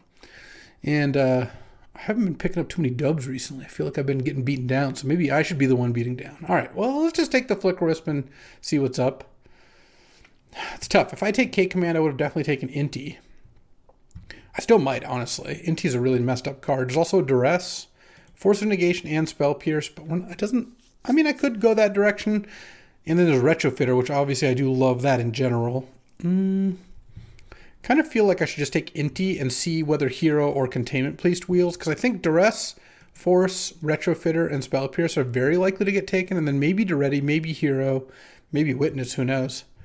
I just think Inti is a great card, and being assertive is a good way to really take advantage of the Lotus. This pack is pretty weak. The best card in the pack is like Fatal Push. There's also... I mean, if you have the deck for it, Seagate, same with Corpse Dance. I could take Student of Warfare here. Definitely not going to take like Tendrils. I might take Arc Trail. I'm not committed to white at all, and Arc Trail is a pretty good card. I think it's close to Fatal Push. It just depends on what you're playing against. All right, I'll take Arc Trail for now. I also passed a couple good black cards, so maybe I settle into black-red at some point, though I guess I could have just taken Fatal Push. I don't know. Just take Arc Trail and kind of see what develops. I don't really have a good sense of where I want to be yet. Okay, this pack has Exhume and Worldspine Worm, but I think I'm just going to take Lauren of the Third Path. I think Lauren's pretty good. I don't think Burst Lightning is so good that I'm supposed to take it over Lauren. Though I guess I could also take Namestick or Goblin. This card is pretty exciting. 3-mana 2/2, and when it enters the battlefield, you roll a die, and 1 through 6 you get 4 red, 7 through 14 you get 5 red, and 15 through 20 you get 6 red. One thing that's funny about it is if it checks if it's on the battlefield, so if you play this and they kill it in response, you actually don't get the mana. But I do like Lauren in general. I'm just going to take Lauren here. I kind of feel like there's no one in this pod who's that predisposed to draft white. Timrod is the closest. Not that any of these players are, wouldn't draft it if it seemed like the deck to draft. I think I could get some leverage here by drafting white-red, especially since that's not a deck I draft all that often. But, well, we'll see what the next pack is. I didn't take the best card in the pack when I took Flicker Wisp because I think K-Command's better. But I did take the best card in the pack with Inti. Inti, I think, is better than Duress. Duress probably the next best card there. And Arc Trail and Lauren, then we're at a point where, like, Exhume is maybe the best overall card in the pack, but I don't know. Here we've got a Braid, Pirate Spellbomb, Adonto Vanguard. Chromo Seed Shark's pretty good. Doomsday with Lotus, but we're very far from that. I might just take a Braid. I think Vanguard has a good chance of wheeling. even in this pack. And I feel like I should be biasing a little bit towards red. Okay, so this pack, the Reprieve is unsurprisingly gone. There's a Celestial Colonnade. Jan Janssen Chaos Crafter. Time Twister's gone, of course. Sylvan Library is still there, which is kind of interesting. Renegade Rally could get Lotus back. That's not even that great. I could just take Celestial Colonnade here. It's just a good card. It could help me splash. I could also take like Infernal Grasp and go into black-red, not worry about these white cards. I kind of feel like I'm better off just taking Infernal Grasp here and then seeing what wheels. This pack didn't have anything super exciting. This is the pack I took Flicker Wisp out of over like K-Command. I might just take Lion Sash here. I do think Lion Sash is good. All right. This is a bit of a mess. Yeah, well, we'll see where this ends up. But I just feel like there hasn't been anything really powerful besides, like, I guess, getting past this Inti that really makes me feel like, all right, I'm in the right direction. This pack, what comes back out of this pack? Remember, there's a Containment Priest and a Hero of Bladehold. Okay, Hero of Bladehold's still there. It's a go. Someone took a Containment Priest, but that's also because that's just a good card in a lot of decks. Hero of Bladehold is white aggro. I'm slamming Hero. That's what I want to Lotus out. Passing up on a Duretti and a Grim Lavamancer. As good as those cards are, I feel pretty good about that.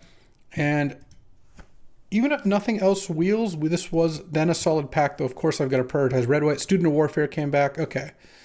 Taking that over Dovin's Veto. Yeah, Terra Sunder. And now I could just be mono white. I mean, I have this Inti that I pretty much do want to play. I have Arc Trail and a Braid. Obviously, I could play those.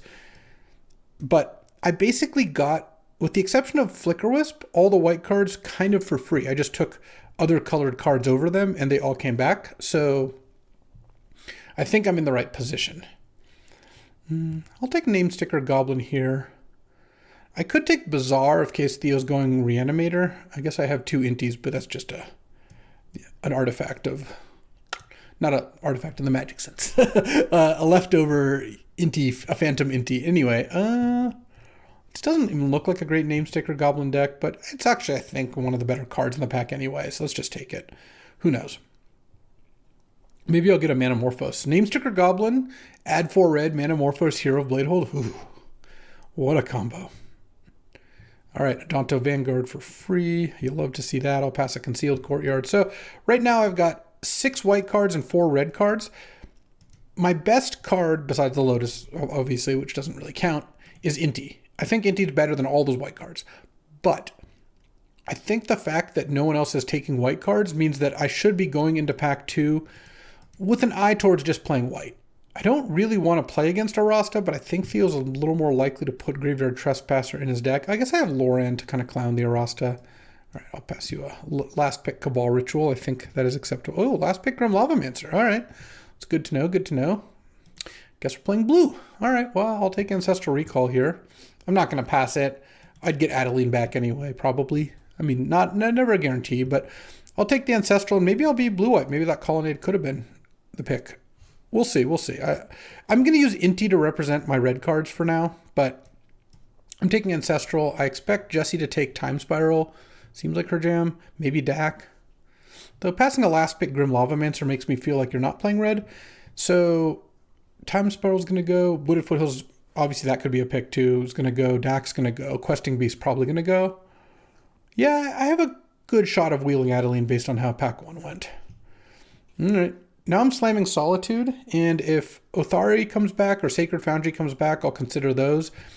Most likely it's just going to be Intrepid Adversary, and now that I've picked up this Ancestral, I'm not that interested in playing the red cards anyway, but yeah, Solitude's amazing, so I'm going to take Solitude. A late Solitude is the kind of thing that could make someone switch into white. Okay, so here's another big pick. There's some good green cards, which maybe Jesse's playing green. We didn't see a lot of that game, or pack 1. There's a couple red cards, but I don't know about my red status. There's Windswept Heath, which is I think what I'm going to take. Then there's Scholar of New Horizons, which I do like. 2 mana, 2/2 that can go search up a Plains or Mentor. This isn't even a good Mentor deck. All right, let's bin the Inti for now. Let's take the Windswept Heath, because that just keeps my options open. And we'll see where we go. Palace Jailer, yes, thank you very much. Maybe we'll get lost. Passing a late Natural Order and a Frantic Search, those cards are both good, but Palace Jailer is where it's at. All right, well, I feel very good about this lane. Also about opening Lotus Ancestral, because what a pair. But, you know, we got a ways to go here, but I feel like we've got really good outs. And all these red cards I took, for the most part, didn't even really cost me much. The biggest one is I took, I think, a Braid or Namesticker Goblin. I don't remember which one. No, a Braid. I think over the Celestial Colonnade. And I would much rather have Celestial Colonnade here.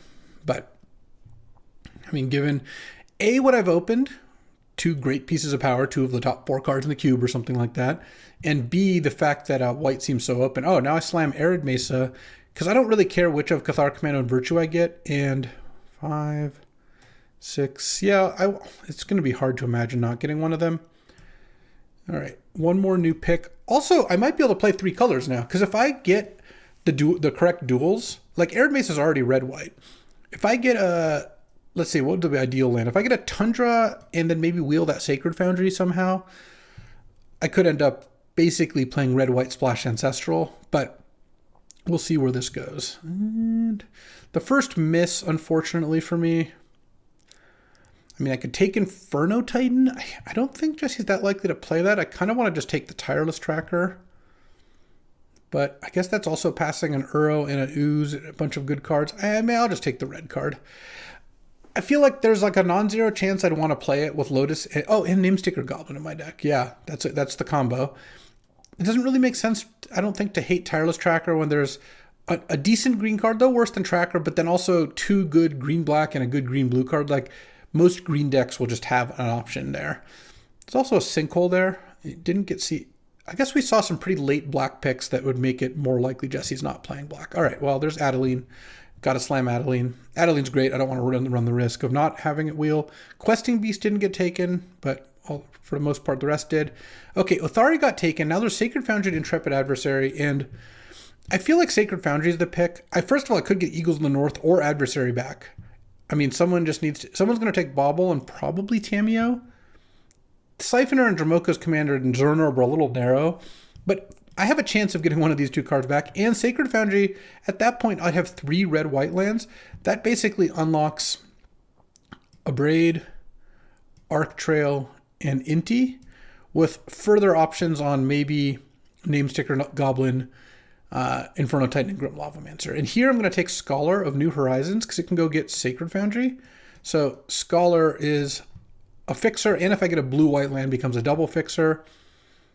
Passing a late Court of Garenbrig and Elder Gargaroth. There's 2 green cards anyway.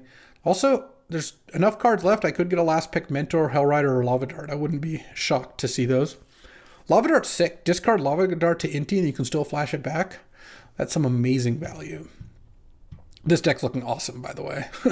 I think this deck's looking very, very good. So right now, obviously I'd still need playables, though I do have some red cards in my sideboard I can dredge up if I need to. And I think pack 3 is going to be set up to be awesome. Plus, I probably get another card or 2 out of this pack. I wouldn't be surprised if that happened. Othari got taken, but I don't really care about that. I actually would rather have the Sacred Foundry. It's kind of nice. I don't even have the option to make the wrong pick. And we get, yep, the Get Lost came back. So did Rampaging Raptor, but I'd rather just take the removal spell. I'm also kind of heavy on creatures. And it's been so easy too, because even if I was like, well, maybe I hate a blue-black card, well, there's 2 blue-black cards in the pack, so it wouldn't even help. Okay, Virtue came back. Someone took Cathar Commando, which makes sense.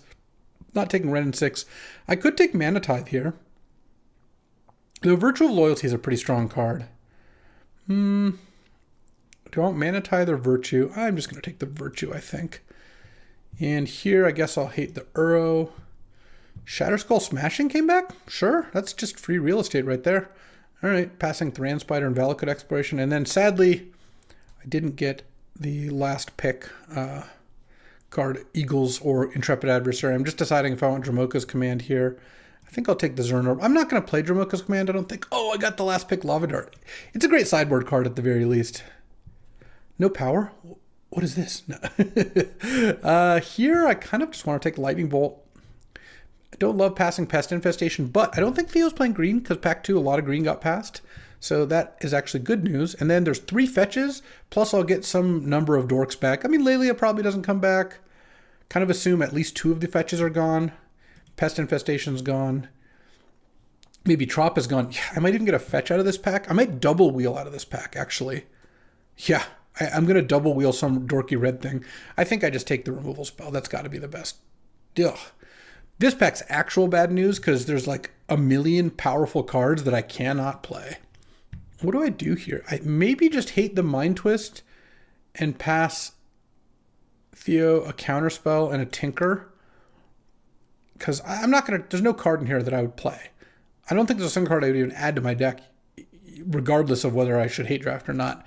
It's not like I think Mind Twist is great, but there's 3 good blue cards. It doesn't really make sense to take one of those. I'll just take the Mind Twist. It's fine.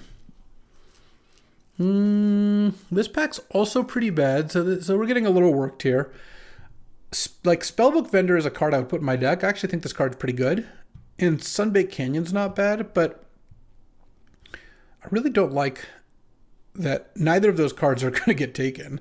So the question is, do I hate one of these cards? I don't really feel that's great because there's like multiple different good Reanimator cards. I guess I could just take Underground Sea, but then if Theo's not blue-black, I'm just hating off Mac maybe. I'm just going to take the Sunbaked Canyon. It's disappointing, but you know, it's all right. All right, there's Snapcaster Mage for Ancestral and Lightning Bolt. A blue-white land is really what I want. Oh, there's an Animate Dead in the pack? I mean, this is a good Snapcaster deck, but unfortunately we're not looking like we're going to get a blue fetch out of these, which means I just play maybe a couple islands. You know what? I'm going to hate the Animate Dead. I don't really need any of these cards. I think there's a good chance I get Figure back anyway. It's looking, the way I'm drafting this, I actually kind of like, you know, got to pat myself on the back. I've taken almost all the good white cards on the wheel, which makes it also a little harder for my opponents to tell that I'm drafting white. Like, I passed Theo this pack, and I don't think the first thing he thinks is like, oh, he must be drafting white. Okay, this pack has some action. There's Chandra, there's Gemstone Caverns, there's Cauldron Complete and Batterskull to go with the Stoneforge in the last pack. I might just take Ancient Tomb. I've got some good Tomb cards. Hero, Palace Jailer, Loran, Solitude are all pretty good with Ancient Tomb. If I play the Namesticker Goblin Inferno Titan, it's pretty good with Ancient Tomb. I could also take Chandra, because Chandra's a pretty good card to Lotus out.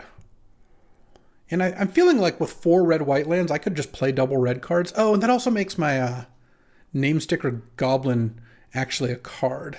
Because we're going to need to play some of these red cards. But if I put Chandra in my deck, I could play Titan. Yeah, I'll take the Chandra, I think, at that point. And then here, Bonehorde Dracosaur is kind of a beater. If you untap with this thing, it's great. That's a late LED to go with that Echo.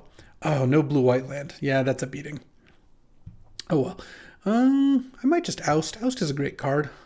I would be happy to play Oust. I don't really need the Dracosaur, I feel like. I feel like Oust is going to be fine.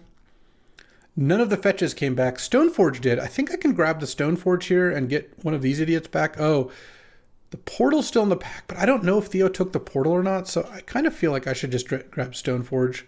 Maybe I just hate the Counterspell here. I don't really need Mind Collapse. I have tons of removal. All right, let's just do that. Yeah, bad packs are still bad. Oh, so did someone take the Spellbook Vendor? Sure. Not that I really need it here. I guess I take Grave Titan, or I could take Silent Clearing, but I'm not going to play that card. I don't know. Savannah is free, but I don't really have a reason to. I think I'm going to take Armageddon. There's definitely matchups where I'd be really happy to have this card. And I'm not taking Zerta. I'm passing Zerta Monolith. So pack 3 was pretty bad for me. Just the packs broke in such a way that we're bad, but I think my deck's still great. And, you know, pack 3 being bad isn't the end of the world. The question now is, do I play this Ancestral Recall? I'm not honestly sure. I mean, I'm going to main deck the Lion Sash, I think, which, is a Stoneforge Mystic target too. Okay, they both came back, which means I get to grab Cauldron Complete. That's nice. The Namesticker Goblin's actually looking kind of nice here. I need to cut a couple cards. Not that many, though, because Shatterskull Smashing is also kind of a land. I'd probably cut the Ancestral. Maybe I'll slide it in if I play a matchup where I think it's good. But one blue-white land, I would have slammed it, because that would have gotten me 4 sources, because if it was like a Tundra that I could search for with these 2 fetches plus Scholar, but yeah, we didn't get there. That's all right. All right, Tribal Flames came back, and there's 2 green cards. I think I'll just take Tribal Flames. I do a lot of hate drafting in these, especially in the 6-player drafts, but I think that that's the way you're supposed to do it. Oh, I could take Grim Monolith. This is actually not the worst Grim Monolith deck. I don't really need the Blade Splicer. I'm already cutting cards, and I think Monolith actually looks like it could be decent. Plus, it's the best card to hate. I don't think I'm worried about Emery. Yeah, it feels like someone moved into white late, but it didn't really bother me. I got a late Palace Jailer still. I got pretty much hooked up. All right, pretty sad not to put Ancestral Recall in my deck, but I think that's right. Let's get to deck building. All right, so this is red-white with currently 16 land plus Lotus. I do want to play another land, I think. This deck, especially with like Sunbaked Canyon and Shadow Skull Smashing as kind of dual, like land/spells. So I need to cut a card. I don't want to cut Lion Sash, even though that's one of my weaker cards, because I have Stoneforge, and I think there's a decent chance they've got Reanimators on their team. Let's see. This is 1, 2, 3, 4, 5, 6, 7, 8, 9, 10 white. And I'm going to play one more land, but I want to check this out. So this is 5 red, 6 red, 7, 8, 9, 10. Yeah, so I can just put another white in. Then I'll have 11 white sources plus Lotus and 10 red sources. I mean, my mana is great. Not good enough that I think it's worth playing an island for Ancestral. Well, it's also Armageddon. If I'm the only aggressive deck, maybe I do just Geddon. This deck can make some big plays. With Grim Monolith, Namesticker Goblin, Lotus, like I feel like I can do some things. What do I want to cut here is the question.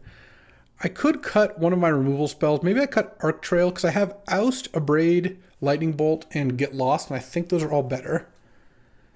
And then maybe I don't start the Armageddon. This deck feels like it goes pretty well into the late game already. All right, I think this is where I'm going to be. Let's take a look at what my teammates have, because if they're both aggro or neither of them are green, that sort of thing, it could change a little bit. All right, my teammates. Tim is got a pretty nice Flash Worm deck, which means Theo, we talked about it. Theo took Tinker and Portal and has Force of Will. I'm glad I hated that counterspell at least. Flash Worm here with Questing Beast, Natural Order for Craterhoof or World Spine, Oko, True Name, Jite, a bunch of 1-drops, and then Daze, Mana Leak, Spell Pierce. Yeah, Feywild Caretaker, plus really good lands. I like it, Tim. Max got a little bit more of a mix. That Animate Dead I hated might have been bad, but you know, that is what it is. He's got the Bazaar, Duress, Entomb, Exhume, Corpse Dance, Recurring Nightmare, a bunch of Eldrazi, Gristlebrand, Fable. Some good stuff. We're battling Jesse round 1. I'm on the play. All right, I mean, I'll keep this hand. I don't love it. It's a lot of lands, but Stoneforge for Kaldra on the play with a Sunbaked Canyon I could sacrifice, and if I get my Stoneforge killed, maybe I can Namesticker Goblin out that Kaldra. That could be sweet. So Jesse did end up playing green. That's what it looks like. Not land? Not land, please. Ooh, Lightning Bolt I like. And I'm also really glad I didn't draw Kaldra Complete. I guess that would be the literal worst card I could draw. Oh, wait. I thought I only had one equipment. It's going to make this game a little bit harder. Sorry, team. It's going to be so funny. Oh, it actually works out so much better because I can just cast Lion Sash. Truly incredible. Just playing on another level here. Let's go Arid Mesa, Lion Sash, pass the turn here. I mean, I could play Namesticker Goblin next turn if I had the Kaldra Complete, but I actually don't think I should have played it till a few turns later. Mox Emerald, okay. Let's see what you got. Lelia? Oh, that's not too bad. I left up Arid Mesa so I could get, I think, just a mountain here. I don't really need to take damage. Let's just bolt this Lelia. And plains and draw, not land. I mean, sure. Let's go land and attack and Lion Sash the Lelia. And I'm just going to Lion Sash the Prismatic Vista. And take some damage. I guess maybe Sacred Foundry would have been nice there with the Lion Sash. I suppose that is true. Ranger Capitan of Eos. Okay. What are we getting? Ragavan. And we get to dash it? I don't love that, because I have a Shatter Skull Smashing, but... Alright, don't give me Ragavan, don't give me too bad. What do we get? We exile the mountain. Okay, that works. Action. Well, now I've got to play Namesticker Goblin, I think, because I'm going to sack this Sunbaked Canyon. A powerful play if you've ever seen it. All right, Sunbaked Canyon, sacrifice, into action. Ooh, are we going to sack Ranger Captain? Please sack Ranger Captain. That would be awesome. Don't think that's very likely to happen. Oh, Palace Jailer. Okay, that is going to be good next turn. What do I do here? I could Shatter Skull Smashing the Captain. I kind of like that. I think that I'm not getting much better here. I'm going to sack the Captain. I don't have any spells to play, sure. I'm going to hit with the Lion Sash. And you got to have a removal spell to get Ragavan past the Namesticker Goblin. And then next turn I can Palace Jailer here. It's kind of the plan. Also, it's not like I just lose if Ragavan gets dashed here, though. Of course, I don't want that to happen. Roberto into Isika's Chariot. Okay. Let's see what Robert hits. A Braid. Well, that's not one I want to get me to get. I don't want to get got by that. So hopefully, okay, didn't play the Ragavan. Oh man, 1 mana short of really having a good turn. But I think Palace Jailer. Nachito borrowed some cards. Palace Jailer, kill a cat token. So then even if the Jailer goes away, it's not a big deal. And then Lion Sash is pretty big.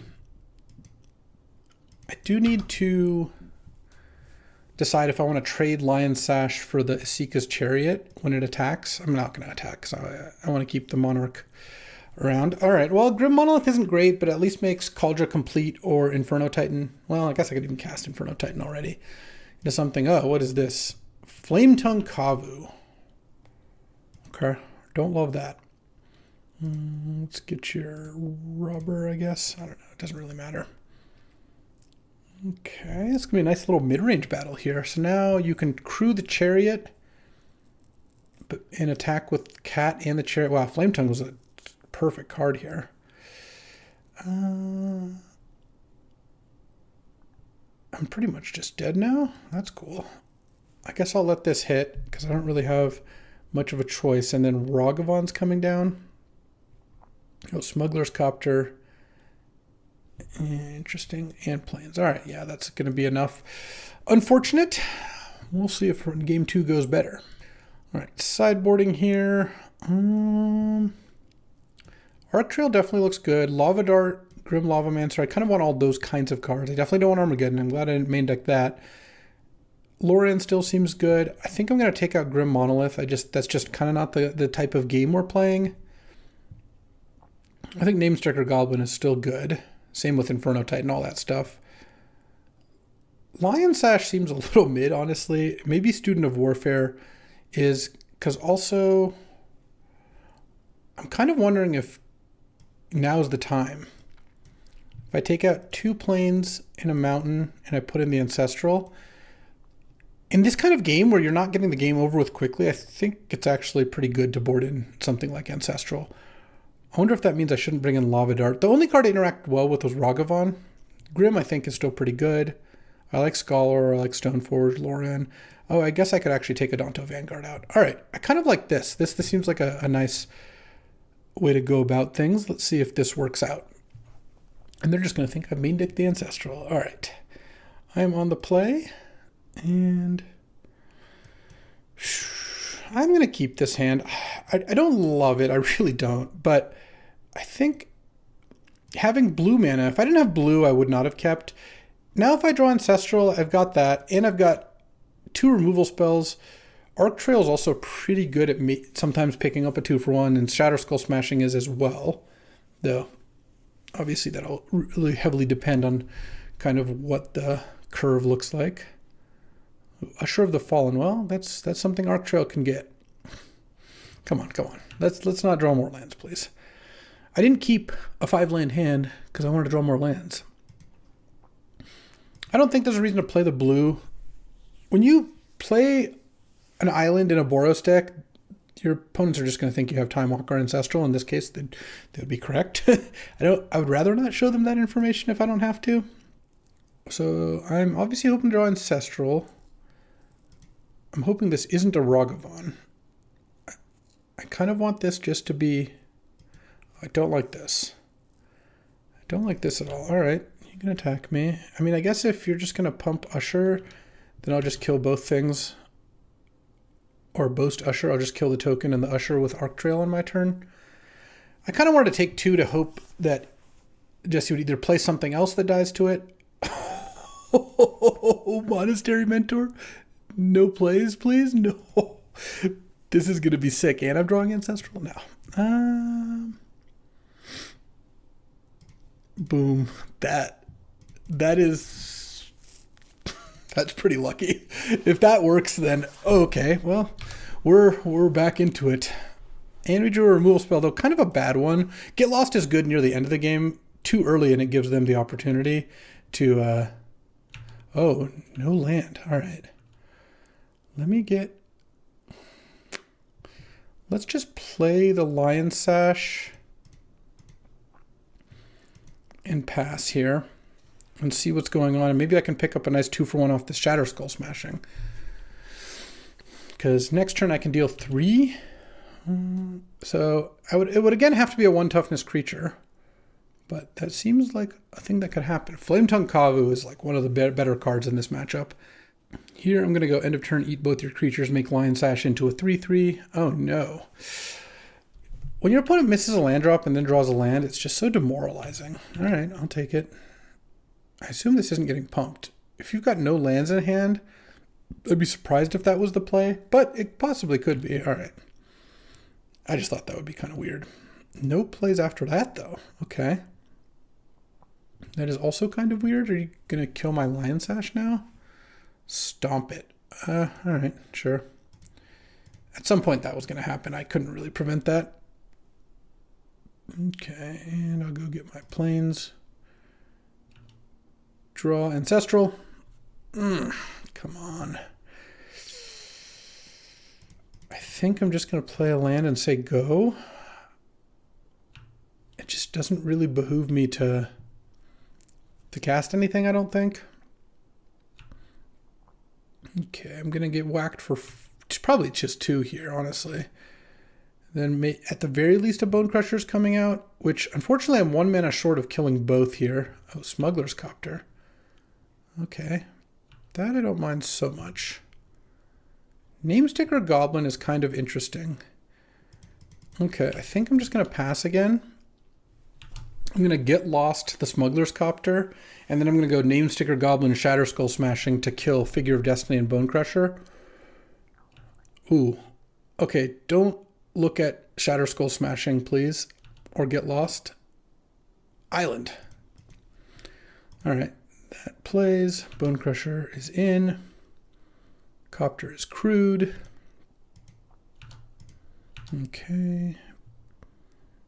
And I'm going to go ahead and get lost this thing. Guess tapping the islands, maybe not necessary. All right.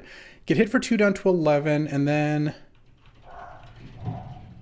maybe use the map token if you got nothing else to do.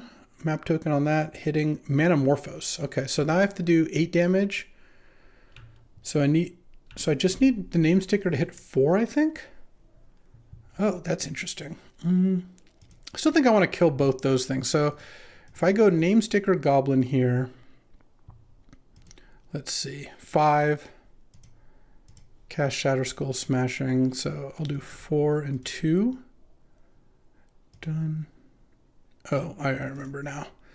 So I have to do 8 and 4. And then, because it's using up all my mana here. And then I take 2. Oh, I guess all -1, sure. Kill those. I actually have one of the best threats that I could imagine playing here. I can slam this. I just need to hope that whatever this is, it doesn't attack me for too much damage. Tireless Tracker, Prismatic Vista. That's pretty good. Vista was a really nice draw. Wow. That is unfortunate that that was the 5th land. This doesn't have Vigilance, but I could attack for a lot. If I draw Ancestral next turn, I'll cast Ancestral and hope to hit a land. No, I didn't want to draw a land first. I'm actually going to play my land. Getting Mana Tithe there seems like that would be pretty bad. Cauldron complete. And I think I've got to just pass here. I don't think it works to attack. Attack down to 12, then I get attacked back with a 4, maybe 5 power creature. Well, ultimately I'm going to lose both these games because I ran out of spells first, and I did keep land heavy hands in both cases and drew badly from there on out, which is unfortunately seems to be a recurring theme these days. Need to work on that. If I draw Ancestral, I could definitely win this. I could also draw, like, Palace Jailer would be a pretty strong one here. We're getting to past the point where Chandra would really do it. Inti does not do it either from here. Okay, and Flame Tongue Cub. Yeah, that's part of why I didn't attack. Yeah, sure, kill my Name Sticker Goblin. That's not a big deal. Inferno Titan would be a nice draw. I would take Chandra still. All right, Ancestral. I need something that's some good action. Yeah, Chandra definitely counts. Chandra, Nug the Tireless Tracker. And now I've got the Germ token's pretty tough to deal with. Living Weapon's indestructible, and so is the Germ. So it's possible I could hide behind this Germ and just win with Chandra. That seems potentially doable. Gonna need Jesse not to have too much, though. I'm not surprised Naya midrange is being good against red-white. Like cards like Tireless Tracker, Asika's Chariot, Flame Tongue Kavu, Bone Crusher Giant are just all so good in the aggro mirror. So I'm hoping this isn't something. Bonehorde Dracosaur. Okay. I guess I have got one turn to draw something. Any Palace Jailers or Ancestrals. Adeline is a good card, but a Braid. No, that doesn't do it either. I guess I'll kill the Flame Tongue and lose badly from there. Play Adeline. This is going to exile the top 2 cards and then just make a 3/1 and a treasure, and they get to play the top 2 cards. Like I just don't see how I could win this game. Yeah, Bonehorde Dracosaur is exactly the kind of card I'm talking about. Dramoka's Command. Sure. I guess I will attack. Okay. Exile the top 2 cards. Ranger Captain of Eos and Asika's Chariot. Good lord. Ragavan. All right. We're done here. All right. A beating round 1. Let's get on to round 2. All right, we got some good red zone action. Timrod's playing against Theo, whose deck looks great, by the way. Mox, Diamond, Mox, Ruby, Time Twister, all that. Theo's attacking with 3 Nissa lands, and Tim had mid-combat flash Worm to block all 3. That's pretty sick. Though, Theo also has infinite mana with Kinnan plus Basalt Monolith, so it could still be pretty bad, especially since Tim has no cards in hand. Still nice, though. Still pretty good. Let's see what the Basalt Monolith brings to the table here. Oof. Unfortunately, it's a Portal to Phyrexia. Yeah, and Theo already Time Twister and Narsetted this game, so despite the flash killing 3 lands there, this game looks, I would say, extremely over here. Okay, Tim's just going to draw and probably concede, I would imagine. Especially since the Restless Vinestock is also can come calling. All right, unfortunate. But let's get to our round 2 here. Alrighty, time for round 2. I guess I'm going to keep this hand. Theo's playing blue-green. A Braid's pretty good against him. And Solitude solid. I guess this is just and remember Shatter Skull Smashing's a red land. This is just going to be a braid your play, maybe get lost your play, and then play Chandra kind of game. At some point I might draw Black Lotus, but it hasn't happened yet. I'm not holding my breath. And starting on Mox Diamond, which makes a removal hand pretty good. Oh, Ancient Tomb. Turn 1 Basalt Monolith. Okay. That's something, I guess. Let's just play the mountain, because if I draw another mountain, I will be glad I didn't play the Shatter Skull. I have a natural opening to play it on turn 3 here, and I don't really mind paying some life against a blue-green deck. I could have braid Mox Diamond next turn. It'll kind of depend what land Theo plays, or also like what spells he plays this turn. Turn 2 Karn. Okay. And reveal the top 2. Nice. Okay, so you can have a Gemstone Cavern. And then I'm going to just Get Lost the Karn. Get Lost is a strong card. I do like it. It's got 3 cards in hand, and one's Gemstone Caverns. All right, this is starting to feel a little more winnable. Still wouldn't hate a Lotus. Getting to go Get Lost into a braid into Chandra, maybe with Solitude sprinkled in there. Seems pretty reasonable to me. But we'll see what Theo is up to here. And I will take my turn. Mountain. Get Lost targeting Karn. So now I'm really glad he didn't make a construct, because instead of getting, he would have had a 5/5 because of all the map tokens. Instead, he just got a Gemstone Caverns in hand. Reasonable play given the board, but it worked out pretty well for me. He's played a lot more cards than I have, but I don't feel like it's necessarily game over here. I mean, we'll see. We'll see. I mean, I guess I'd hope not. All I've done is go land, kill your first big play. Hope I don't lose from there, but there's definitely plenty of combinations that would be pretty bad for me from here. And Theo's got Talisman. Remember, he's still got Gemstone Caverns in hand. No longer has Gemstone Caverns in hand. No other play. All right. Mountain, say go. I've got an Abrade. I don't really think killing Basalt Monolith makes sense. I could Abrade Mox Diamond. That kills his green source. Yeah, let's actually do that. We'll see if this ends up not working out. But he's got a bunch of double blue cards as well. I don't know. Maybe this slows him down. Also, if he had a green and he could play a creature, that would let him use those map tokens, which hopefully I've managed to evade. All right. Seed Shark into Yavimaya, so that didn't work at all. All right. Hit Tameo, Collector of Tales. And now it's a 3/5, so I can't Chandra it. A braid wouldn't have really gotten me out of that, but it is just kind of funny. All right. Oust. Yeah, let's just oust this. Well, if I oust it, he gets to Tameo it. Because he left Tameo on top. He gets to go Tameo and immediately just +1 name Chrome Host Seed Shark. No, I don't like that. So let's actually go Plains, Chandra.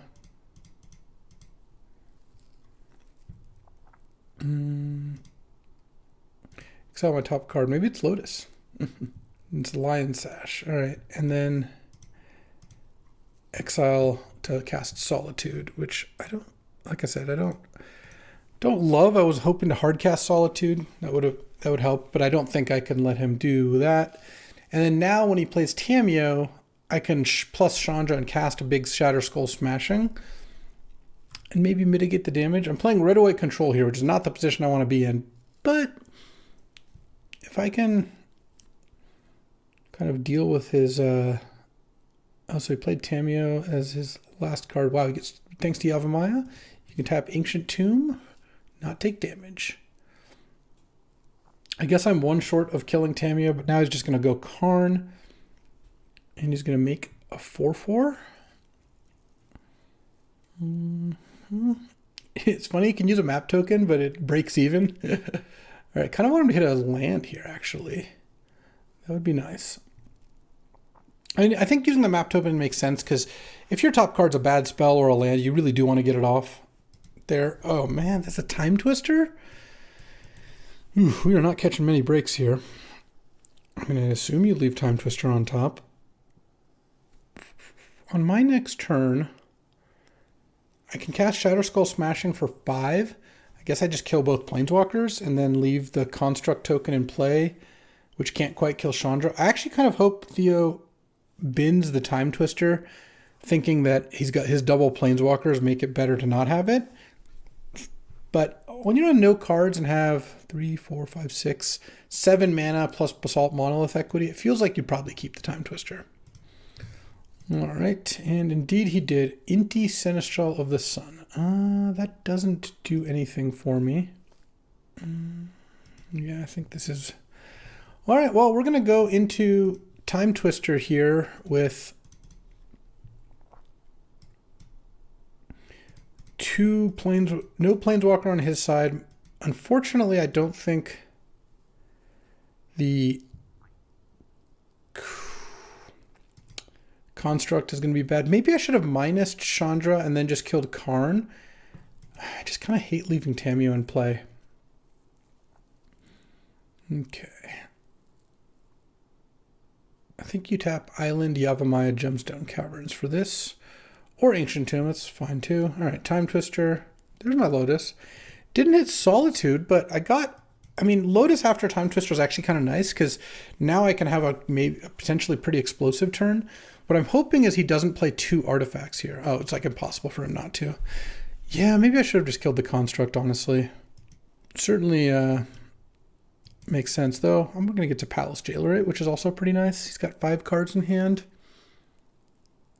Well, we'll see. It'll really depend on what the last couple cards he plays. He also does have Force of Will and Force of Negation, so when he's got a bunch of cards in hand and or mana up, I do have to watch out for my spells getting countered. Oh, Chandra's not dying? Well, that's fantastic news. Okay, Chandra goes down to 1, but that is not game over. For Chandra, that is. And Kinnan can make Infinite colorless, but... Oh, wait. He's got a Mox Diamond, too, so... I guess I needed to draw Solitude. I don't think this is going to work out very well for me. Yeah, he gets Infinite colorless. Let's see what he does with that. Can't say I like this situation. It will highly depend on what the last play is here with this Kinnan. He's got Mox Diamond, so he can tap it for 2 of a single color, which means he can't activate it, but it means almost any spell he could play here. I guess we'll have to see what that spell happens to be. Oh, he had not played a land yet. Okay, so he's going to chart a course. Maybe that leads to infinite. No. Okay, we're done. We're done there. So now what are we doing? We're going to want a Palace Jailer, maybe Shatter Skull Smashing. So how much mana? I have 6, 8, 11, up to 12 mana if I really want it all. Let's start with, given that he could counter me, I think I start with Palace Jailer here. Or maybe I start with Shatter Skull Smashing for 2. I think I start with Shatter Skull Smashing for 2, and I think I'm going to want... Oh, let's actually just play... Do I want to play the Lotus? I don't know. I mean, I guess I could spend a lot of mana in Shatter Skull Smashing both. How much mana would that cost? It would cost 9 mana? Or 7 mana? Or no, 8 mana, because I would just get to doubled. So if it costs 8 mana... I guess I could Shatter Skull Smashing both if I play Palace Jailer and it gets countered. That doesn't seem... I don't like that. I think I'm gonna go... Let's add red. Well, if I go Shatter Skull... So if I have 9 mana, Shatter Skull Smashing 10 mana, I don't have to use Chandra for mana, but then I think I should just use Chandra for mana, because then I don't have to use maybe Grim or Lotus here. Okay. Shatter Skull Smashing for 2. And if he has the force, he might force this now. Okay. And is this force of will? Oh, I guess what he does, if he's got force of negation, he just casts it here. All right, so force of negation, that counters that. Lotus. And 7, 8 mana. I just cast all my cards, I think. So let's go sack this for white. Grim Monolith. I guess I'm going to assume that I'm not getting Force of Willed here, but we'll see. Palace Jailer. Okay, and then I'm going to exile the Kinnan. I just have to get that off the board. And then play Inti. And then I still have a Virtue, which I will probably just wait to play. I don't think... No. Let's just cast this now, because I would want to chump with it. Actually, I don't really need to chump with it. Let's just wait. I don't really know what I can draw here, but I don't really mind if I chump with Palace Jailer. I mean, that was a pretty good turn. After all, we'll see what Theo has here. I could also play Virtue and triple block. That might be decent.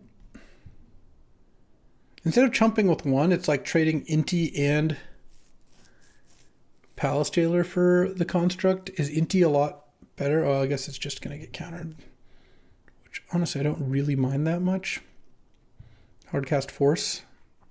Okay, well, in that case, I'm just going to chump with Palace Jailer. I think that's acceptable. And then on my turn, I get to look at a lot of stuff between Chandra and Inti, and maybe he's out of gas here. Very well possible, because, oh, Adeline? Yeah, we'll play that first. And first I want to attack here. And then discard. Let's go ahead and, I think I will put the counter on the Inti still. Discard Mountain. The counter on the Inti. Hit Plains. So now I think I've got to go Plains and play the Plains and then flip the top card. And hope I get a castable here. Inferno Titan? That's gross. All right, well, I'm still doing pretty well here. It's unfortunate that was one of the few spells I couldn't cast, but this is still, I think, totally fine. Because I will just chump the construct with Adeline. I can't let him have a Kinnan back, of course. And then on my next turn, I get to untap Grim Monolith end of turn, and between my draw step, cycling Sunbaked Canyon, Chandra, and Inti, I feel like I have a pretty good shot at getting lethal stuff down. Oh, what is this? We're tapping Basalt Monolith? I thought I had this game in good shape despite all odds aside. Is this like an upheaval? I mean, whatever it is, I'm dead. I don't know what it could be, but 13 mana? It's like a pest infestation for 60 or something. Okay. Now I really need that Inferno Titan, man. Because this does look like a pest infestation, sure.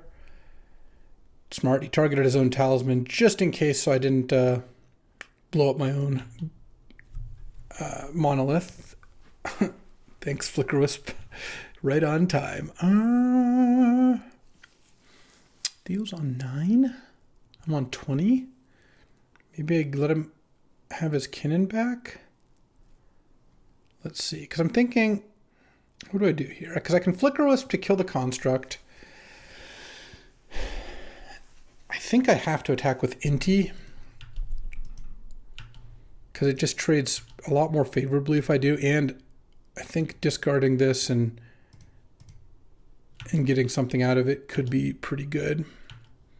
Lauren. All right, Lauren's actually not bad. Oh, Lauren's actually great, because I can kill the Basalt Monolith, and at least then the Kinnan coming back is not the end of the world. He gets to activate it like once. All right, yeah. I mean, it is right to put all the pests here. All right. Okay, pests down. You gain some life. That's fine. So given that, I think I still probably +1 Chandra for exiling the top card. Hit planes. Lauren.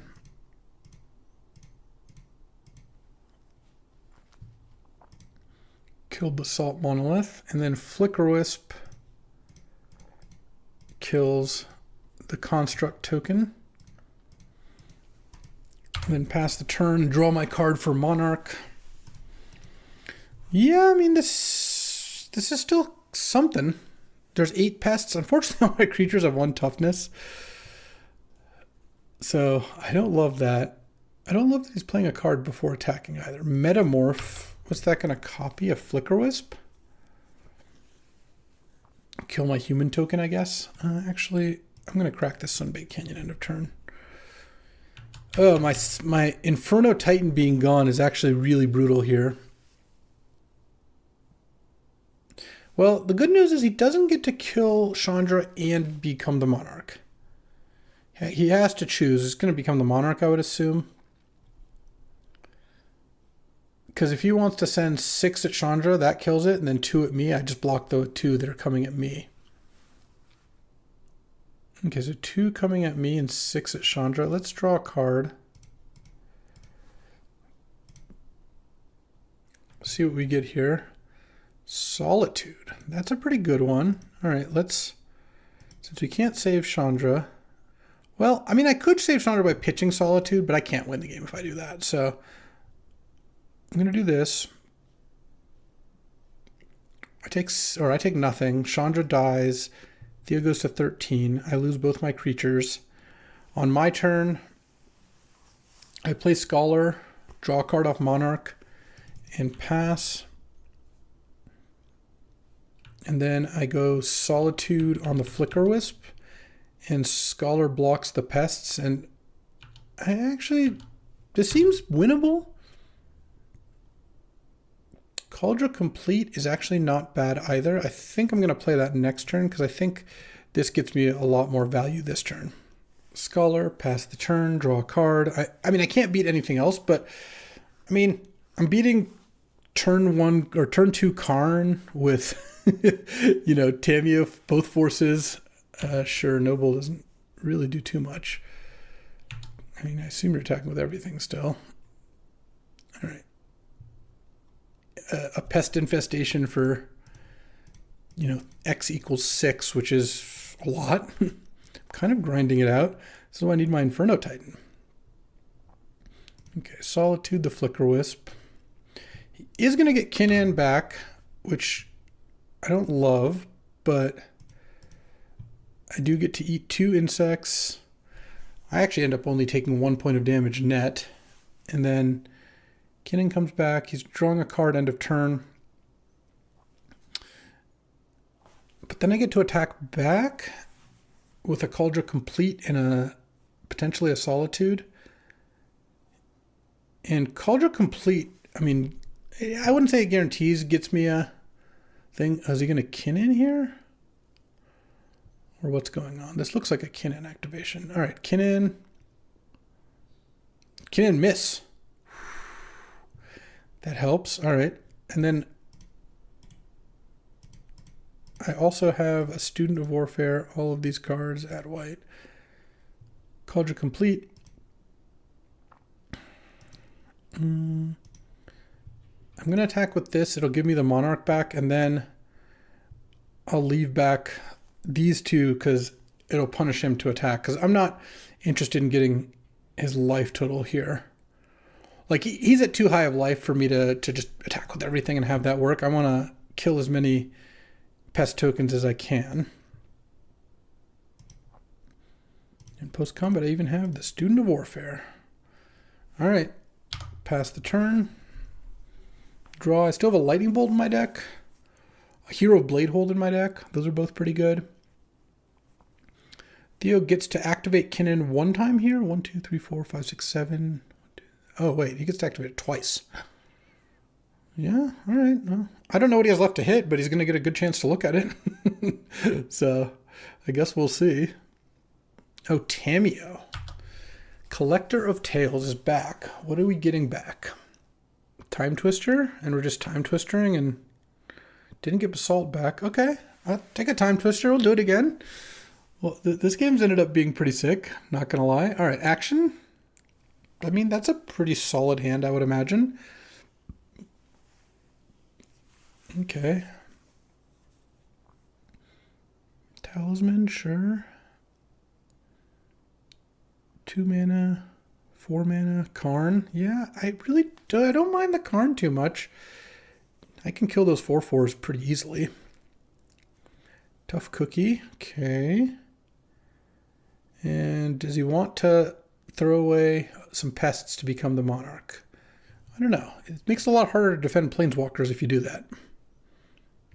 I do like drawing Lotus. What am I doing here? Almost assuredly going to want to lure in the Construct token. And I probably need to get lost the Kinnan. Though I guess I could also Flicker Wisp the Construct. Maybe that's better. So let's go Flicker Wisp. Remember, he does have some forces in hand or in deck, which he might be casting. I don't know. I might be able to just go through, we're both just going through our entire deck here of cards, which is funny. Lauren.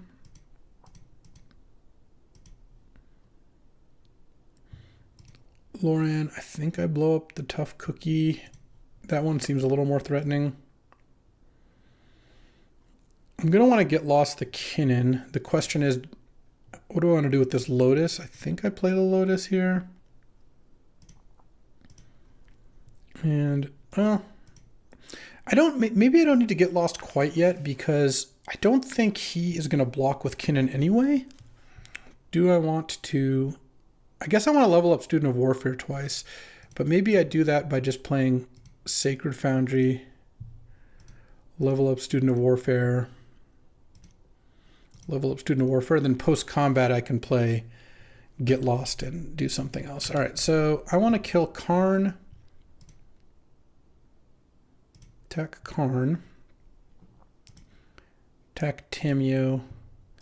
And then do I want to leave this back? So just to block 2 on Tamio. I guess if I attack Tamio again, no, I'll just do it like this. I think this is fine. And then I'm going to play Get Lost on Kinnan. And probably Virtue of Loyalty afterwards here. I don't think I need to put Stoneforge into play. And, oh, my Lion Sash is exiled anyway, so yeah. I guess I really shouldn't do that. All right, Karn's going down. Tamio's a problem for next turn, but not one I'm too worried about. All right. And post-combat, Get Lost Kinnan. You get some maps and cast Ardenvale Fealty. All right. Hardcasting the Virtue also could do some work at some point here. This has been a wild game. All right, there's a Lightning Bolt. That's not bad. I guess at this point we're going to find out what every card in his deck is. At some point he's going to cast another Pest Infestation. I guess that's the thing I'm worried about. It's not something I can do anything about, but maybe Virtue. I really wish I had Lion Sash here. Lion Sash would actually be amazing. Virtue getting a +1/+1 counter on my whole team. I think I can outgrind a Pest Infestation, but I guess I don't know. We'll see. He's going to name Pest Infestation. Oh, he's going to name something that he saw off Sylvan. Portal to Phyrexia? Right.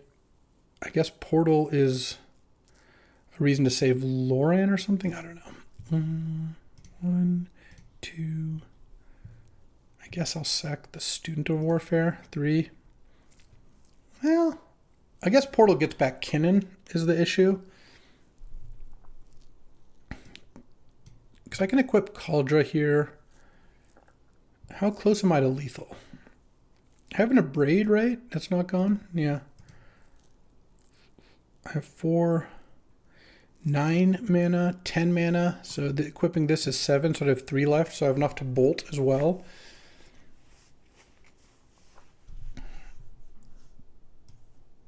Okay, chart a course. Discard island. And map token, reveal forest. Map token, reveal Narset. Narset, I guess, does something? I don't really know. All right, I'm hoping to draw a braid here, I guess. Like, that would be a pretty nice one. Oh, Chandra could be good too. So if I play Chandra, I really want to equip the sword this turn. But I guess playing Chandra first, I can play Chandra, equip sword, and still have bolt up. Yeah, is that better? What do I get out of doing that? And then he gets to put back in a Kinnan, but I want to try to bolt that. I think I want to play the Chandra. I also want to get Chandra down while Theo does not have counter magic. Let's put 1, 2, 3, 4, 5. Sword on Solitude, and then I get to attack Tamio with this one and attack Theo with that. I'm not offering the Loran trade. Okay, so Tamio goes down, not presumably even, just does. I hit Theo down to 8, and then I have a bolt in hand, though the bolt might have to go after Kinnan, though actually I don't know what Kinnan does. He's got 8 cards left in his deck.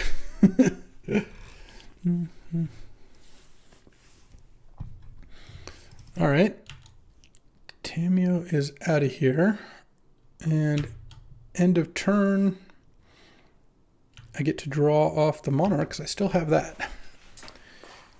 And then now he does get to Portal to Phyrexia here. I guess Kinnan's got to be it. And then he's going to be able to play a Pest Infestation. Oh, I guess if he plays Basalt Monolith, I've got a Bolt Kinnan in response because of Pest Infestation, though. Actually, a huge Pest Infestation doesn't do it. I can just move Cauldra to Flicker Wisp.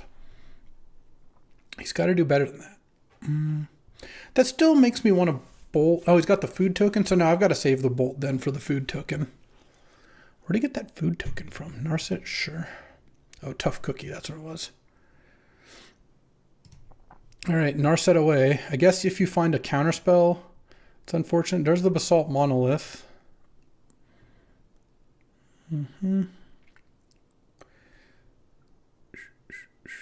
What is this for 4 mana? 5 mana. Nissa? What does he have exiled here? Chrome Host and Metamorph. I guess those are good to have exiled. I'm thinking, it's now the time to bolt Kinnan. All his lands are forests. He has a ton of mana.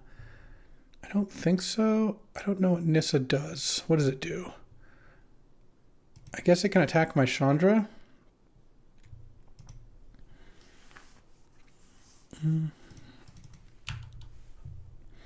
Or attack me and take the Monarch back, but I don't know if that's even actually good.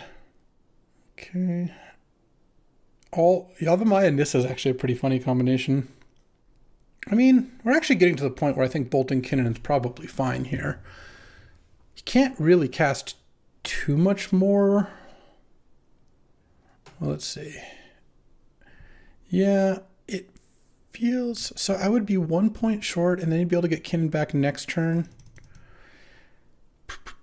What do I have left in my deck? Let me check here, because it's actually kind of important. I don't have any other burn spells. I have Inti.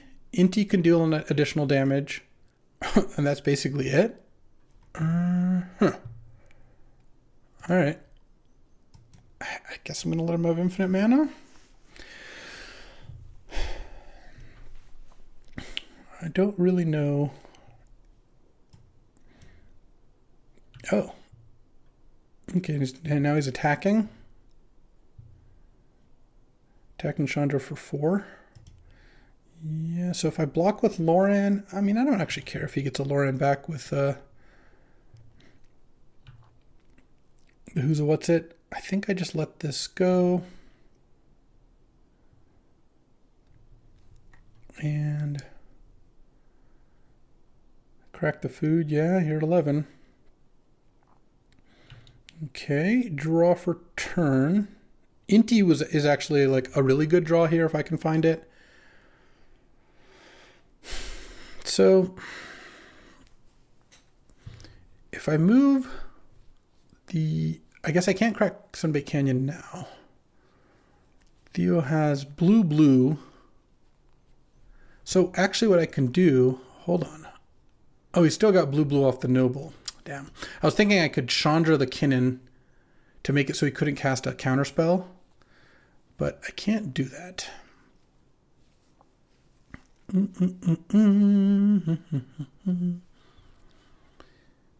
mean, I still think do I want to Chandra the Kinnan? Does that do anything? I guess not. Let's play the Sunbait Canyon. Let's move. Oh, hello, Jules. Hi, Julie dog. Good girl. Oh, yeah.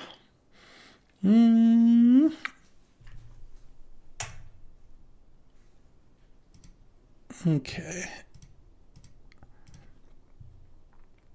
Move that to the Flicker Wisp.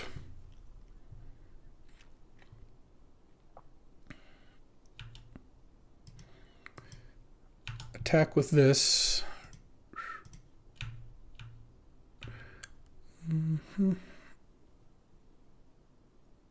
And I mean, I guess I just have to throw the bolt out there, right? I don't know. I don't really have a better play. I hope he doesn't have a force in hand. Seems unlikely, but I don't really have... Whoa! Another option. What a game. Unbelievable. I thought I was no chance. I do want Arc Trail and Grim. Don't actually want Ancestral here, I don't think. Armageddon is kind of interesting. He has so much non-land mana that it makes me a little less inclined. I also looked kind of bad, actually. Get Lost was great. I like most of this stuff still. I gotta cut one card. It might be Student of Warfare, just because I'm boarding in a little bit of the ground game here. I don't think I want Lava Dart. It's good against Noble, and that's about it. All right, I think this is the plan. All right, whew, what a game. Time for game 2. We actually restarted because that game was just so long, and I had to restart Magic Online. My Magic Online was lagging. All right, I will keep this hand. It's got a Braid. It's got Scholar. Scholar on the draw is actually pretty nice. Play this on the draw, then on my turn 3, I get to tap it to put a land into play from my deck, and play a land, then play my 3rd land. I get to kind of have it all. Lion Sash isn't the worst. Theo Mold to 5. Well, that's not ideal. Is he playing around my Scholar of New Horizons? Could that be it? That was a sick game. That was like one of the best games I've seen in this, in this cube for a long time. It was just Boros grinding out blue-green Time Twister that cast 2 Time Twisters, where we just went through our entire decks twice, and then somehow he had 6 cards left and both his forces were there. Oh, what a game. Okay, let's just get the Sacred Foundry.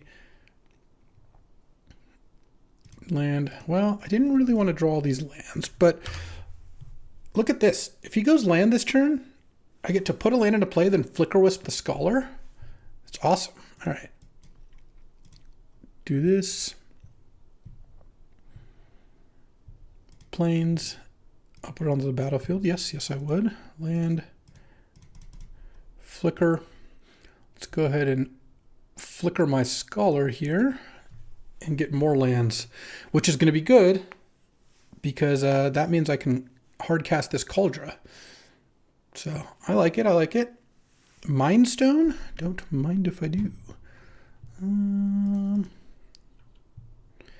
Let's just attack for 5 here. I don't need to cash in the Scholar yet. And I think I'm going to attack for 5, then play Lion Sash and say go. I don't think I need to cast Solitude this turn, and it lets me keep up a Braid plus Lion Sash activation. Not that activating Lion Sash is the end-all be-all of any sort. All right, let's hit for 5 here, and then play the Sash. Getting sashy here, and will he crack Mindstone? No, he's got bigger fish to fry, but it's going to be pretty screwed in a second here. Is this a Time Twister? No, this is Tinker. I couldn't really abrade the Mindstone, I don't think. Oh, he had Portal in hand. Beating. I'm sorry, Theo. That is truly unlucky. Let's abrade the Basalt Monolith and then try to eat it with the Lion Sash here. Ooh, mulls to 5 and draws Portal. All right, well. Oh, and I drew Lotus. So now I can cast Cauldra. All right. And yeah, I'll just send, exile the Mindstone, and exile the Arid Mesa, I think. And that puts him to 1. All right, well, I guess that'll do it. Well, that game wasn't exciting, but we're 1-1. We're on the board, and we're going to round 3. All right, round 3, playing against Adham with Lurrus deck. A pretty sick-looking Lurrus deck. So let's see what Addy's got here. I've got a keepable hand is what I have. We're ready for a grind. I'm bringing in the Ancestral, no question, in this matchup. Just Lurrus all removal. The games are going to go long. I'm just Boros controlling everyone is what I'm doing. That's my plan here. All right, turn 1 Savannah top. Sure, that's fine. Plains was the worst card in my deck, no big deal. It's possible that drawing the Cauldra complete could be worse than drawing a Plains, but I don't even know if that's true because I have Stoneforge in my deck. Or rather, I have Scholar. Stoneforge is the argument against. Scholar is the argument for wanting to draw Cauldra over a Plains because I actually could just cast it. I assume Scholar is going to get blown up by some kind of removal spell. And Addy over here has top with Savannah, spin it. If he doesn't like what he sees, crack Marsh Flats. I mean, he's got a good Lurrus deck. He's got the K command, Demonic Tutor, good amount of removal, some fixing. Just everything you want out of a Lurrus. I don't mind if this Scholar dies. Obviously, I'd kind of prefer it didn't because the Scholar Flicker Wisp curve on the draw is actually pretty sick. You end up with lots of lands, lots of resources. But I've got some good follow-ups here. I've got 3 powerful 3-drops depending on what I'm facing here. Scholar hits, and top is about to get spun, unless he's got a 2-mana play, but you really don't want to crack your Marsh Flats before using top. Oh, he does have a 2-mana play. Well, is what it is. Oh, Containment Priest. Oh, that could be really good for me. With Containment Priest in play, if he plays like a creature this turn, I can go Flicker Wisp your other creature, and then Containment Priest actually stops it from coming back. So that would be pretty nice if we got to see that. I do think my Scholar is probably not long for this world. Yeah, there's a Fatal Push. And Adversary, well, that's a really good one for me to pick up for free with Flicker Wisp, isn't it? Okay, draw. Oh, Chandra's not bad either. Flicker Wisp. Whoop. A little too intrepid for your own good. And it's exiled, which means Lurrus cannot bring it back, which is nice. And then next turn, Mountain would be nice for Chandra, but I kind of want to save the Chandra until the Lurrus hits the board anyway. So I'm somewhat likely to be playing Adeline, and because he doesn't have a reason not to, he's going to attack with Containment Priest. I'm not going to block. And then I go Adeline, bash back with some tokens. I'm kind of hoping he puts Lurrus in hand with no land and takes a damage. Yeah, that's excellent. That's really good news for me. Oh, Shatterskull smashing. I'm just going to play the Adeline. The reason I don't want to play smashing tapped is, yeah, I might save 3 damage, but A, it signifies I have a double red card in hand, and B, if I draw another mountain, having Smashing in hand as a spell is going to be so much better. Smashing has been awesome. It's been a very good addition to Cube. All right. Well, you can top upkeep. In a bit of trouble here. The Loran's not doing much, but you know, Loran targeting Sensei's Dividing Top does ultimately cost him a mana. Adorino over here would have to tap the top to draw, and because he's already stuck on 3 lands, though he easily could have topped into a land here. They'll probably just do a way to kill Adelaide is a little bit more like it. Oh, it was swords too? That's the good way to do it. Okay. Do I want to blow up Chromatic Star? Not really. Oh, okay. Well, now I'm going to play Shatter Skull to Hammer Pass. Play Chandra. I'm just going to nug the Containment Priest. Drawing Inferno Titan was awesome because now I get to bash down to 8, hit again, plus Chandra and deal damage, and then play Inferno Titan. And I imagine that'll be good enough. Basically, every turn, I've had a great play.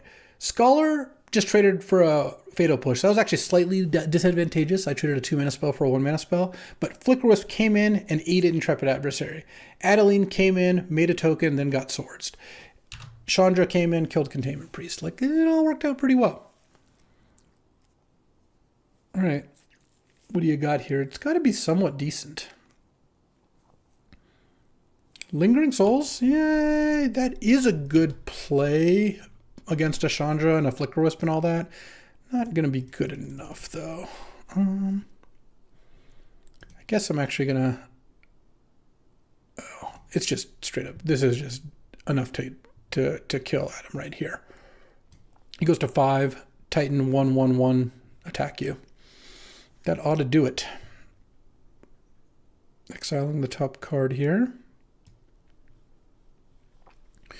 Yoop. No. And big Boros. Boros control, baby. That's how it's done. Let's go ahead and finish this game off. And then against Luris post board, I do want the Ancestral. I do want Grim Lavamancer. I don't know that I want Lava Dart because I didn't see many 1 toughness creatures. Even looking at, the replays from when my teammates played them. All right, that's game 1. And let's go ahead and move to sideboarding here. All right, so sideboarding. I want the 3 islands. I want the Ancestral. I'll take out Plains, Mountain. I want Grim Lavamancer. What do I not want?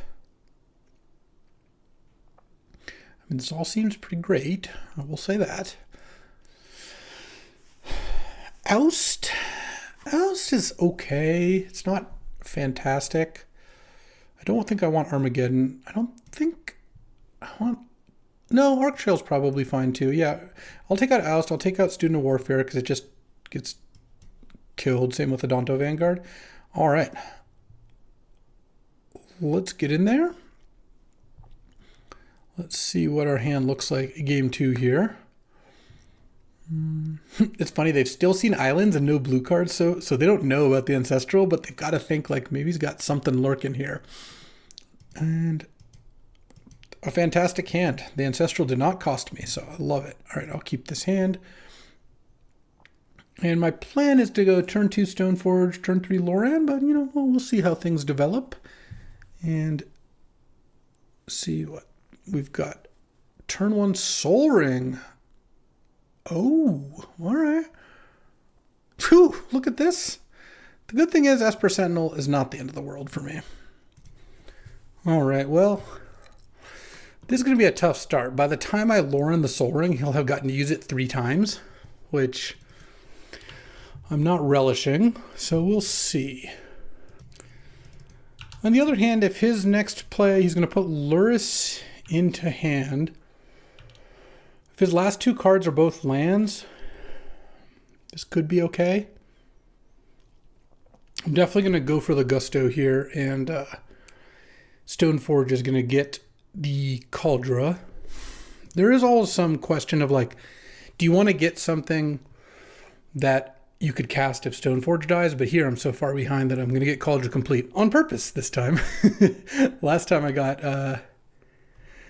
the Lion Sash, or the first time when I got Lion Sash, that was a bit awkward. Ooh, didn't kill it. End of turn. And he tapped his mana such to not leave up Fatal Push. Probably doesn't have it. It's got Lurrus and 3 others. So if this doesn't die, I'm feeling pretty good. If he's just casting a Lurrus, no. That was too much to hope for, I think. What is this? Mind Collapse? Now with Lurrus on the horizon, Fiery Confluence. Killed both creatures, sure. 2 damage to each creature. All right. You know, he played Mountain. I think I'm going to play Loran. And I think I'm going to kill the Talisman. Can't cast Lurrus right now.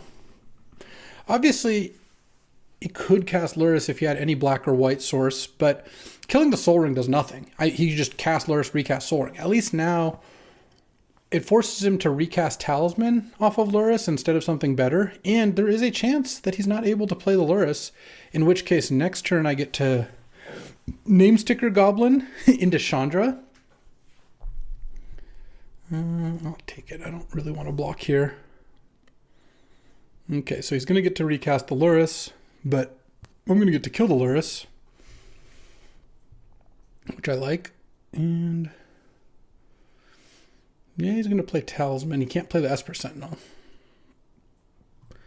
Oh, he attacked. Right, that makes sense. Okay, so let's start with Namesticker Goblin, because no matter what I end up playing, this is the place I start. All right, any 6 balls? No, 5.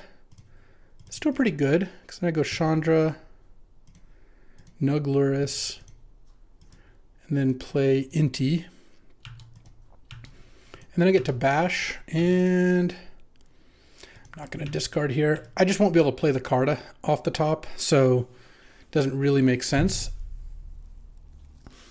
This looks great. I'm not discarding a card for a +1 counter. It's kind of what to finish that thought. But this looks great. I mean, he's got to have a lot of ways to kill things, and he's used Fiery Confluence already. Also, a Planeswalker is kind of difficult to kill, and Lurrus is already in the bin here. Swift Spear could attack Chandra. I'll definitely block. I guess if he attacked with Swift Spear, I might just double block with these two. Definitely not using... Oh, Caracas for Inti is kind of nice. Wow, Caracas to protect Lurrus. I'm really glad he drew that a turn later. Caracas is strong. Let's just go for the Gusto here once more. Red. Time to complete the Cauldra. I am going to get my Legends bounced here. So I don't think it's going to work out. I mean, I guess... Yeah, he's going to bounce the Inti. I'm going to attack. And I'm going to attack with the Loran too.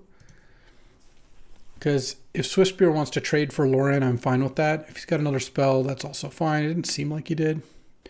With the Caracas out, the Loran wasn't doing too much. And Swift Spear off the board makes it a lot safer to keep this Chandra around. Okay, he's going to crack the Silent Clearing for a card. But this is looking pretty tough for him. Boros Control does it again. Next turn, I get to do a bunch of stuff. Let's start by winning the match. 2-1 after a really unfortunate start. No Ancestrals ever, but I'm not complaining. 2-1 is great, especially after an 0-1 start. And my team is now up 4-3. We started 0-3. We won our last 4. Let's see if we can finish things off while checking on the team. All right, we're coming in on game 2. Max battling Theo. You remember Theo's deck? This is the one who time twisted a million times. Mac got hit by a turn 2 portal and needs show and tell in an Ulamog. Oh, Theo did not look like he had a lot of answers to this. Portal gets back Glint Sleeve Siphoner, and this is for the draft. Timrod lost his last round, so Timrod's 1-2. I'm 2-1. Max 1-1. We're tied 4-4. Winner of this match wins the draft, and oh man, this is close. If Theo can answer Ulamog, then that's it. But if he can't, then Mac's going to win in a landslide. Is this a Metamorph? Oh, that would be such a beating. It feels like it's a Metamorph. So you could Metamorph the portal and force another Ulamog sack. Oh, now there's 2 portals in play, but there's no creatures in the graveyard. This is going to be a weird game. Okay, so what is Max supposed to do here? I mean, obviously it depends on his hand, but like, I guess Dak Faden is interesting. Oh, Palantir.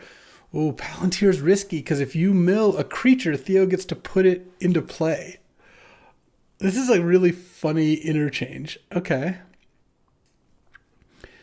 So Bazaar got milled. Theo's just going to choose to mill, of course.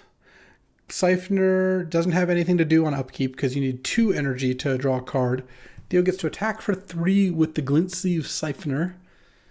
Play a Mana Crypt. All right, 2 cards in hand. Now Theo's up to 2 energy, so he gets to draw an extra card next turn. What I think is going to be really funny is when Mac casts Dak Faden and takes a portal, and then it becomes dueling portals, which is very weird. Oh man, does Theo have more?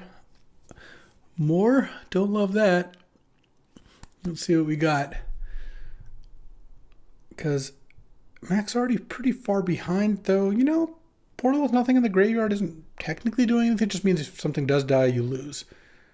Is this a time twister? No, this is not a time twister. If this is a Tamiyo, then that's a beat. Because Tamiyo also +1ing and milling creatures would be pretty sick. Okay. Paradoxical Outcome. Wow. Bounced Mana Crypt, Noble Hierarch, and the Metamorph. So now Theo can replay Mana Crypt, replay Noble if he wants. You can also Metamorph the Palantir. Though I guess Karn make a token is probably a pretty good start. Play Noble. Oof. And then at any point, he's got Portal on call here with Metamorph in hand. So don't think this is going my team's way. I imagine Theo's going to want to get milled again and hope to bring something back with Portal, though he is playing with fire. No, he's actually letting Mac draw. He doesn't want to lose. I guess Mac has Eldrazi and Theo's winning by so much, and he's got Mana Crypt in play. There's no reason to let Mac flip an Ulamog and a Gristlebrand and you just die. Okay, lost the flip. Mana Crypt's doing work. He did draw a card off Glint Sleeve Siphoner as well. Chrome Host Seed Shark. This looks like pretty close to game over here. Barring Mac having a nice comeback. I mean, if he discards an Eldrazi and attacks, it doesn't even do anything. Like, Theo just sacks a bunch of permanents and then that's it. All right. Well, that'll do it for this game. Going to game 3 for the entire draft. All right, game 3. Mac's on the play. Turn 1 curtains. I'm really hoping Mox flip curtains turn 2. Because remember, Mac has 2 Moxes. 2. Let's go, Mac. Draw those Moxen. All right. Theo mulliganed once and has a Noble, but no Mox or Mana Crypt yet.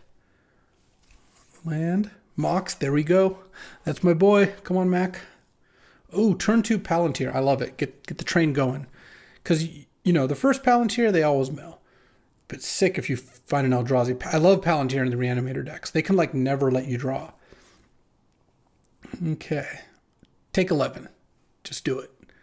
All right. Took 3 off Corpse Dance. Not so bad. Kind of a shame to lose the Corpse Dance, too. But turn 1 curtains, turn 2 Palantir into flip curtains next turn.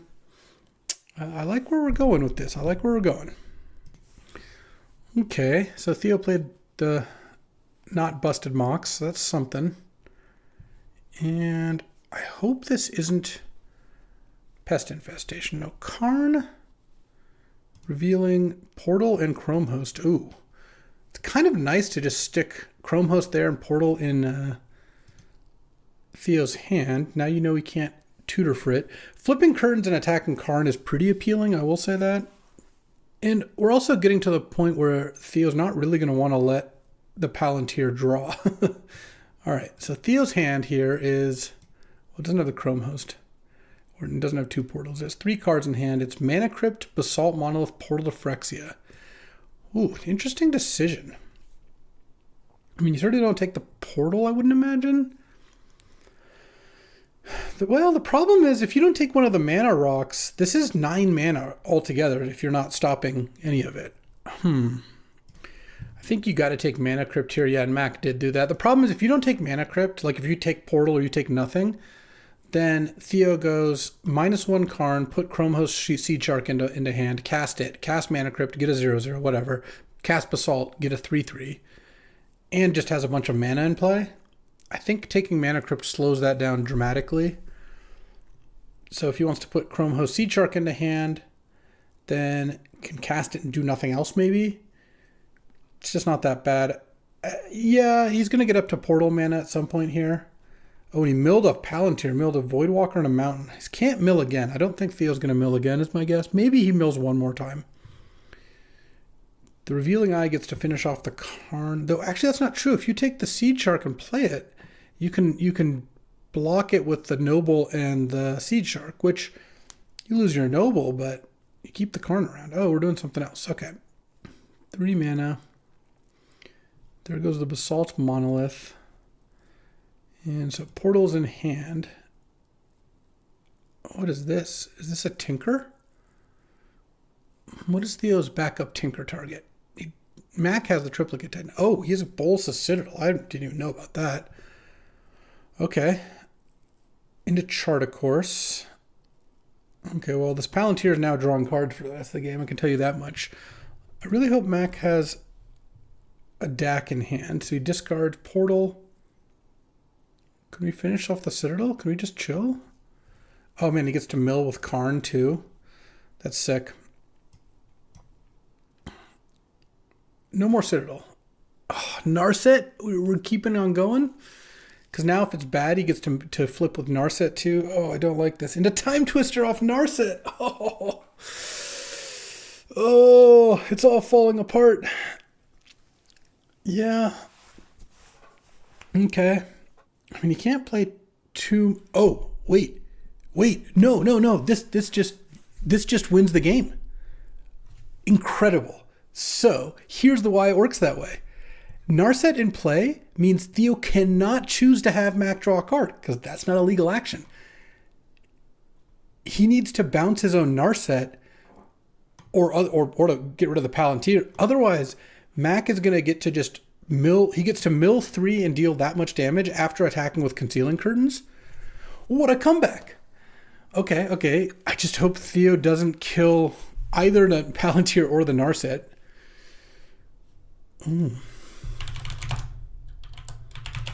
Okay. Us in our group chat for the team was just like hold, because like they actually fixed the Magic Online bug where you could let them draw a card with Narset in play. But this is amazing. So Theo does have a Paradoxical Outcome in hand. Ruby's under here. He's already played his land for the turn. He doesn't have anything. Mac has to miss so badly in order for this not to work. Like, he has to not hit 4 mana worth of cards after getting to Scry 2. Okay. Take you down to 4. Pass the turn. Let's do it. All you need is 4 mana. That's all you need. I can't take it. Oh, his top 2 cards are Fable and Mountain. He's going to keep Fable on top. I think you got to keep a 3 mana spell on top. He milled Fable and Bazaar. He couldn't get 4 mana out of 5 cards because he gets to mill 3 and he gets to look at 2 with the Scry. Okay. So now Theo has Paradoxical Outcome in hand. So he's going to get to bounce his own Narset. Unreal. All right, let's see. The Bolsa Citadel doesn't do anything. Can make a construct so he doesn't die to the The Ravaging Eye. Yeah, this was sick. This was a sick draft. Honestly, this draft was awesome. I would have hoped to have won. Well, he's going to Paradoxical Outcome, so it doesn't really matter that he plays the Mana Crypt. But I would have loved to have won, even though it does not look like that's going to happen at this point. Because now Theo basically gets to draw a million cards. He can play Nissa. All his lands are forests. I mean, he's literally got 7 cards in his hand before all this. You can even bounce the Citadel because it's not doing anything for you. Bounce Mox Diamond to get another mana. You can even bounce Noble. Don't know what Theo does with all that mana, but I assume it's something. It's not like Mac can do anything. And PO, 14 cards in hand now. I mean, Mac could, I think, draw maybe a removal spell. And this will finish things off. I guess he would need 2 removal spells because of the Noble. Okay. And he gets to Palantir again, I guess. All right. I mean, we'll see how this goes. I don't think it's gonna work out for our team. I can't believe the Palantir didn't win there. Oh, he hit land, Fable, land. Because he left the Fable on top, which I think was right. Like leaving a 3-mana spell on top means any other spell does it. And Mac, I mean, if we could even take a look at Mac's deck here, has all of these, hitting any of these spells alongside Fable would have done it. Obviously, any of these do it no matter what. Yeah, he doesn't even have any 4s. It's unbelievably bad to put Fable on the bottom there. You just gotta keep it. All right, well, we get a draw step here. And let's see what we get out of that draw step to deal 1 point of damage, any lava darts. So Mac doesn't have any burn. Again, we can go back and look at the deck list. Theo discards a bunch of lands and a Sylvanture. He's going to get to draw an extra card off Palantir end of turn, but that's not very relevant. Okay, what is this? And is it great? Frantic Search. Okay, Theo didn't find a Force of Negation at least. That's good. Discards Ulamog and Tarn. Tell me we found Corpse Dance. No Corpse Dance. What's our last card? Reginald? Yeah, that's not really going to do it. You can attack with Revealing Eye. It doesn't do much. Palantir is going to let you draw.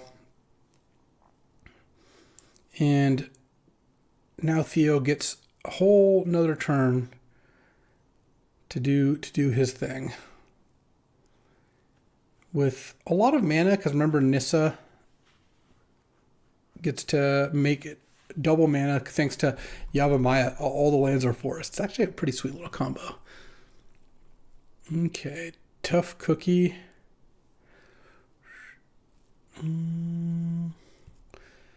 That also gets you a food. We're actually getting pretty close to Citadel just being a way to get to lethal. I don't think there's any chance that Matt can win here. This is going to be Portal. We're going to get attacked for 6 or 7 even. And then get Bull, Citadel, 1, 2, 3, 4, 5. We're going to get attacked for a bunch actually because Nissa can also untap. Karn, putting a Mox into hand, sure. Yeah, this looks like lethal. Oh, what a sick draft. Started down 0-3, battled back to up 4-3, lost, then get to our last round, got turn 2 portaled, show and telled, got beaten by Metamorph, and then here, Palantir just had to flip 4 points of damage out of 5 cards. Well, it was kind of like 4 cards because we kept the Fable on top, but then it was still just any spell in the next 2 cards after Fable. And unfortunately, this will do it. Sick draft, well played by all. And I mean, these are the drafts that are why you draft. Like, I would have rather won, but like, I'm so much more happy and energized after this draft than I would have been after, just your kind of average draft where you like draw badly and go 1-2 or something like that. Even if my team would have ended up winning. Bolas Citadel, last activation of the draft, and That will do it. I'll let the Citadel resolve because you don't get to see that super often. 6 stuff. Theo winning at 1 life here. Yeah, this was just a sweet draft, and I really do hope you enjoyed it. I do want to take a look at my deck, but I'll let Theo finish things off here. I do think that as it turned out, the red-white, or being in white, was open until basically around middle, like somewhere in pack 2, and I think some other people switched into it. But I really liked the deck I drafted, and I went 2-1. I thought it ended up nicely, especially, opening Lotus Ancestry. You have high hopes. Even though I didn't do anything. I sided it in twice, never drew it, not even once. And there goes the match. Whew.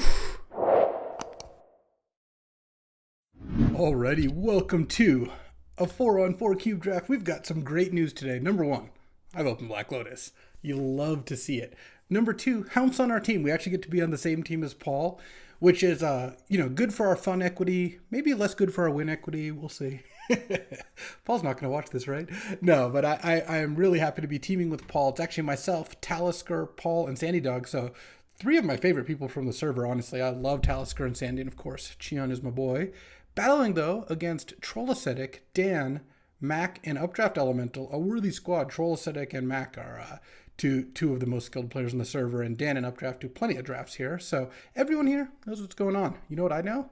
I know that I'm starting with Black Lotus and passing Troll, almost assuredly a memory lapse. He loves that card because he's good, and that card's good. He likes blue, but that's fine. We'll take Lotus, maybe a blue-white land wheels, but I'm not too worried. Let's see what we got second here. Okay, there's a couple different ways to go, and as always, at least recently, we'll be playing my cube here on the server and making adjustments from draft to draft here. So, like, for example, Steel Overseer just got cut for Urza's Bauble. Disrupt is in the cube now. That's 1 blue instant. Counter target instant or sorcery unless they pay 1, draw a card. What a beating of a card. So here, honestly, Trinket Mage might be the pick just because I have Black Lotus. Adding another Black Lotus to my deck is pretty strong. Upheaval is also good. It's actually not as good with Lotus. You really want permanent mana sources like Mana Vault or Crypt that get bounced with Heaval. But it's a slightly better card than Trinket Mage. You could also argue for like Chariot or Questing Beast if you're just like Lotus one of those out, but I'm not going to do that. I don't care. I might take Trinket Mage and try to wheel Unearth because Unearth's pretty good with 3 drops. There's Trinket Mage, Nissa, Manglehorn. I'm just going to take Trinket Mage. I feel like that is actually better for me here. And then, this is pretty easy. I just followed up with a Ponder.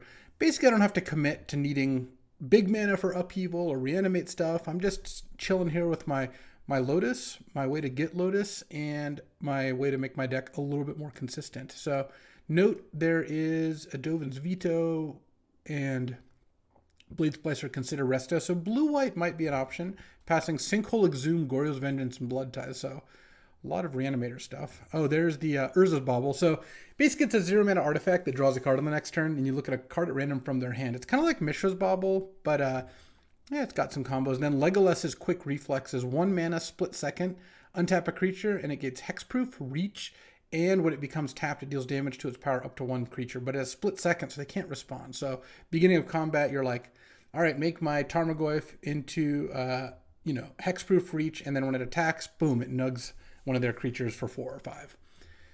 I'm kind of thinking just taking Tundra here.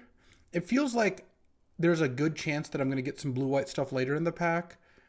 And what else would I take? I could take Xander's Lounge.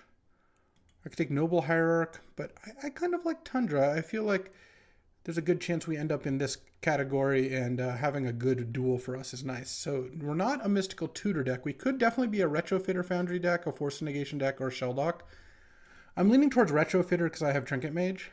So having 2 copies of it is pretty nice. And blue-white artifacts is also a good place to be, though I'm going to take Misty here. Ooh, that's a late Misty. 6th pick. Must have been a pretty good pack.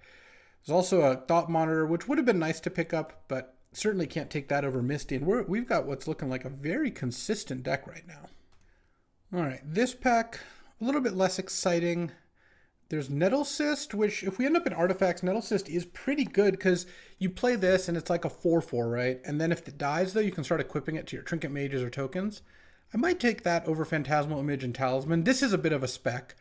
Won't always necessarily end up playing this, but I kind of feel that way about Phantasmal Image too. And Talisman is at its best if I end up in an artifact deck. And if I end up in an artifact deck, I think Nettle Cyst will actually be a little bit better.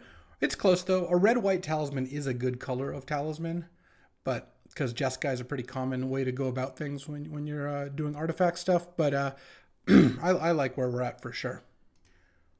Huh. All right, this is kind of interesting. I could take Agatha's Soul Cauldron here. I don't really take the card that often.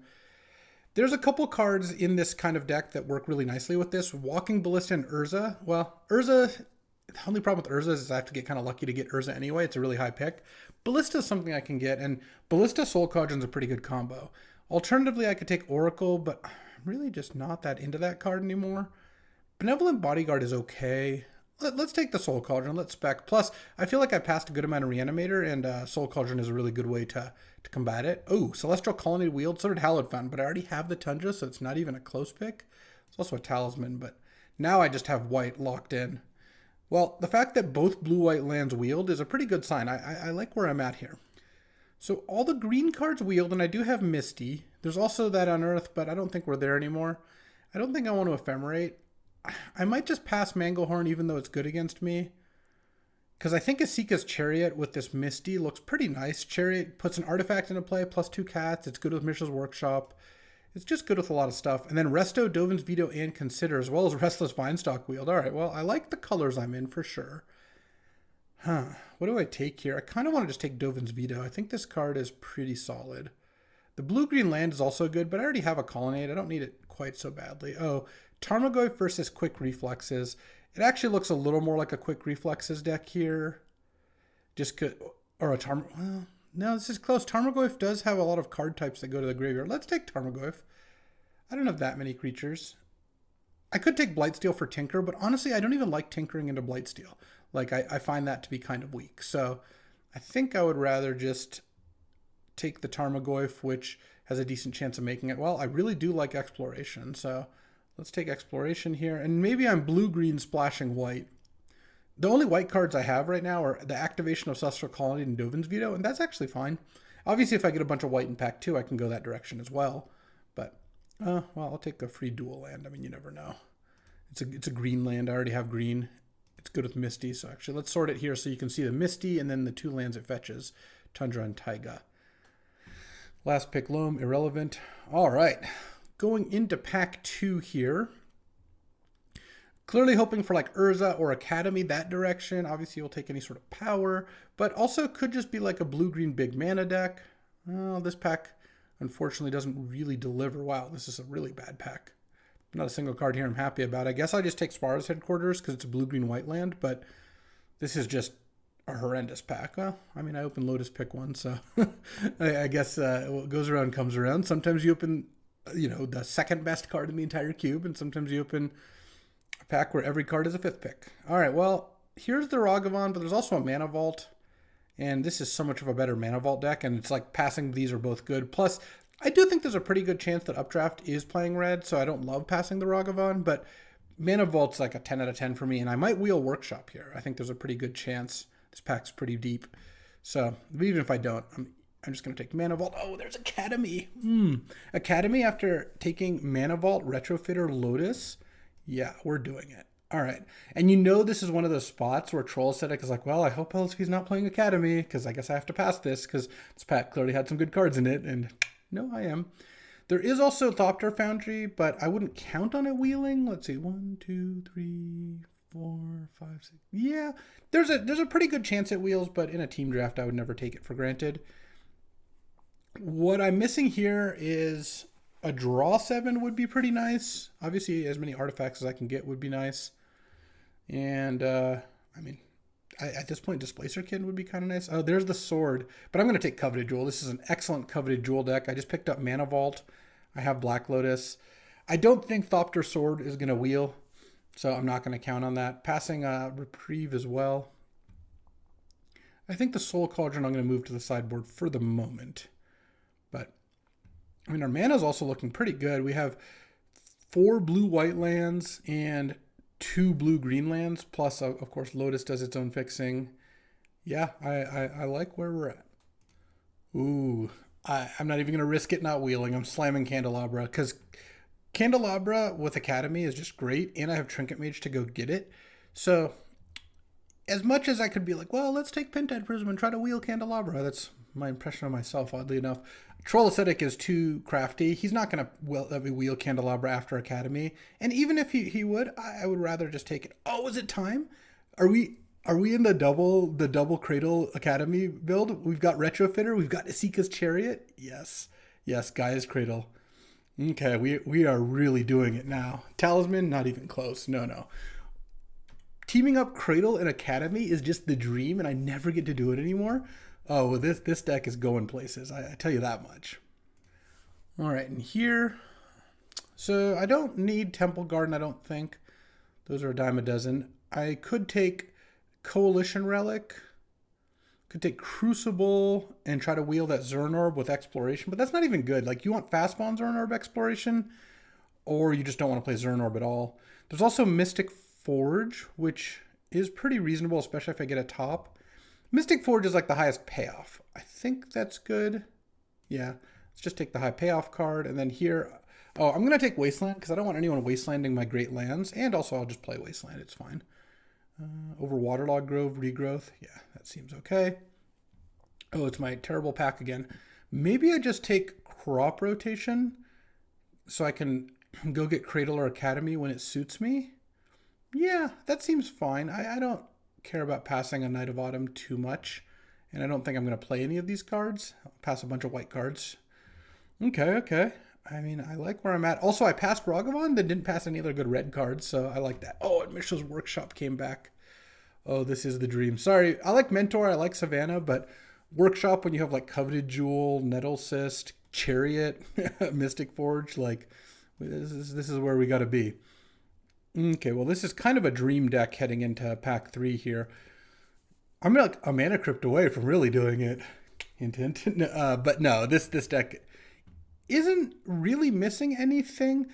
Obviously, it could use more artifacts. I'm hoping in pack 3 to pick up more artifacts. And it is short like a win condition. I mean, Mentor could have been that, but I can't pass Mishra's Workshop in this deck. So I'll find a win condition. Now I do wish I had taken Upheaval. Well, Trinket Mage is actually kind of the stone nuts in this deck, so I don't even know if that's true. It can get Lotus, Mana Vault, Retrofitter, or Candelabra. It gets 3 insane mana engines and a good mana sink. So, yeah, I don't even know that I regret taking Trinket Mage over Upheaval, but Upheaval is the kind of card this deck would really like to see. I don't think I'm playing Tarmogoyf anymore, actually. This deck's looking too big time for that. Zern Orb came back. All right, I'm going to do it just because I'll regret it if I don't. I'm going to take the Thopter Foundry, and then Matt's going to hate the sword, but I'm not going to play Zern Orb anyway. Oh, he passed me the sword. I knew I would just be so mad if I didn't do it. Oh, Thopter Foundry sword also goes nuts with both Academy and Cradle, by the way. All right, well, I'm like now getting ready to be disappointed. This deck is looking too good. I'll take Cobra. Rafine's been a recent add. We had it in an earlier version of the cube, and I did enjoy playing it. It doesn't fit into very many decks, but when it does, it can be pretty neat. So going into pack 3, we got lots of playables. All right, I'll take a Talisman. I'll just pass another artifact removal spell, whatever. Oh, this is truly ridiculous. I feel sorry for my opponents. All right, now I'm going to pass Fable, unfortunately, to Troll. I'm not really complaining. I'm saying Troll passed me no red cards in pack 2, so it seems like a decent chance both Troll and Updraft are red, which is good for our team. But yeah, we're taking Time Walk. Unfortunately, Regrowth is already gone, but we'll take Time Walk and I assume not really wheel anything. Oh, and there's Time Spiral, the perfect card for all this mana. Slamming that over Jace, Arcane Denial, Ancient Tomb, Atali, Animate Dead. I mean, that's a good one. And Chain Lightning, but this deck is popping. So currently we're playing 21 lands plus like Lotus Mana Vault. So we have even a few more spots. Mystic Forge is not looking playable right now. Like, unless I pick up Sensei's Top, I don't have enough artifacts to justify it, especially since I'm probably going to pick up some other good cards to play. But, oh man, we are really getting there on like everything. We've gotten Academy, Cradle, Workshop. So we got all the like turbo mana lands. We opened Time Walk and Lotus. Got past Time Spiral. Now I just take Echo of Eons. I don't have the a way to discard it currently, but I can live with that. Over Memory Jar. I think Echo's a better card. Echo's really, really good. Now I'm probably just going to hate the Mind Twist. This deck's already looking so obscene that I don't even know that I would care if I play Titania, though actually Tireless Tracker looks absurd in this deck. I have Exploration and Time Walk, and putting clues into play pumps up the Academy. No, I'll just take Tireless Tracker. I'll pass the Mind Twist. It's fine. I don't think Mind Twist is the end-all be-all of cards anymore. Honestly, it's like on par with something like Lightning Bolt. I'd rather have Lightning Bolt than Mind Twist in most decks that could or Black Red, for example. Like Thoughtseize is leagues better than Mind Twist. So yes, Mind Twist is good, and if the Tireless Tracker wasn't so good for the deck, I would pass it, hoping to wheel Mightstone, Weakstone to go with this Mishra's Workshop. But I'm not like that scared of passing a Mind Twist either. I mean, I like Sylvan Library, but I'd rather just take Chromatic Star. Just take another artifact. Star over like Mindstone Talisman. Maybe I'll get back Haywire Might or something. That's fine with me too. Because currently we're still looking for a couple more playables. Again, not that I'm worried about getting enough playables, just trying to... We've got room, and that room wants to mostly be filled up with artifacts. So there's a Displacer Kitten. Currently I can blink Chariot for value. Trinket Mage is pretty good. But that's it? Oh, Coveted Jewel. Oh, and Mana Vault? Okay. I'm actually going to take Displacer Kitten. I always am like, well, maybe this would be a Displacer Kitten deck, and then I don't take it. Now I'm taking Displacer Kitten. I think this deck can hang with the Kitten. We'll see. I'll probably end up cutting it right at the very end. I don't love passing Thieving Skydiver and Prismari Command, but look, I'll make a lot of artifacts. You can do a lot of blowing up of artifacts. It's fine. In here... I mean, I just take Golos. It works really nicely with Mishra's Workshop and can go get all of my sick lands. So, yeah, easy Golos. And now we're at like cutting a card or two territory. Maybe I side Dovin's Veto. And I think I do like Crop Rotation still. And Mystic Forge probably gets out. This pick 7, I'm hoping for one more fresh pack of action. Let's see if Updraft Elemental can hook me up here with... I don't even really know what I'm looking for, to be honest. Like, feels like I've gotten just about everything. I mean, yeah, sure. Like an 8th pick Tinker would be nice, but that's not going to happen. I guess I would just take any reasonable cheap artifact. Oh, or Sai. Sai is a good way to do it. Yep, Sai makes all the things work. And I think that's better than Sail into the West as an exchange. All right, so we didn't get Sensei's Top, so Mystic Forge isn't going to do it. I don't know if I actually want this Wasteland. It feels like I care about what I'm doing and don't really care about what they're doing. And this is 17 lands with like Lotus, Mana Vault as extra mana sources, and then Ponder, Chromatic Star as cantrips. I actually don't have that many cantrips, though I have Tireless Tracker. I wonder if I should cut something for another land, but I guess it would be like a Crop Rotation. I don't really want to cut Crop Rotation. I'm just going to hate the Necromancy. That's too late. Too much even for me. Likewise, I'm not going to play Citadel or anything, even with Lotus. I'm going to just hate the Itali. I don't really see a reason to pass that. Oh, Sentinel making map tokens is kind of nice. I don't think I'm going to play... I'm not going to play Zerda, and I'm not going to play Arboreal Grazer. Will I play Sentinel is the question. Because if I don't cut something for Sentinel... then I think I'll just cut the Urborg. No, Sentinel's at least a good sideboard card. Urborg's whatever. Oh, Mightstone, Weakstone came back for Displacer Kitten and Workshop. Yep. Oh, and now it's Haywire Might or Sylvan Library. Haywire Might, I think, is pretty good. Let's take the Haywire Might. And here, I guess I'll just hate the Bazaar. I don't think... I'm not playing Thassa's Oracle at this point, so... Okay, well... Whew, this deck doesn't have any actual infinites, like, because I don't have Urza. Urza is what you need for, like, an actual Sword of the Meek Thopter infinite, but we can basically do that, because if you have Sword of the Thopter Foundry and Sword of the Meek, right, every 1 mana makes you a 1/1, but if you have Cradle or Academy, you basically double every turn, because you get twice as many 1/1s as the last turn, and then it taps for twice as much mana. So it's like it goes off pretty fast. So I'm not really worried about killing them. Just got a couple cuts to make, and this deck is a monster. Let's get to deck building. All right, so this is 33. So let's how many lands do I want to play is kind of the question. So having exploration and draw 7s, tireless tracker, I kind of want to lean towards playing like 17 lands. I don't think I'm going to be able to play 18, but 17 should be a good. I guess this Taiga doesn't actually do anything for me. I don't think it does, because, oh, wait, no, I've got Golos. I actually have ways to generate black mana thanks to like Lotus Cobra and Chromatic Star, so I should keep the Taiga in, because it's just not really a drawback. I even have the Wasteland, actually. There really isn't a drawback. So here, do I need a plains? Is kind of the question. 1, 2, 3, 4 white sources, 5 white sources with Chromatic Star. Because I'm just looking at this Thopter Foundry, which needs white or black mana to be cast, and I guess I even have the Coveted Jewel. Yeah, that seems fine. I just have the 1 white card, and then maybe I side in Dovin's Veto.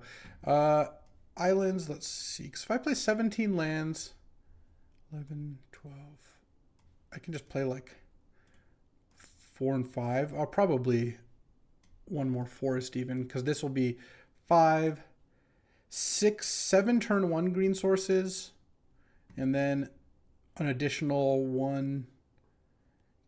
tap 1 plus a talisman, and then how many blue? 4, 5, 6, 7, 8. 8 blue sources plus Academy. And then I still have to cut 2 cards here. Let's take a look. Honestly, I might cut Crop Rotation.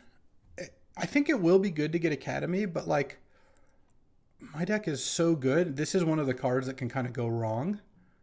I also kind of want one more island, actually. I have a Ponder in there too, and a green talisman. All right. We can turn to an exploration. It's fine. And maybe I cut Lotus Cobra. Oh, with exploration and a fetch land, that seems like a bit of a stretch. All right, let's cut the crop rotation for now. I kind of feel like it would be good, but it also is really not necessary, and it's one of the cards that could lead to like a loss if you draw it and they counter it or something like that, or like you have a low resource game. Like after mulliganing, seeing a crop rotation is terrible. I mean, I guess I could cut a land. Maybe cut the island I just put in. Let's see, 5, 6, 7, 8, 9. I mean, that's a lot of blue. 4, 5, 6. Yeah, it's close. I don't want to cut Mightstone or Weakstone. I mean, it wouldn't be crazy to cut Lotus Cobra. It doesn't work for Academy. It's not good at the workshop. But it does get white mana, which is nice. I think I don't really want to cut that. Let's see. I think I'm going to cut Haywire Might because Cheon is playing blue-black artifacts. He has like the Urza, Bolus's Citadel, Sensei's Top, stuff like that. So that makes playing the Haywire Might a little bit less important. All right, I think this is what I'm going to do. Ooh, let's get to it. Can't wait to play with this deck. All right, let's take a look at what the team's got brewing. This is Talisker on... Oh, Troll didn't take the memory lapse. Green with like 1, 2, 3, 4 turn 1 green Dorks plus Hex Drinker or Green Suns. Pest Infestation with Memory Lapse, Time Twister Sail, Leovold Shieldred. Yeah, a lot of lands. Oh, including that Urborg. That was a great pass by me. Yeah, this deck looks pretty sweet. A big Nissa too, splashing a little Caves of Chaos Adventure.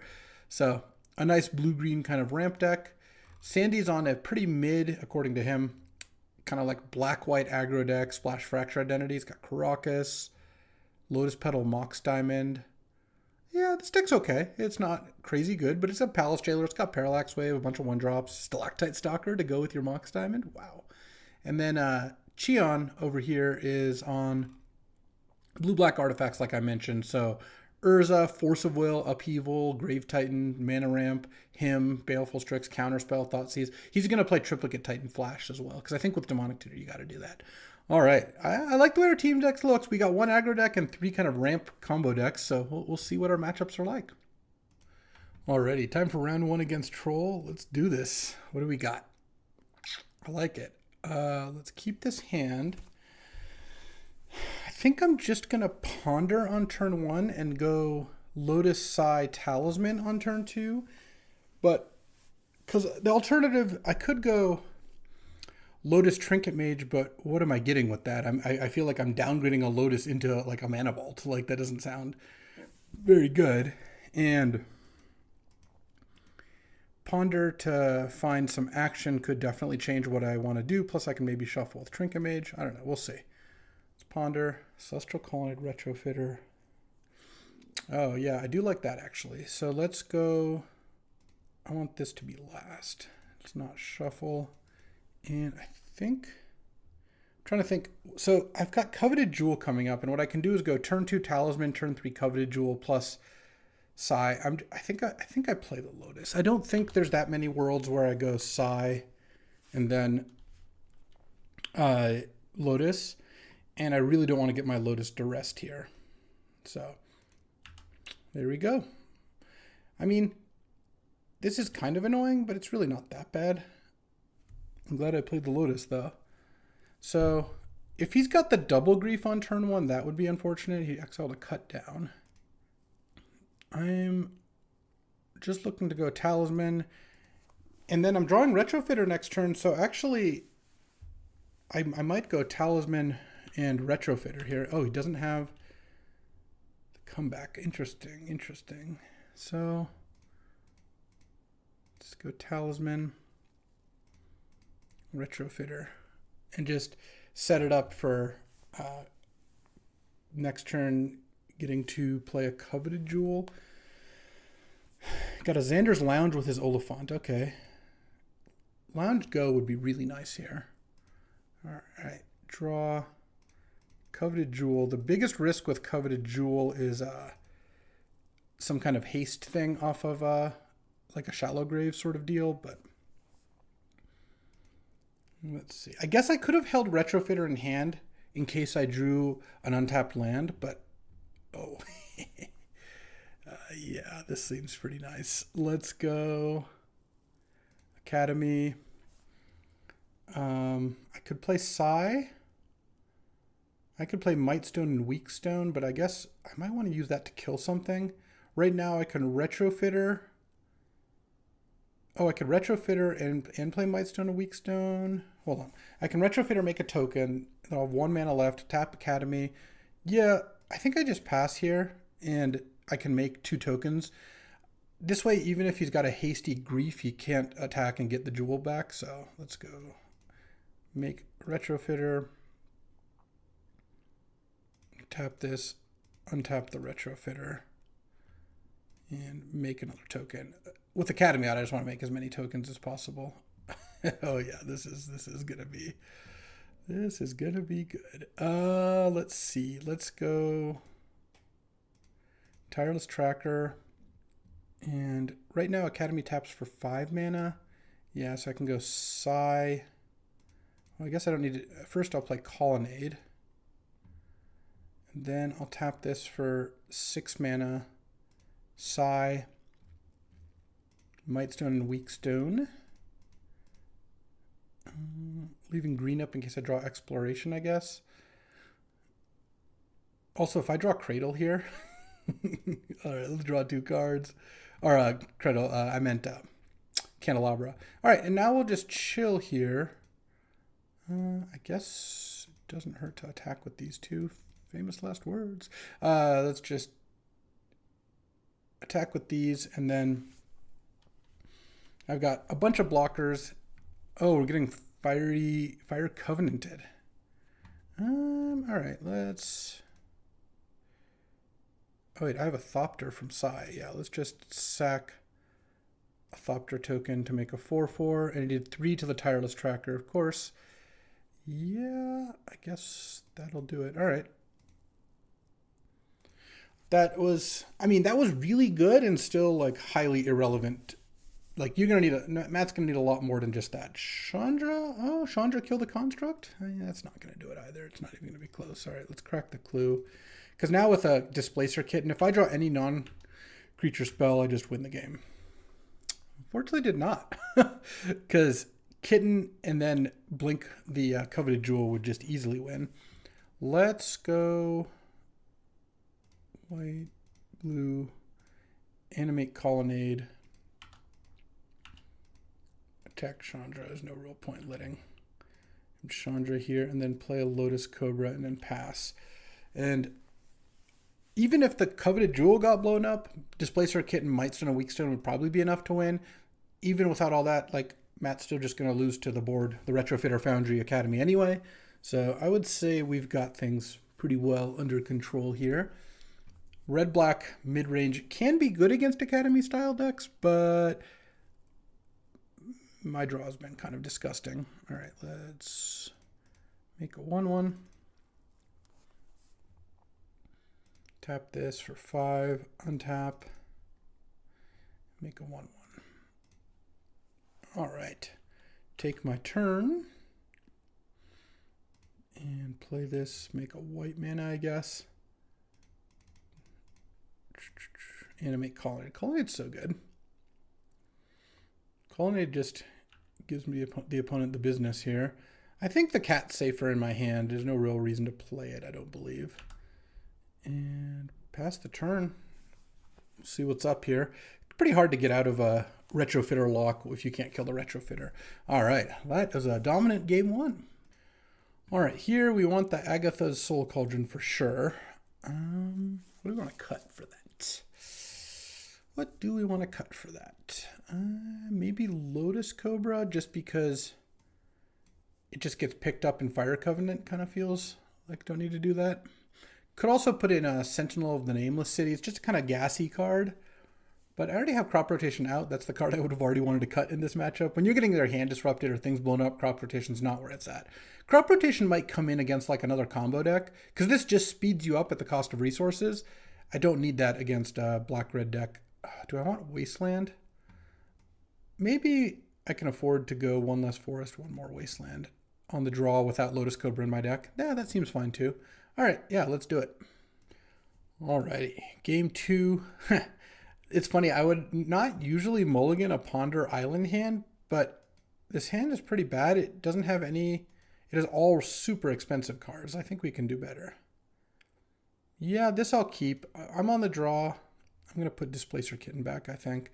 I've got a really good 2-drop against him, and I've got a cycling 1-drop, so if I go turn 1 star and miss on turn 2, I can crack it. And if I miss again, I mean, I'm keeping a 1-lander on the double draw effectively with a 2-mana rock and a 2-mana hate card. I think I think it would be crazy to mulligan to 5, especially against like a Thoughtseize, grief type deck where if you mull to 5 and they just Thoughtseize you, you might never do anything. All right, speaking of mulling to 5, Matt did as well. Oh, the Dark Side of Gaia's Cradle. All right. If that was Academy, I'd be rolling, but it's a Cradle, unfortunately. What is that? Magda? Magda's pretty good. Oh, Mana Vault's actually pretty good, so let's tap this. Let's sack it for green. Draw a card. I'm going to go Tireless Tracker. Is it better to go Tireless Tracker, make a clue, or Retrofitter, make a dork? I guess I don't really want to block Magda, but I think locking in a clue is pretty good. And then tap this for 1, play Retrofitter. All right, if I draw Academy, this game is just incredibly over. I unfortunately think I will have to get hit by the Magda once here, because the Tireless Tracker not only fuels Gaia's Cradle, it goes over the top of Magda once it's cracked a clue. Obviously, Matt can kill my creature at this point. Yeah, he's going to Duretti it. That's fair. That's fair. It's going to sack the treasure. All right. All right. Tolarian Academy? Tolarian Academy. No, Spara's Headquarters okay. Unfortunately, I can't make a creature this turn, so I just have to go Candelabra, Spara's Headquarters, pass. Yeah, that was kind of... The tap land there was kind of brutal, because now I can't block the Magda. Actually, he's going to be able to do the same plan as last turn and Duretti the Retrofitter now. I assume he's going to. Oh, he's going to just got a bigger play instead. Frantic Search. Okay. Could have floated an extra mana. Let's hope, let's see. Oh, we're getting Archon. Uh-oh. I don't like that. I don't like that at all. All right, well, I guess I needed to draw land at some point. I'll discard the talisman. No reason to show him the Soul Cauldron here. The Soul Cauldron wouldn't have even done that much because he would have been able to kill it with Duretti before doing that. Oh, well, he's going to grief it anyway. All right, well, if I draw Academy here, I actually think I could be in the game. That's maybe the only card that can do it, but Academy. Okay. Let's see. I don't think I'm like likely to win, but I've got Retrofitter. I guess I don't get to use the Retrofitter too much because of the Duretti. But I can't... Oh man, the Archon actually really messes it up too. Was I supposed to just try to go off on my turn? I don't know. Let's go... Create a 1/1. Tap this for 5. Untap it. Pay 1. Okay, tap this. Untap it. Okay. Yeah, I mean this is pretty sick. I just needed to begin doing this a little earlier. And let's sack. Hold on. I have 1 mana. Yeah, and I think I sack the servo. No, but then I won't be able to untap it to make a 4/4. Maybe I just make another 1/1 then. I'm at 11, taking 8 this turn. Yeah, that's fine. I'll sack the servo. Duretti is what really messed me up this game. Duretti Magda was just every turn. Like, getting shattered is one thing, but he, like, shattered the Tireless Tracker and then the Retrofitter. Like, that was already pretty sick. All right, so now... So I'm going to have to float 2 mana because I need to crack this clue. Let this resolve. Let this resolve, sack the servo. Then sack the clue to draw a card. Like, if I hit Time Spiral or something, I guess I'll just block the Archon. Actually, do I even have enough to cast Time Spiral now? 3, 4, 5. I actually do. I could win this game. If I hit Time Spiral, I actually think that I have a chance to win this game. All right. Let's go. Let's go. Academy into Time Spiral for the insane comeback? No, Asika's Chariot does not do it. All right. Whew, got worked pretty hard by Duretti into Archon there, but on the play in game 3. Okay, so I don't want like Necromancy. I do want the Agatha Soul Cauldron. Don't think I want Haywire Might. I'm glad I didn't pass Troll the last pick Bazaar, or there's like Italia or Necromancy. I don't think I want Dovin's Veto against like Hand Disruption. It's kind of a narrow card, like he griefs and sees the veto, can just not do that. I think we're fine here. All right, I'm on the play. Let's do it. Any academies? No, it's no lander. Yeah, I guess I have to keep this hand. I need to draw. I'm putting Nettlecyst back. I need to draw a Mishra's Workshop. That would actually be the card I want to draw the most here. I could turn to a Golos, thanks to Candelabra. I could turn to a Coveted Jewel. I also kind of feel like he's going to make me discard this Soul Cauldron before I get a chance to use it. Oh, man. Mulliganing against the Thoughtseize deck, though he's had to mulligan a bunch too, to be fair. But mulligan against a Thoughtseize deck is just so rough. All right. Mishra's Workshop? No, but that's a Lotus. That's a Lotus. All right. Let's just get basic Island here. Or I guess Tundra is the best. And I'm just going to play Golos and hope he doesn't kill it or counter it. I mean, he can't have Daze in his deck, so. Here, the funny thing is I actually do get Mishra's Workshop. Oh, is he considering Thought Scouring me? That'd be really funny. To try to nail my Academy is what he's thinking. For me, I'm actually going to get Workshop because if I get Academy, it's no guarantee, especially if he kills Golos, that I can cast... he's going to cycle Oliphant, probably? No, just Island Go. Could he have Spell Pierce? It kind of feels like it. I would actually not hate drawing a land here, because now I can go Workshop, Candle, Workshop. Or tap 1. I guess I can't use that for a coveted jewel, and you can't spell pierce it. All right. And draw 3. Oh, Displacer Kitten's so close. Let's cast Soul Cauldron. Also, this is why I don't like Displacer Kitten, to be clear. It is just... It takes a lot to have it work. All right, because now I have the kitten. I could have played it, but I couldn't play the Soul Cauldron afterwards. I'm not attacking when I have a coveted jewel in play. I don't know what he has, but if he just like hastes a Ragavan and steals the jewel, that'd be so stupid. It kind of feels like he had Spell Pierce, because he hasn't really been in an opportunity to where he'd get to. I'd played Lotus on turn 2 with 2 lands up. Makes sense. You don't really want to pierce there. Then I played a creature. Then I drew a land, so I played Coveted Jewel with a mana up. And if he has a Cycler or Thought Scour, oh, he's got Mystical Tutor. That's what he's got. All right. Any non-creature spell, if the cat's in my hand and jewel's in play, I get to go off. I also, because of this Taiga, actually, have Golos activation next turn. So he needs to kill Golos as well. He can't reanimate something with a Soul Cauldron sitting there. I like my spot. We'll have to see. Matt's a tricky one. We'll see what he can come up with. But I like where I'm at here. All right. Mystical Tutored for Bitter Triumph just to kill Golos. Yeah? All right. Any non-creature spell. Let's go. Let's go. All right. I'm going to Soul Cauldron the Bitter Triumph. No reason not to. That'll do it. So let's go Displacer Kitten. All right. Displacer Kitten. Let's see if you can do this thing. Nettle Cyst, blink the Coveted Jewel, and like that should end the game. You got to have something incredible to fade this. Each of my non-creature spells makes me 3 cards and 3 mana. I don't want to play my land yet. I guess I don't really care if he spell pierces an Esika's Chariot. I just want it on the record that I think he has spell pierce in hand. Oh, maybe not. All right, there's Sigh and Sword of the Meek. Make 2 creatures. I'm actually going to be able to win the game this turn thanks to Time Walk.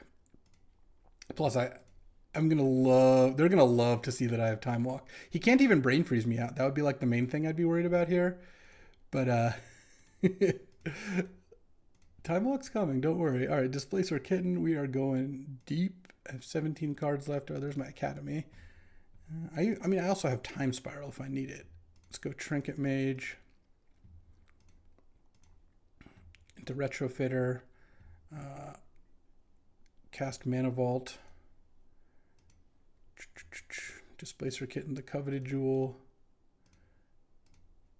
Okay, didn't draw Time Walk yet. Tap this for mana. I have 10 cards. I got to make sure not to get Thought Scoured out. So I won't be doing that. But I really do want to find this Time Walk before I cast this Time Spiral. 7 cards left. So I have effectively infinite mana. So let's see. If I blink Coveted Jewel, that'll put me to 4 cards left. So even if he Thought Scours me, it won't be, I won't get decked. And I have the Time Twister in my hand, so that part's not an issue. All right, there is, now I can ponder,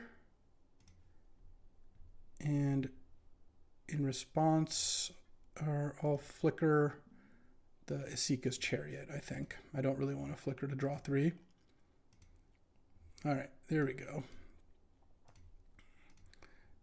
No, let's go Academy. Academy taps for 10 mana. And now I Candelabra the Academy, cast Time Walk. They're gonna be so mad. Blink the Candelabra.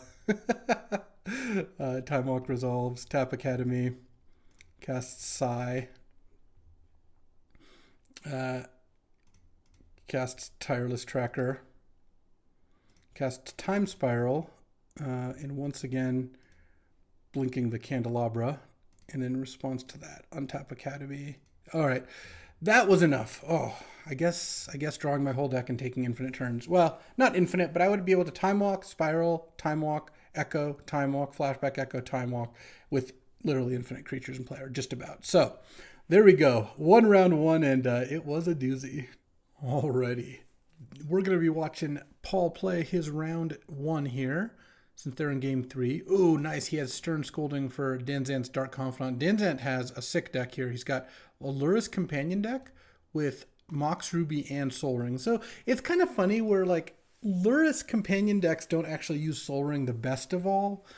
But Lotus loves Ruby and Soul Ring because it does cost 3 mana to get Lotus, and then still lets you play your cards very efficiently. But getting to counter that turn 1 Dark Confidant was critical. That gives Paul a much bigger chance. And Paul has like Counterspell in his deck. It looks like Baleful Strix here maybe. And Pentad Prism for 2. Okay, we could be doing something big next turn. Let's see what Dan's got. I'm really glad Talisker has the Pest Infestation, by the way. It's the nuts against both me and Xi'an. So here's Scrubland. And if we're just putting Lurrus in the hand, that's pretty nice. That's like a turn off. Okay. All right, this is time for something big here. Let's see what Paul's got to offer.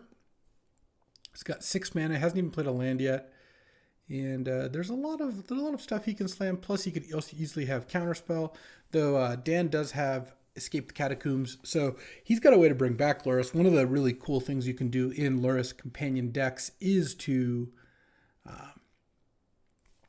use regrow or raise dead effects or ways to get your creatures back in order to play Lurrus. They kill it, and then you get it back, and it's just Lurrus. Anytime Lurrus is in play, you're winning usually, or at least are doing very well for yourself. So it's pretty nice to be able to force them to deal with Lurrus and then bring it back and immediately play something. All right, well, let's see. Lurrus into Bob. I feel like Paul's setting up Upheaval, though. I feel like he doesn't care that much about this because now he's got 5, 6, 7, 10. Oh, no, he played his land first, so that's not the case. Is he just going to cast a Triplicate Titan? That's what it looks like, and maybe has Counterspell up. We'll see. Let's see. Bob revealed an Unearth. Yeah, that's a great one with Lurrus. Love the Unearth. Because Lurrus is just such a valuable game piece. But let's see what Dan has. I mean, if he doesn't have an exile-based removal to get rid of Triplicate Titan, it's going to be a problem. Hopefully we've got some good backup here. Let's see. If he has an instant speed way to kill it, okay, he has Damn. So he's going to kill the Triplicate Titan, make 3 3/3s, and then play Soul Ring. Wow. Yep. That's a good card. And let's see what the follow-up is here. Oh, we're raised deading the... This is Escape the Catacombs. Is probably what's hidden back there. Or from the Catacombs. Okay, I need Paul to have this Upheaval. Because Upheaval here gives him his... Well, actually, I guess it doesn't give him his Titan back. Because this says if it would leave the battlefield exiled instead of putting it anywhere else. So, sadly, he doesn't get that. But Upheaval would still be pretty sick here. Though, Soul Ring and Mox Ruby make it a little bit less impressive. Still, 6, 7, 8 mana. You could Upheaval with 2 floating. Play a land. Play Mind Stone. Or maybe just play Basalt Monolith and I guess go from there. That's going to be kind of tough. Double power in a Lurrus deck is pretty good. Lurrus is good at letting you use your mana very efficiently, so I'm not surprised that that Dan went down that direction. Let's see what Paul has here. He needs something pretty good. At least the Titan doesn't make anything when it leaves. Memory Jar. Okay. All right. So Dan is still in the has the initiative. Oh, the other thing is if Paul does find Upheaval, which Jar really helps with. I really hope Dan doesn't have an answer.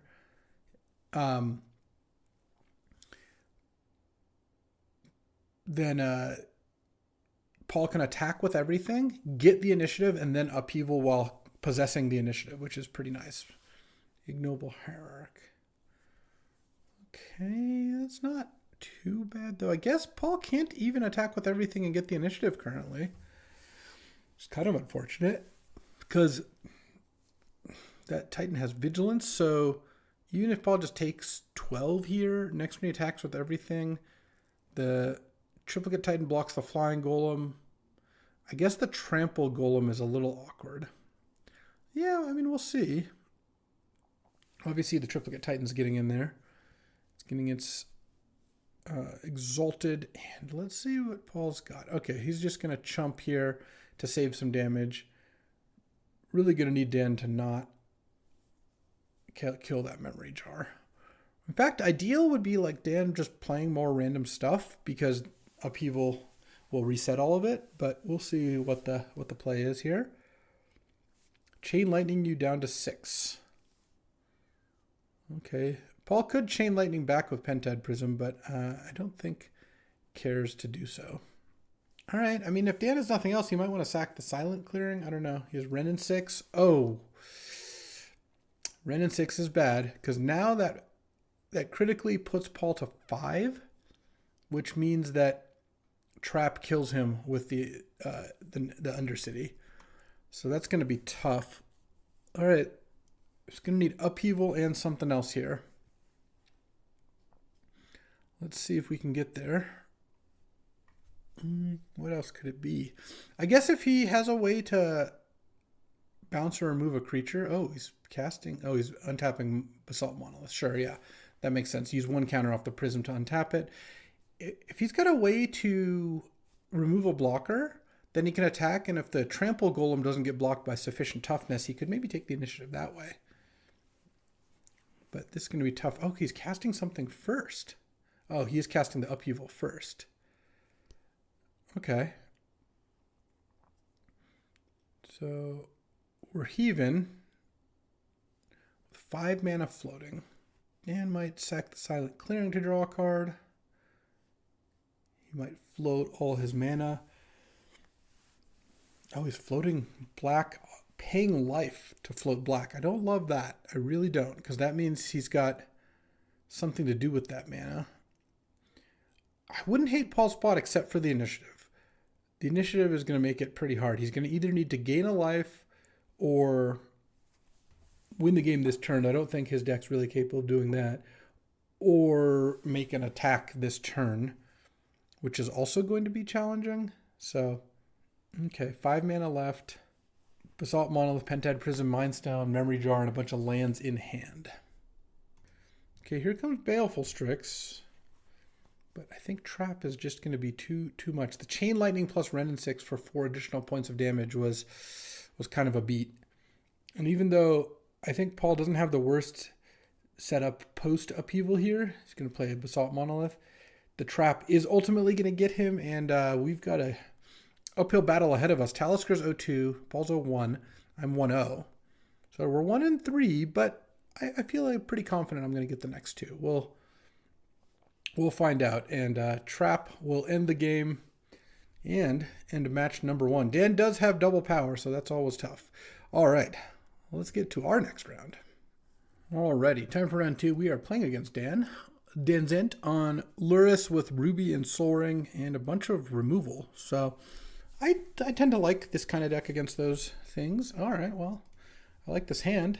Let me think. Oh, to Learn Academy, that's the card I want to find. I'm going to play a turn 1 Retrofitter, and I think I'm going to play Lotus and then pass. I don't think it really makes sense to play turn 2 Time Walk here. I'm assuming Dan's not doing anything super relevant turn 1. He's casting the Beseiju. So you just must need the mana for the Noble, because you wouldn't really want to play Beseiju against me here. Let's go Talisman into Candelabra. And next turn, I'm probably going to Time Walk here. I could have made a 1-1, but I feel like just getting all the stuff out of my hand is pretty good.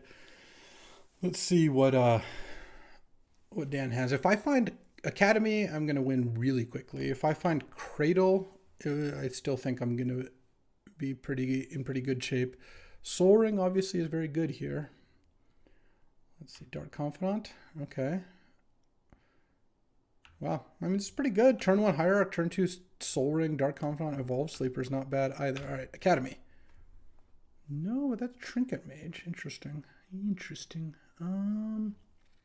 Let's go. I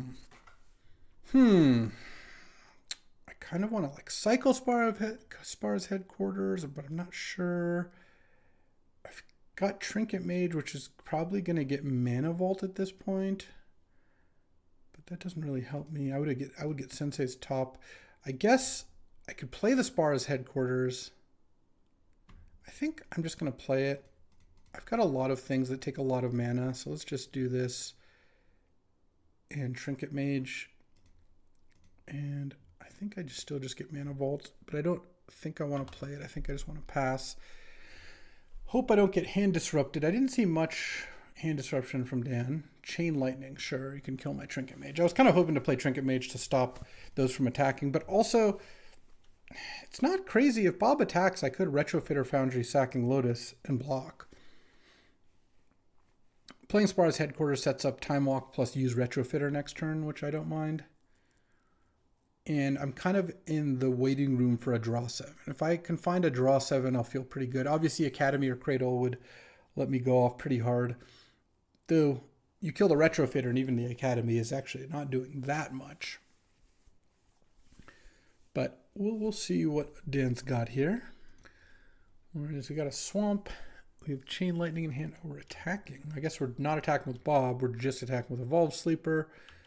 As a 2/2, yeah, that's fine. I will take 2. Maybe 3. It'd be a good sign if Dan actually pumped it into a 3/3, because he's already got that option, and that means he doesn't have a better option. So when your opponent does a thing that they already know, you already know they can do, it's generally a good sign for you, or a better sign than them having something awesome in hand. All right, let's draw one of our lands that pop off. Can you do that?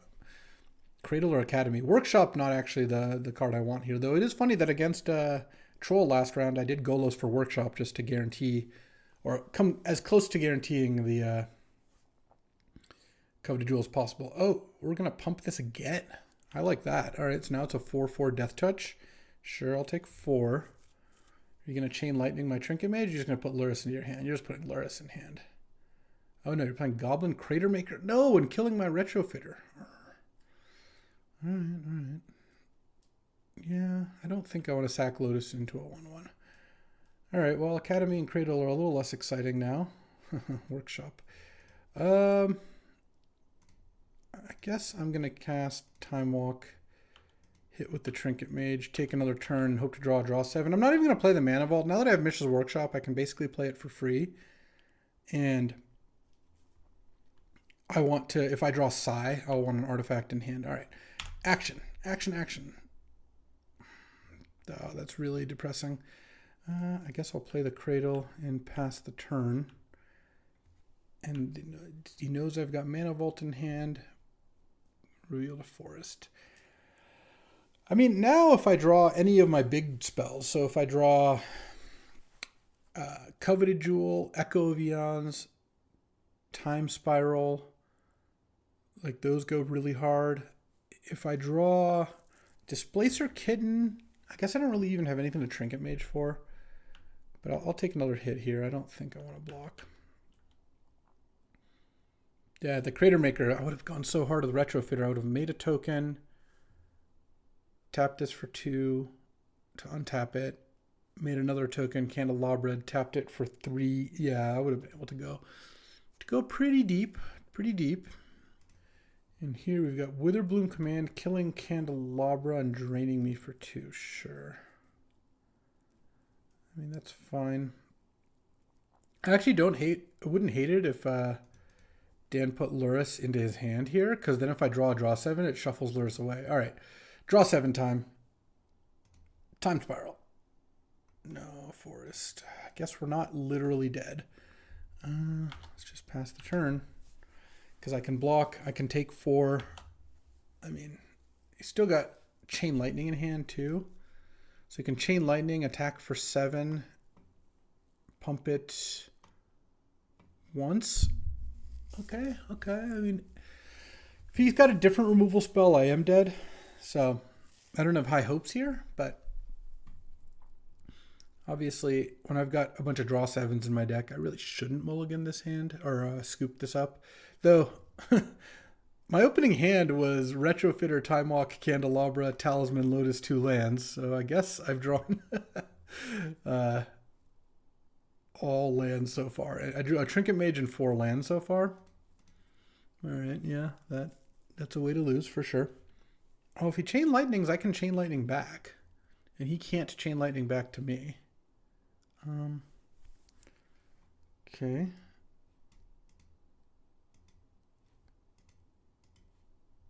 He doesn't have enough red, so I guess I will Chain Lightning. I guess I'll Chain Lightning Dark Confidant. I can't Chain Lightning the Evolved Sleeper because he gets to pump it if I do. But killing the Dark Confidant seems fine to me. And then he's going to get to go Lotus. Or is this looks... Yeah, this looks like Lotus into Crater Maker maybe. And kill... Oh, no, he doesn't have any red mana left. I think he actually messed up there. Because it would have been much better to play Crater Maker than Bob. Alright. Deathrite, sure. Alright, I'll take 5. I'm at 4. Time Spiral time. I could win the game very easily with Time Spiral here. Chariot. No, Chariot won't do it. Alright. Yeah. Yeah, no. I needed to draw the Chariot earlier. I guess Sentinel is something I kind of want. Oh, and I definitely want Agatha's Soul Cauldron. I don't want Lotus Cobra again. Do I want Wasteland? He's got a lot of colors in his deck. That kind of makes me want Wasteland.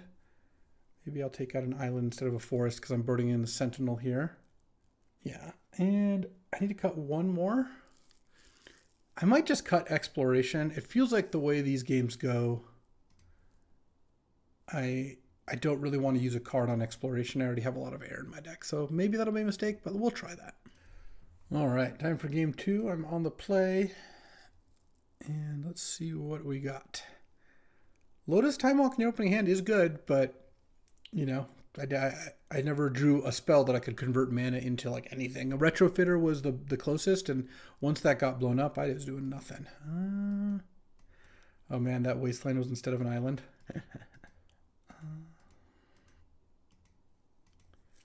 I think this hand's still fine. I need to draw a blue source, but I have a lot of blue sources in my deck, and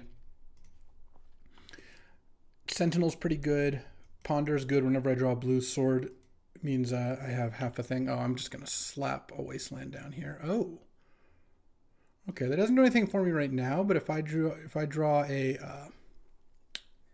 Isika's Chariot, that would be a really nice little gift. Can I play my Wasteland? Is that acceptable? Feels like Magic Online is losing it. I can see my sideboard. Let's see. All right, there we go. And let's waste the Godless Shrine. They didn't, you know, Dan had no turn 1 play. I don't have anything really good to do, so let's just take a turn off, and that gives me another turn where hopefully I can draw a blue. Blackleaf Cliffs, sure. All right. Blue, blue, blue. Oh, that is blue for sure. Let's actually go Mishra's Workshop, Sword of the Meek, because that's kind of like playing a land given the Academy's coming down. And then next turn, I can play Sentinel, Crater Maker. I don't care too much about that right now. But if I draw any other artifact, oh, it can be sick. Okay, so now let's go. Yeah, because now I can play Academy, Displacer Kitten. Then I can go Ponder and Flicker the Mana Vault so I can play the Sentinel. And if I draw a Coveted Jewel, oh, no Coveted Jewel. I am going to shuffle. This hand is, well, how bad is this? So what I can do here is Ponder, draw the Trinket Mage, leave Tundra Forest on top, play Sentinel, use the map token, but I'm still settling. No, I think I can just shuffle and draw. Okay, that's definitely something. So let's go Sentinel, make a map token, and I think I'm gonna map the kitten so it doesn't die to the goblin, and then go Lotus, Displacer the Sentinel, make a map token. I don't think I want to sack this. Oh no, I actually do want to sack the Lotus, because I'm gonna map the kitten again.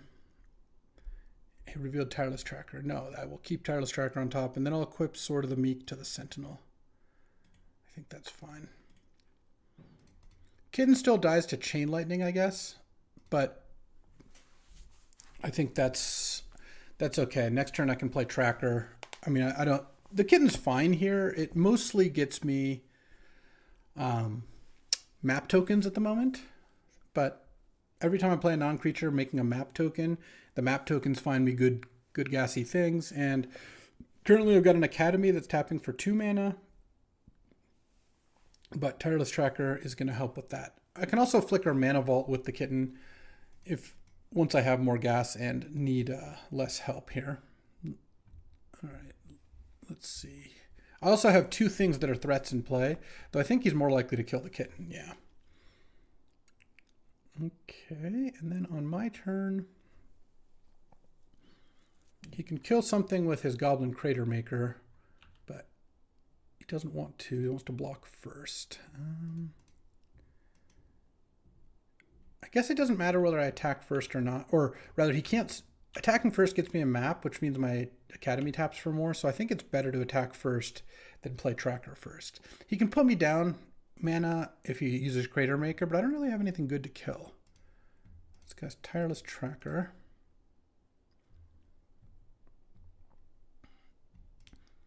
Play this. And then now he's going to Crater Maker the Tracker. Oh no, he didn't Crater Maker the Tracker. Interesting. I run out of mana here anyway, so I think I cracked the clue. He could have forced it by killing the Tracker in response anyway, but that's fine. I'll draw Candelabra of Tawnos. I didn't see much in the way of hand disruption, so I kind of feel like I should just pass, and I can't use the map token anyway. Maybe I should use the map because it's a turn delay. All right, well now I have infinite mana thanks to this Candelabra Academy, so at least until more artifacts get blown up, which at some point Dan could do. Oh, he's going to get back Godless Shrine? Sure, but he's already played a land this turn. Don't damn my thing. Oh, Hangerback Walker. Okay, that's totally fine. Let's not pay. Draw action. Not the worst. Let's attack first. Attack red and 6. Make another map. So what I'm going to do is I'm going to crack a map and then crack a star, or maybe crack another map. Like basically use maps to filter, so I can then give myself the biggest chance of drawing something good. And then now I'm going to candle before I start sacking these. And I think it's worth candling the Workshop. Oops. Candle is like somehow a really hard card to use. Like logistics wise. All right. X equals 2. How did that not untap my land? I don't know. Whatever. That's annoying. I should have way more mana here. All right. Let's use the map token again. I don't really... After saying that, I was just like, yep, and then it happened. All right. Let's add a blue. All right, well, I actually still can cast all of this stuff, which is nice. I should have way more mana, but that's okay. Let's draw 2 cards. Okay, well, it actually worked out mostly okay. Though I don't even know... I guess I did it for 0 is what I did. Then I just... Since I can't cast Trinket Mage anyway, let's just play the Colonnade. Pass the turn. So I don't have any card draw lined up, but I have a Trinket Mage that can go get a Retrofitter Foundry, which is just going to go absolutely bananas this turn. Because I can Trinket Mage, cast Retrofitter, and then this time I'll use Candelabra correctly, and just go completely off with Retrofitter. Even if he kills it, he's got like one turn. One turn window should be pretty good, and 2 turns is just going to end it. I could also draw a Thopter Foundry now that I have this sword. Let's see what Dan's got for 5 mana here. Maybe he has From the Catacombs, and what is that? He just +1'd it, okay. And he's going to steal a creature out of the graveyard. If he's putting Lurrus into hand, I feel really good about this. This Sentinel has been incredible. I think it's made like 4 map tokens, because it got blinked twice. Came into play, and it's attacked twice, made 5 map tokens. Yeah, that's an awesome card right there. And next turn, you're probably not going to attack. I think you want to chump. All right. Let's not pay. Draw. Oh, baby. Let's start by attacking. I will attack Ren 6 and see what's up here. Attack Ren 6. I love how, as I was saying Candelabra was difficult to use, I managed to beef the Candelabra so I couldn't use it. Just really, really impressive stuff. Next turn, he's going to get to go Lotus, Cratermaker, and with a land, use it, which I assume he's probably got the land. But not too worried about that. All right, so let's start with Isika's Chariot. I don't want to use the map token until after I cast Trinket Mage, because if I have a good spell on top, I don't want to shuffle it away. I guess I can play my land here, since at this point I'm not drawing a card, so there's no risk of me drawing Cradle. Let's go Misty, get Tundra, and then Trinket Mage, and get Retrofitter.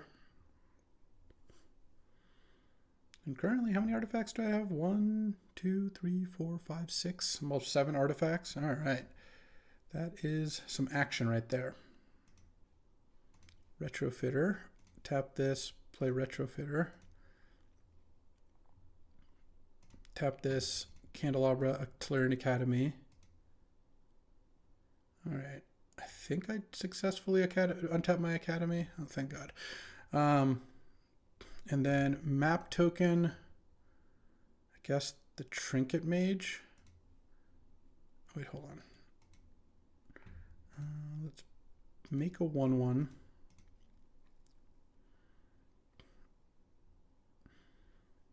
I'm trying to decide if I want to I guess I don't know if I want to, because of Dam, I actually don't want to go too deep right this instant.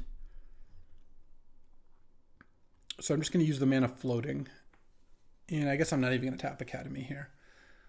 Come on, Dan. If you got removal, you would have used it by now. I mean, maybe you have a removal spell for the Foundry and you're trying to decide when to use it. I guess that does make sense. There's nothing else that you'd want to kill here. Also, at this point, I have a couple draw 7s in my deck that are just game over if I ever draw them. Time Walk also, with all this stuff in play, is certainly going to be enough. It's not even clear that Dan can beat what's currently on the board. Let's map the Trinket Mage. No, I'll keep Time Walk on top. And then I'll sack the Servo to make a 1/1. And then I'll pass. And I can tap Academy for 1, 2, 3, 4, 5, 6, 7 mana. Cathar Commando. Sure. Fine with me. Okay, so you get to blow up Retrofitter, but I get to make some stuff still. You have Ren 6, and then next turn I'm drawing Time Walk, and I have Celestial Colonnade as well. So I think Sentinel plus all the cats plus the Chariot plus Colonnade is going to be good, even without this Retrofitter, and the Retrofitter is still going to do something. All right, tap this, untap this.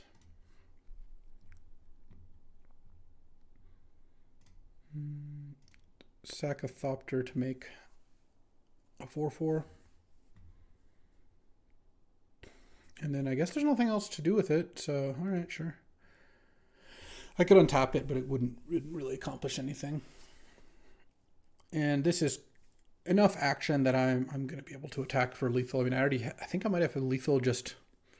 As things currently stand, I have lethal without the Time Walk. The Time Walk will make things even easier. So I think we're going to game 3 here in just a second. Once Dan kind of does the math. He could have Dam. If he goes Dam, wipes my board, then yeah, that is pretty unfortunate. But we'll see. He's just passing to empty my mana pool. That's fine. Yeah, Dam would be good. Then I would Time Walk. I would still have tons of mana, so I'd be able to Colonnade, attack, Time Walk, Colonnade, attack, and then just put him dead to Colonnade while also getting my Time Walk draw. So outs to do something there. Actually, I could attack for 5 with the Sword of the Meek if I wanted to. I think I should have enough mana for that. Yeah, I think fairly easily. All right. Red and 6 up to 6. All right, Dam is not coming. That's a Deathrite Shaman. That is not killing all my creatures. Pass the turn.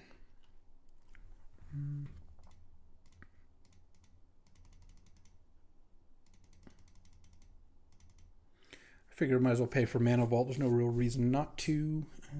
Land.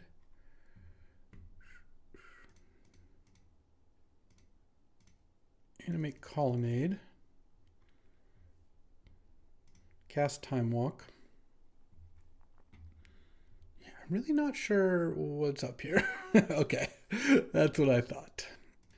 All right, so going to game 3.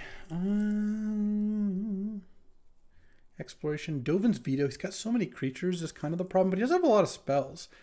I wonder if Dovin's Veto is any good. Can stop Dam from the Catacombs. Yeah, it doesn't stop Cathar Commando or Goblet. Like, he's got a bunch of creatures that sack to kill artifacts, which is really unfortunate. I don't think I want Finale. I don't think I want Tarmogoyf. Tarmogoyf's not honestly crazy, but I don't think I want it. I think Soul Cauldron is decent. Maybe I just go down a land on the draw. I feel like I have a lot of lands in my deck. All right, let's hope this Dovin's Veto doesn't get me. On the draw here, let's see what we got. Dan's got Luris Companion. He's ready to roll. And I've got, hopefully, Tolarian Academy is, I think, the card I want most in my opening hand. Not even Time Walk. I think it's actually Tolarian Academy. Though it could be Black Lotus. Maybe Black Lotus is just the best card to have in my opening hand. What do we got here? What do we got here? All right. I'm in for this. I need to draw a blue source, but this hand does some stuff if I do. Turn 1 Silent Clearing. Man, he's got to have Soul Ring then. No, he's Deathrite Shaman. Interesting. No, he's got Ruby. Okay, he sees a Thopter Foundry. That's actually like an awkward one to show him too, but whatever. What can you do? All right, any Tolarian Academies? I feel like that would be a nice pickup here. If I draw Lotus, things could actually get kind of wild. Agatha's Soul Cauldron. Huh. All right, let's cast Mana Vault and then pass. And then really need to draw lands at some point here, but I swear to God, if I draw Dovin's Veto, I'm going to lose my mind. But I get to go Tracker, play a Cradle, draw a card if I want. Okay, put Luris into hand. That's not the strongest turn 2 in the world. It really isn't. All right. Action. Actually, land is more accurate. Academy. Now I'm actually going to do something a little different. I'm going to go Tireless Tracker, land, make my clue. I don't have to sack the clue yet. I can play Soul Cauldron. Forest was obviously not the land of choice, but the reason I wanted to play the Soul Cauldron here is so he doesn't go Luris, replay Urza's Bauble, which is clearly his plan of action. Though his lands look a little awkward. Clearly the only black source he had was Silent Clearing, though he must have drawn Forest afterwards. There's a Maria, the Shattered Sky Clave. Is he going to play a Luris now? Okay. If that's the case, I don't really mind. All right, eat the Urza's Bauble. Okay, so you just have a Luris in play? That's not too bad. No, Chain Lightning? Oh, Dismember. All right. So now it's time to draw a blue source, and then I've got, I think, a pretty good shot. Let's do it. Yeah. All right. Academy time? Academy. No, Sika's Chariot will be good if I draw a land to cast it. This is an unfortunate. I mean, I was on the draw, and I cracked a clue, and it's like turn 5. Like, I don't know. That's just going to happen some amount of the time. If I do draw a land, though, I get to go fast and furious. I get to go maybe Trinket Mage, Lotus, Asika's Chariot, or something along those lines. Dan doesn't have too much going on. Nothing to get back with Luris. He is attacking for 4 here, but any land lets me Chariot, and any blue land lets me Trinket Mage into Chariot if I want to do that. Basically, do I want to take Lotus out of my deck to make Trinket Mage into a Memnite? Oh, he played the Indotha Triumph. Interesting. But cycle, but didn't cycle it, but also had Soul Ring. Has 2 cards in hand. End of turn, do I want to Soul Cauldron the Tireless Tracker? Not really. I think I'll just wait. All right, here we go. Let's see. Classic. Yeah, play Candelabra and my Kingdom for a blue source. If I draw a blue source, I win. Well, no. If I draw a blue source, I get to play. I think I'm winning because he's not doing that much, but without a blue source, it's just going to be very difficult. I don't think I care about him gaining 2 life. So if he wants to exile my Tireless Tracker, I don't want to lose 2 life, though. That I don't want to do. So I will exile this now. The thing is, if he's got Cathar Commando, he can already get around the Cauldron anyway. So he can sack it to kill the Cauldron. I exile it and he casts it in response with Luris because he can cast it on his turn as an instant. But, all right, time for something big. Oh, from the Catacombs, sure, yeah. That's fair. I still need a blue. Using the Cauldron there definitely did. Maybe I'm just supposed to end of turn use Cauldron. I don't know. Certainly didn't work out great, though. Without a blue here, I'm in trouble anyway. The problem is if I use Cauldron on the Tireless Tracker, he exiles the Dismember and I lose 2 life. That's pretty bad for me still. But obviously now we're getting to the point where I need to like literally Tolarian Academy to give myself a good shot. And he's just going to exile from the Catacombs now, sure. Yeah, I'm pretty dead here. Okay. Yeah, well, I wasn't doing anything. Well, 1-1. Let's try to get round 3. All right, not looking good. This hand, I think I am going to mulligan. Playing against aggro, this hand just seems too slow. All right, this hand I'm in for. Disappointing loss there. I would keep that hand again, and I don't know, just didn't work out. I think here, I can't put back any of the lands. I don't think it makes sense to put back Talisman. I could go turn 1 Sparrows, turn 2 Forest. Oh, I can't even play Thopter. Let's get the Thopter Foundry out of here. At some point, maybe we'll try to reassemble the combo, but I think it's better to just, like, Psy Nettle Cyst is already a pretty good combo. Ooh, turn 1 Spar's Headquarters, turn 2 Talisman Chromatic Star? I'm not sure if I actually want to play the Chromatic Star or if I think I'm going to play Psy. But I don't have an untapped land. I mean, I'm definitely playing the Talisman here. I think what I might do is go Nettle Cyst, Celestial Colonnade next turn, and then Psy Chromatic Star the turn after, something along those lines. Oh, Max stuck on lands. Oh, that's going to be good at some point. Let's go Nettle Cyst. Probably get this thing killed in some form or fashion. Celestial Colonnade, go. Yeah, Unholy Heat kills that. And then next turn, we can either play Golos or Psy. Actually, Psy Chromatic Star. Well, I guess Mac's gonna Spellbinder us. He found his 3rd land, which, you know, getting that 1 turn off is massive, of course.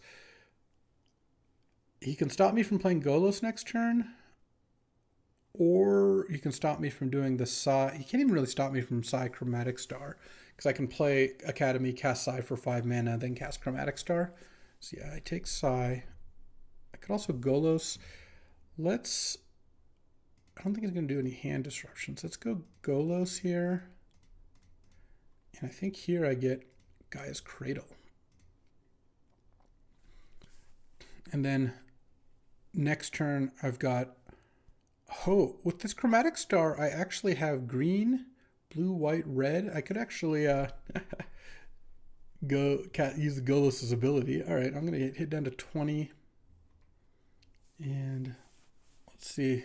A Tundra is not ideal, but we'll be okay here. We'll just do this. Psy for 1,000,000 mana. Academy. Tap this for 1, because the Cradle taps for the Academy. Oh, I guess Cradle and Academy are actually about even. Oh, it's getting swords. Still, I guess leaving Academy back was better. Tap for 4. Let's just equip the Nettle Cyst on the flyer. I don't need to crack the star. I can crack the star next turn.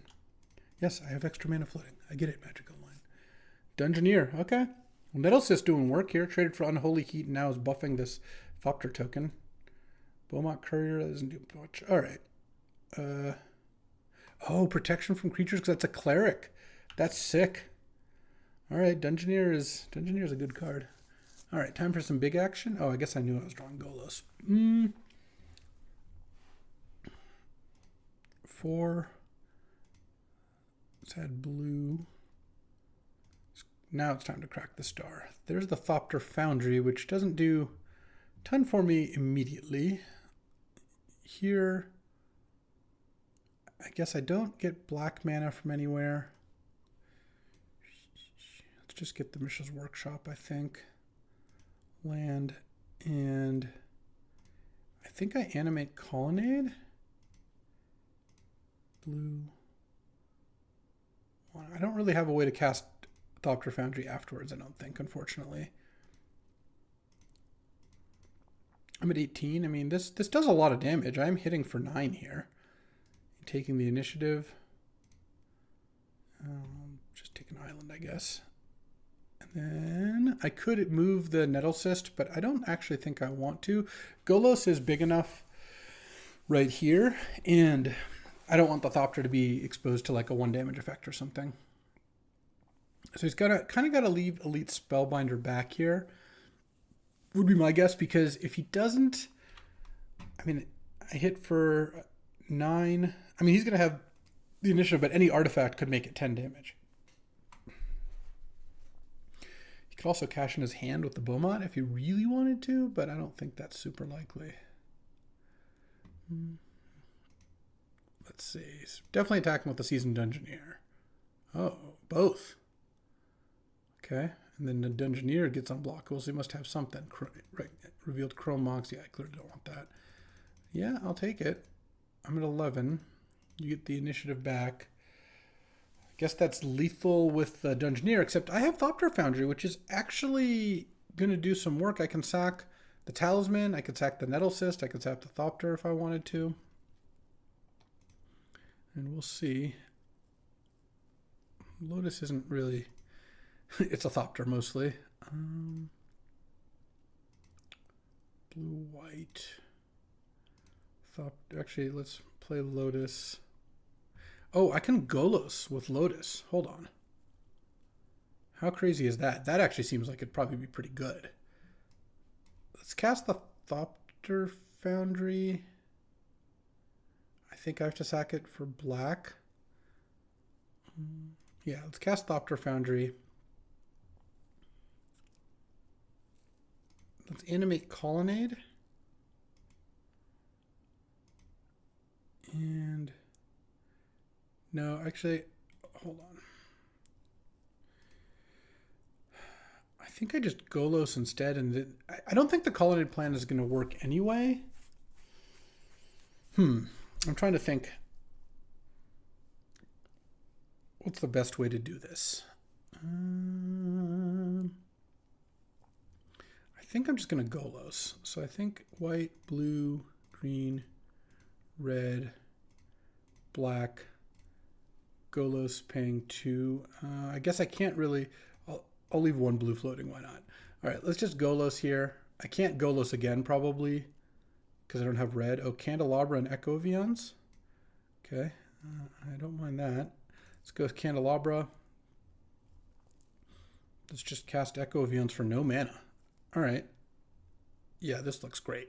Because now I have millions of mana. I'm going to get to draw a whole fresh 7. Oh, this has to be enough. Let's go Displacer Kitten. I'm using a green there, sure. And then Candelabra Academy is going to be enough to take this thing down. Chromatic Star. Displacer can target Candelabra. Candelabra, those 2 lands. 2 lands. Paying 2. Oh, I guess I could have untapped the Colonnade for free too. Unholy Heat the Displacer Kitten. Okay, we got our one one use out of it. And if you have more removal, now is not a terrible time to use it.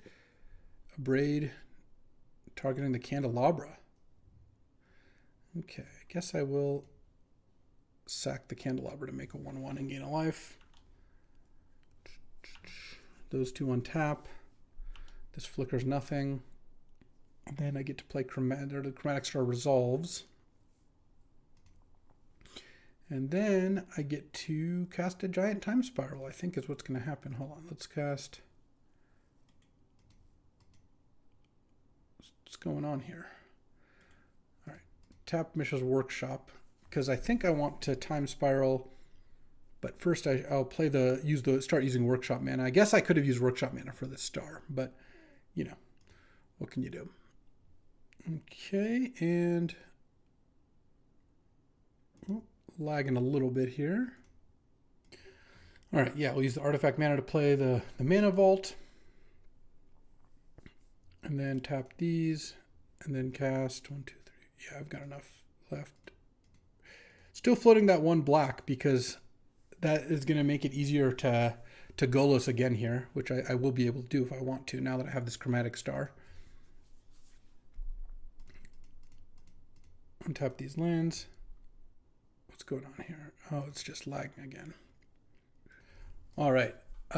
My Magic Online crashed, but Max scooped because he was just completely dead that game. We are on the draw, and I actually think I will keep this. The Ponder goes a long way here. So I feel like an Emerald to 6. Ooh, Exploration is actually going to do something. Nice. Turn 1 land, Exploration, and this seems like a fine place to ponder. I mean, kind of hard to say no to Lotus Mana Vault. Guess I won't. And I guess I'll just pass. I think getting the Lotus blown up is way more likely than... The downside here is if Mac has turn 2 Thalia, not playing the Lotus can hurt, but there's a lot of things that blow up the Lotus. I don't really want to play it if I'm not going to use it. All right, my top card is a Lotus Cobra. I'll sack this for green, and I'll cast Mightstone and Weakstone. Hope I don't get reprieved. Nice. Draw 2. Because it had to be the draw 2. Cobra. Land. I'm going to have every card in my hand in play this turn. Talisman. Candelabra. Chromatic Star. No Sai, unfortunately. All right, well, that's a pretty good turn too, I will say. Now we're just in the draw 7 or Academy waiting room. Oh, I will block that Beaumont Courier. This Cobra doesn't do anything for me. And then upkeep, I'm actually going to untap the Mana Vault. Using Mightstone and Weakstone to untap Mana Vault is just really good value. There's Echo of Eons. Untapping the Mana Vault actually was good there. Well, I guess with Candelabra that's not true because Candelabra also makes up for it. Let's just... Here, hold on. Let's... Oh, I have a Candelabra out, so I can just sack this and make blue. All right, land, Academy. Oh, I would say I'm sorry, Mac, but I'm absolutely not. Let's go Echo of Eons here. And then I've already played 1 land, but what about a second breakfast? Let's go Candelabra, untap Academy, pay 1.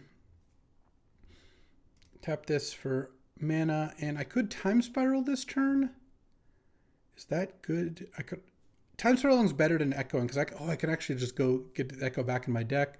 I'm just seeing if I can cast anything else first. I could also, he hasn't played much. I could also just go, maybe I just set up for next turn. Golos, get Gaia's Cradle, and then I guess play Sword of the Meek and pass. That was my turn 3, by the way. This deck is awesome. And then, sure, you could make my Time Spiral cost like 10 more, and I'd still be able to cast it, I think. And then tap land. He's probably going to pay the life in case. Draw 7. No, he's going to do that. All right, now I'm not going to bother untapping it. And yeah, now I can go Displacer Kitten. Land. I'm not even going to... I guess I should have played the Cobra first. Sure, whatever. Cobra. Tap this, Candelabra. For 4. And then go Psi and Time Spiral. 7, 8, 9, and Time Spiral. Mac is letting me play with my food here and then now I'll flicker the Candelabra, I guess, because I'm about to draw 7 new cards. And whoop. Oh yeah. We never got to actually Thopter Sword anyone, but that's okay. Time Walk. Untap the Mana Vault. I don't even really need the extra cards. Thopter Foundry. Using a white.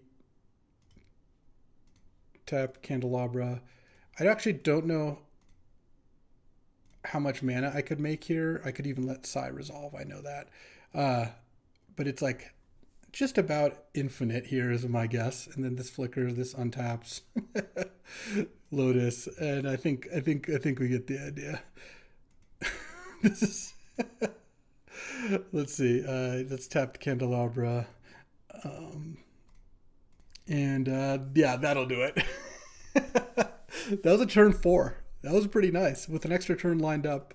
I want to take a look at this deck, and oh yeah, I had to restart Magic Online when it crashed.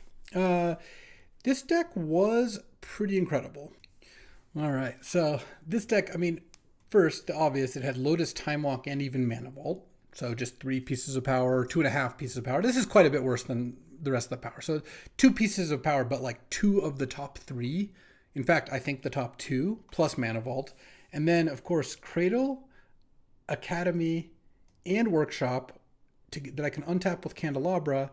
And I have tons of artifacts naturally for Academy, Thopter Sword plus Psi plus Asika's Chariot for tokens for both Academy and Cradle, and then the Mishra's Workshop powering out Coveted Jewel, Mightstone, Weakstone, Golos, 2 draw 7s, including the best one for this deck by far, Time Spiral, Retrofitter Foundry, the Thopter combo. Like, this deck was just unbelievable. I got pretty unlucky to lose to Dan. I mean, his deck was really good too, but I still think I was like probably a pretty substantial favorite in the match just because of how good this deck is.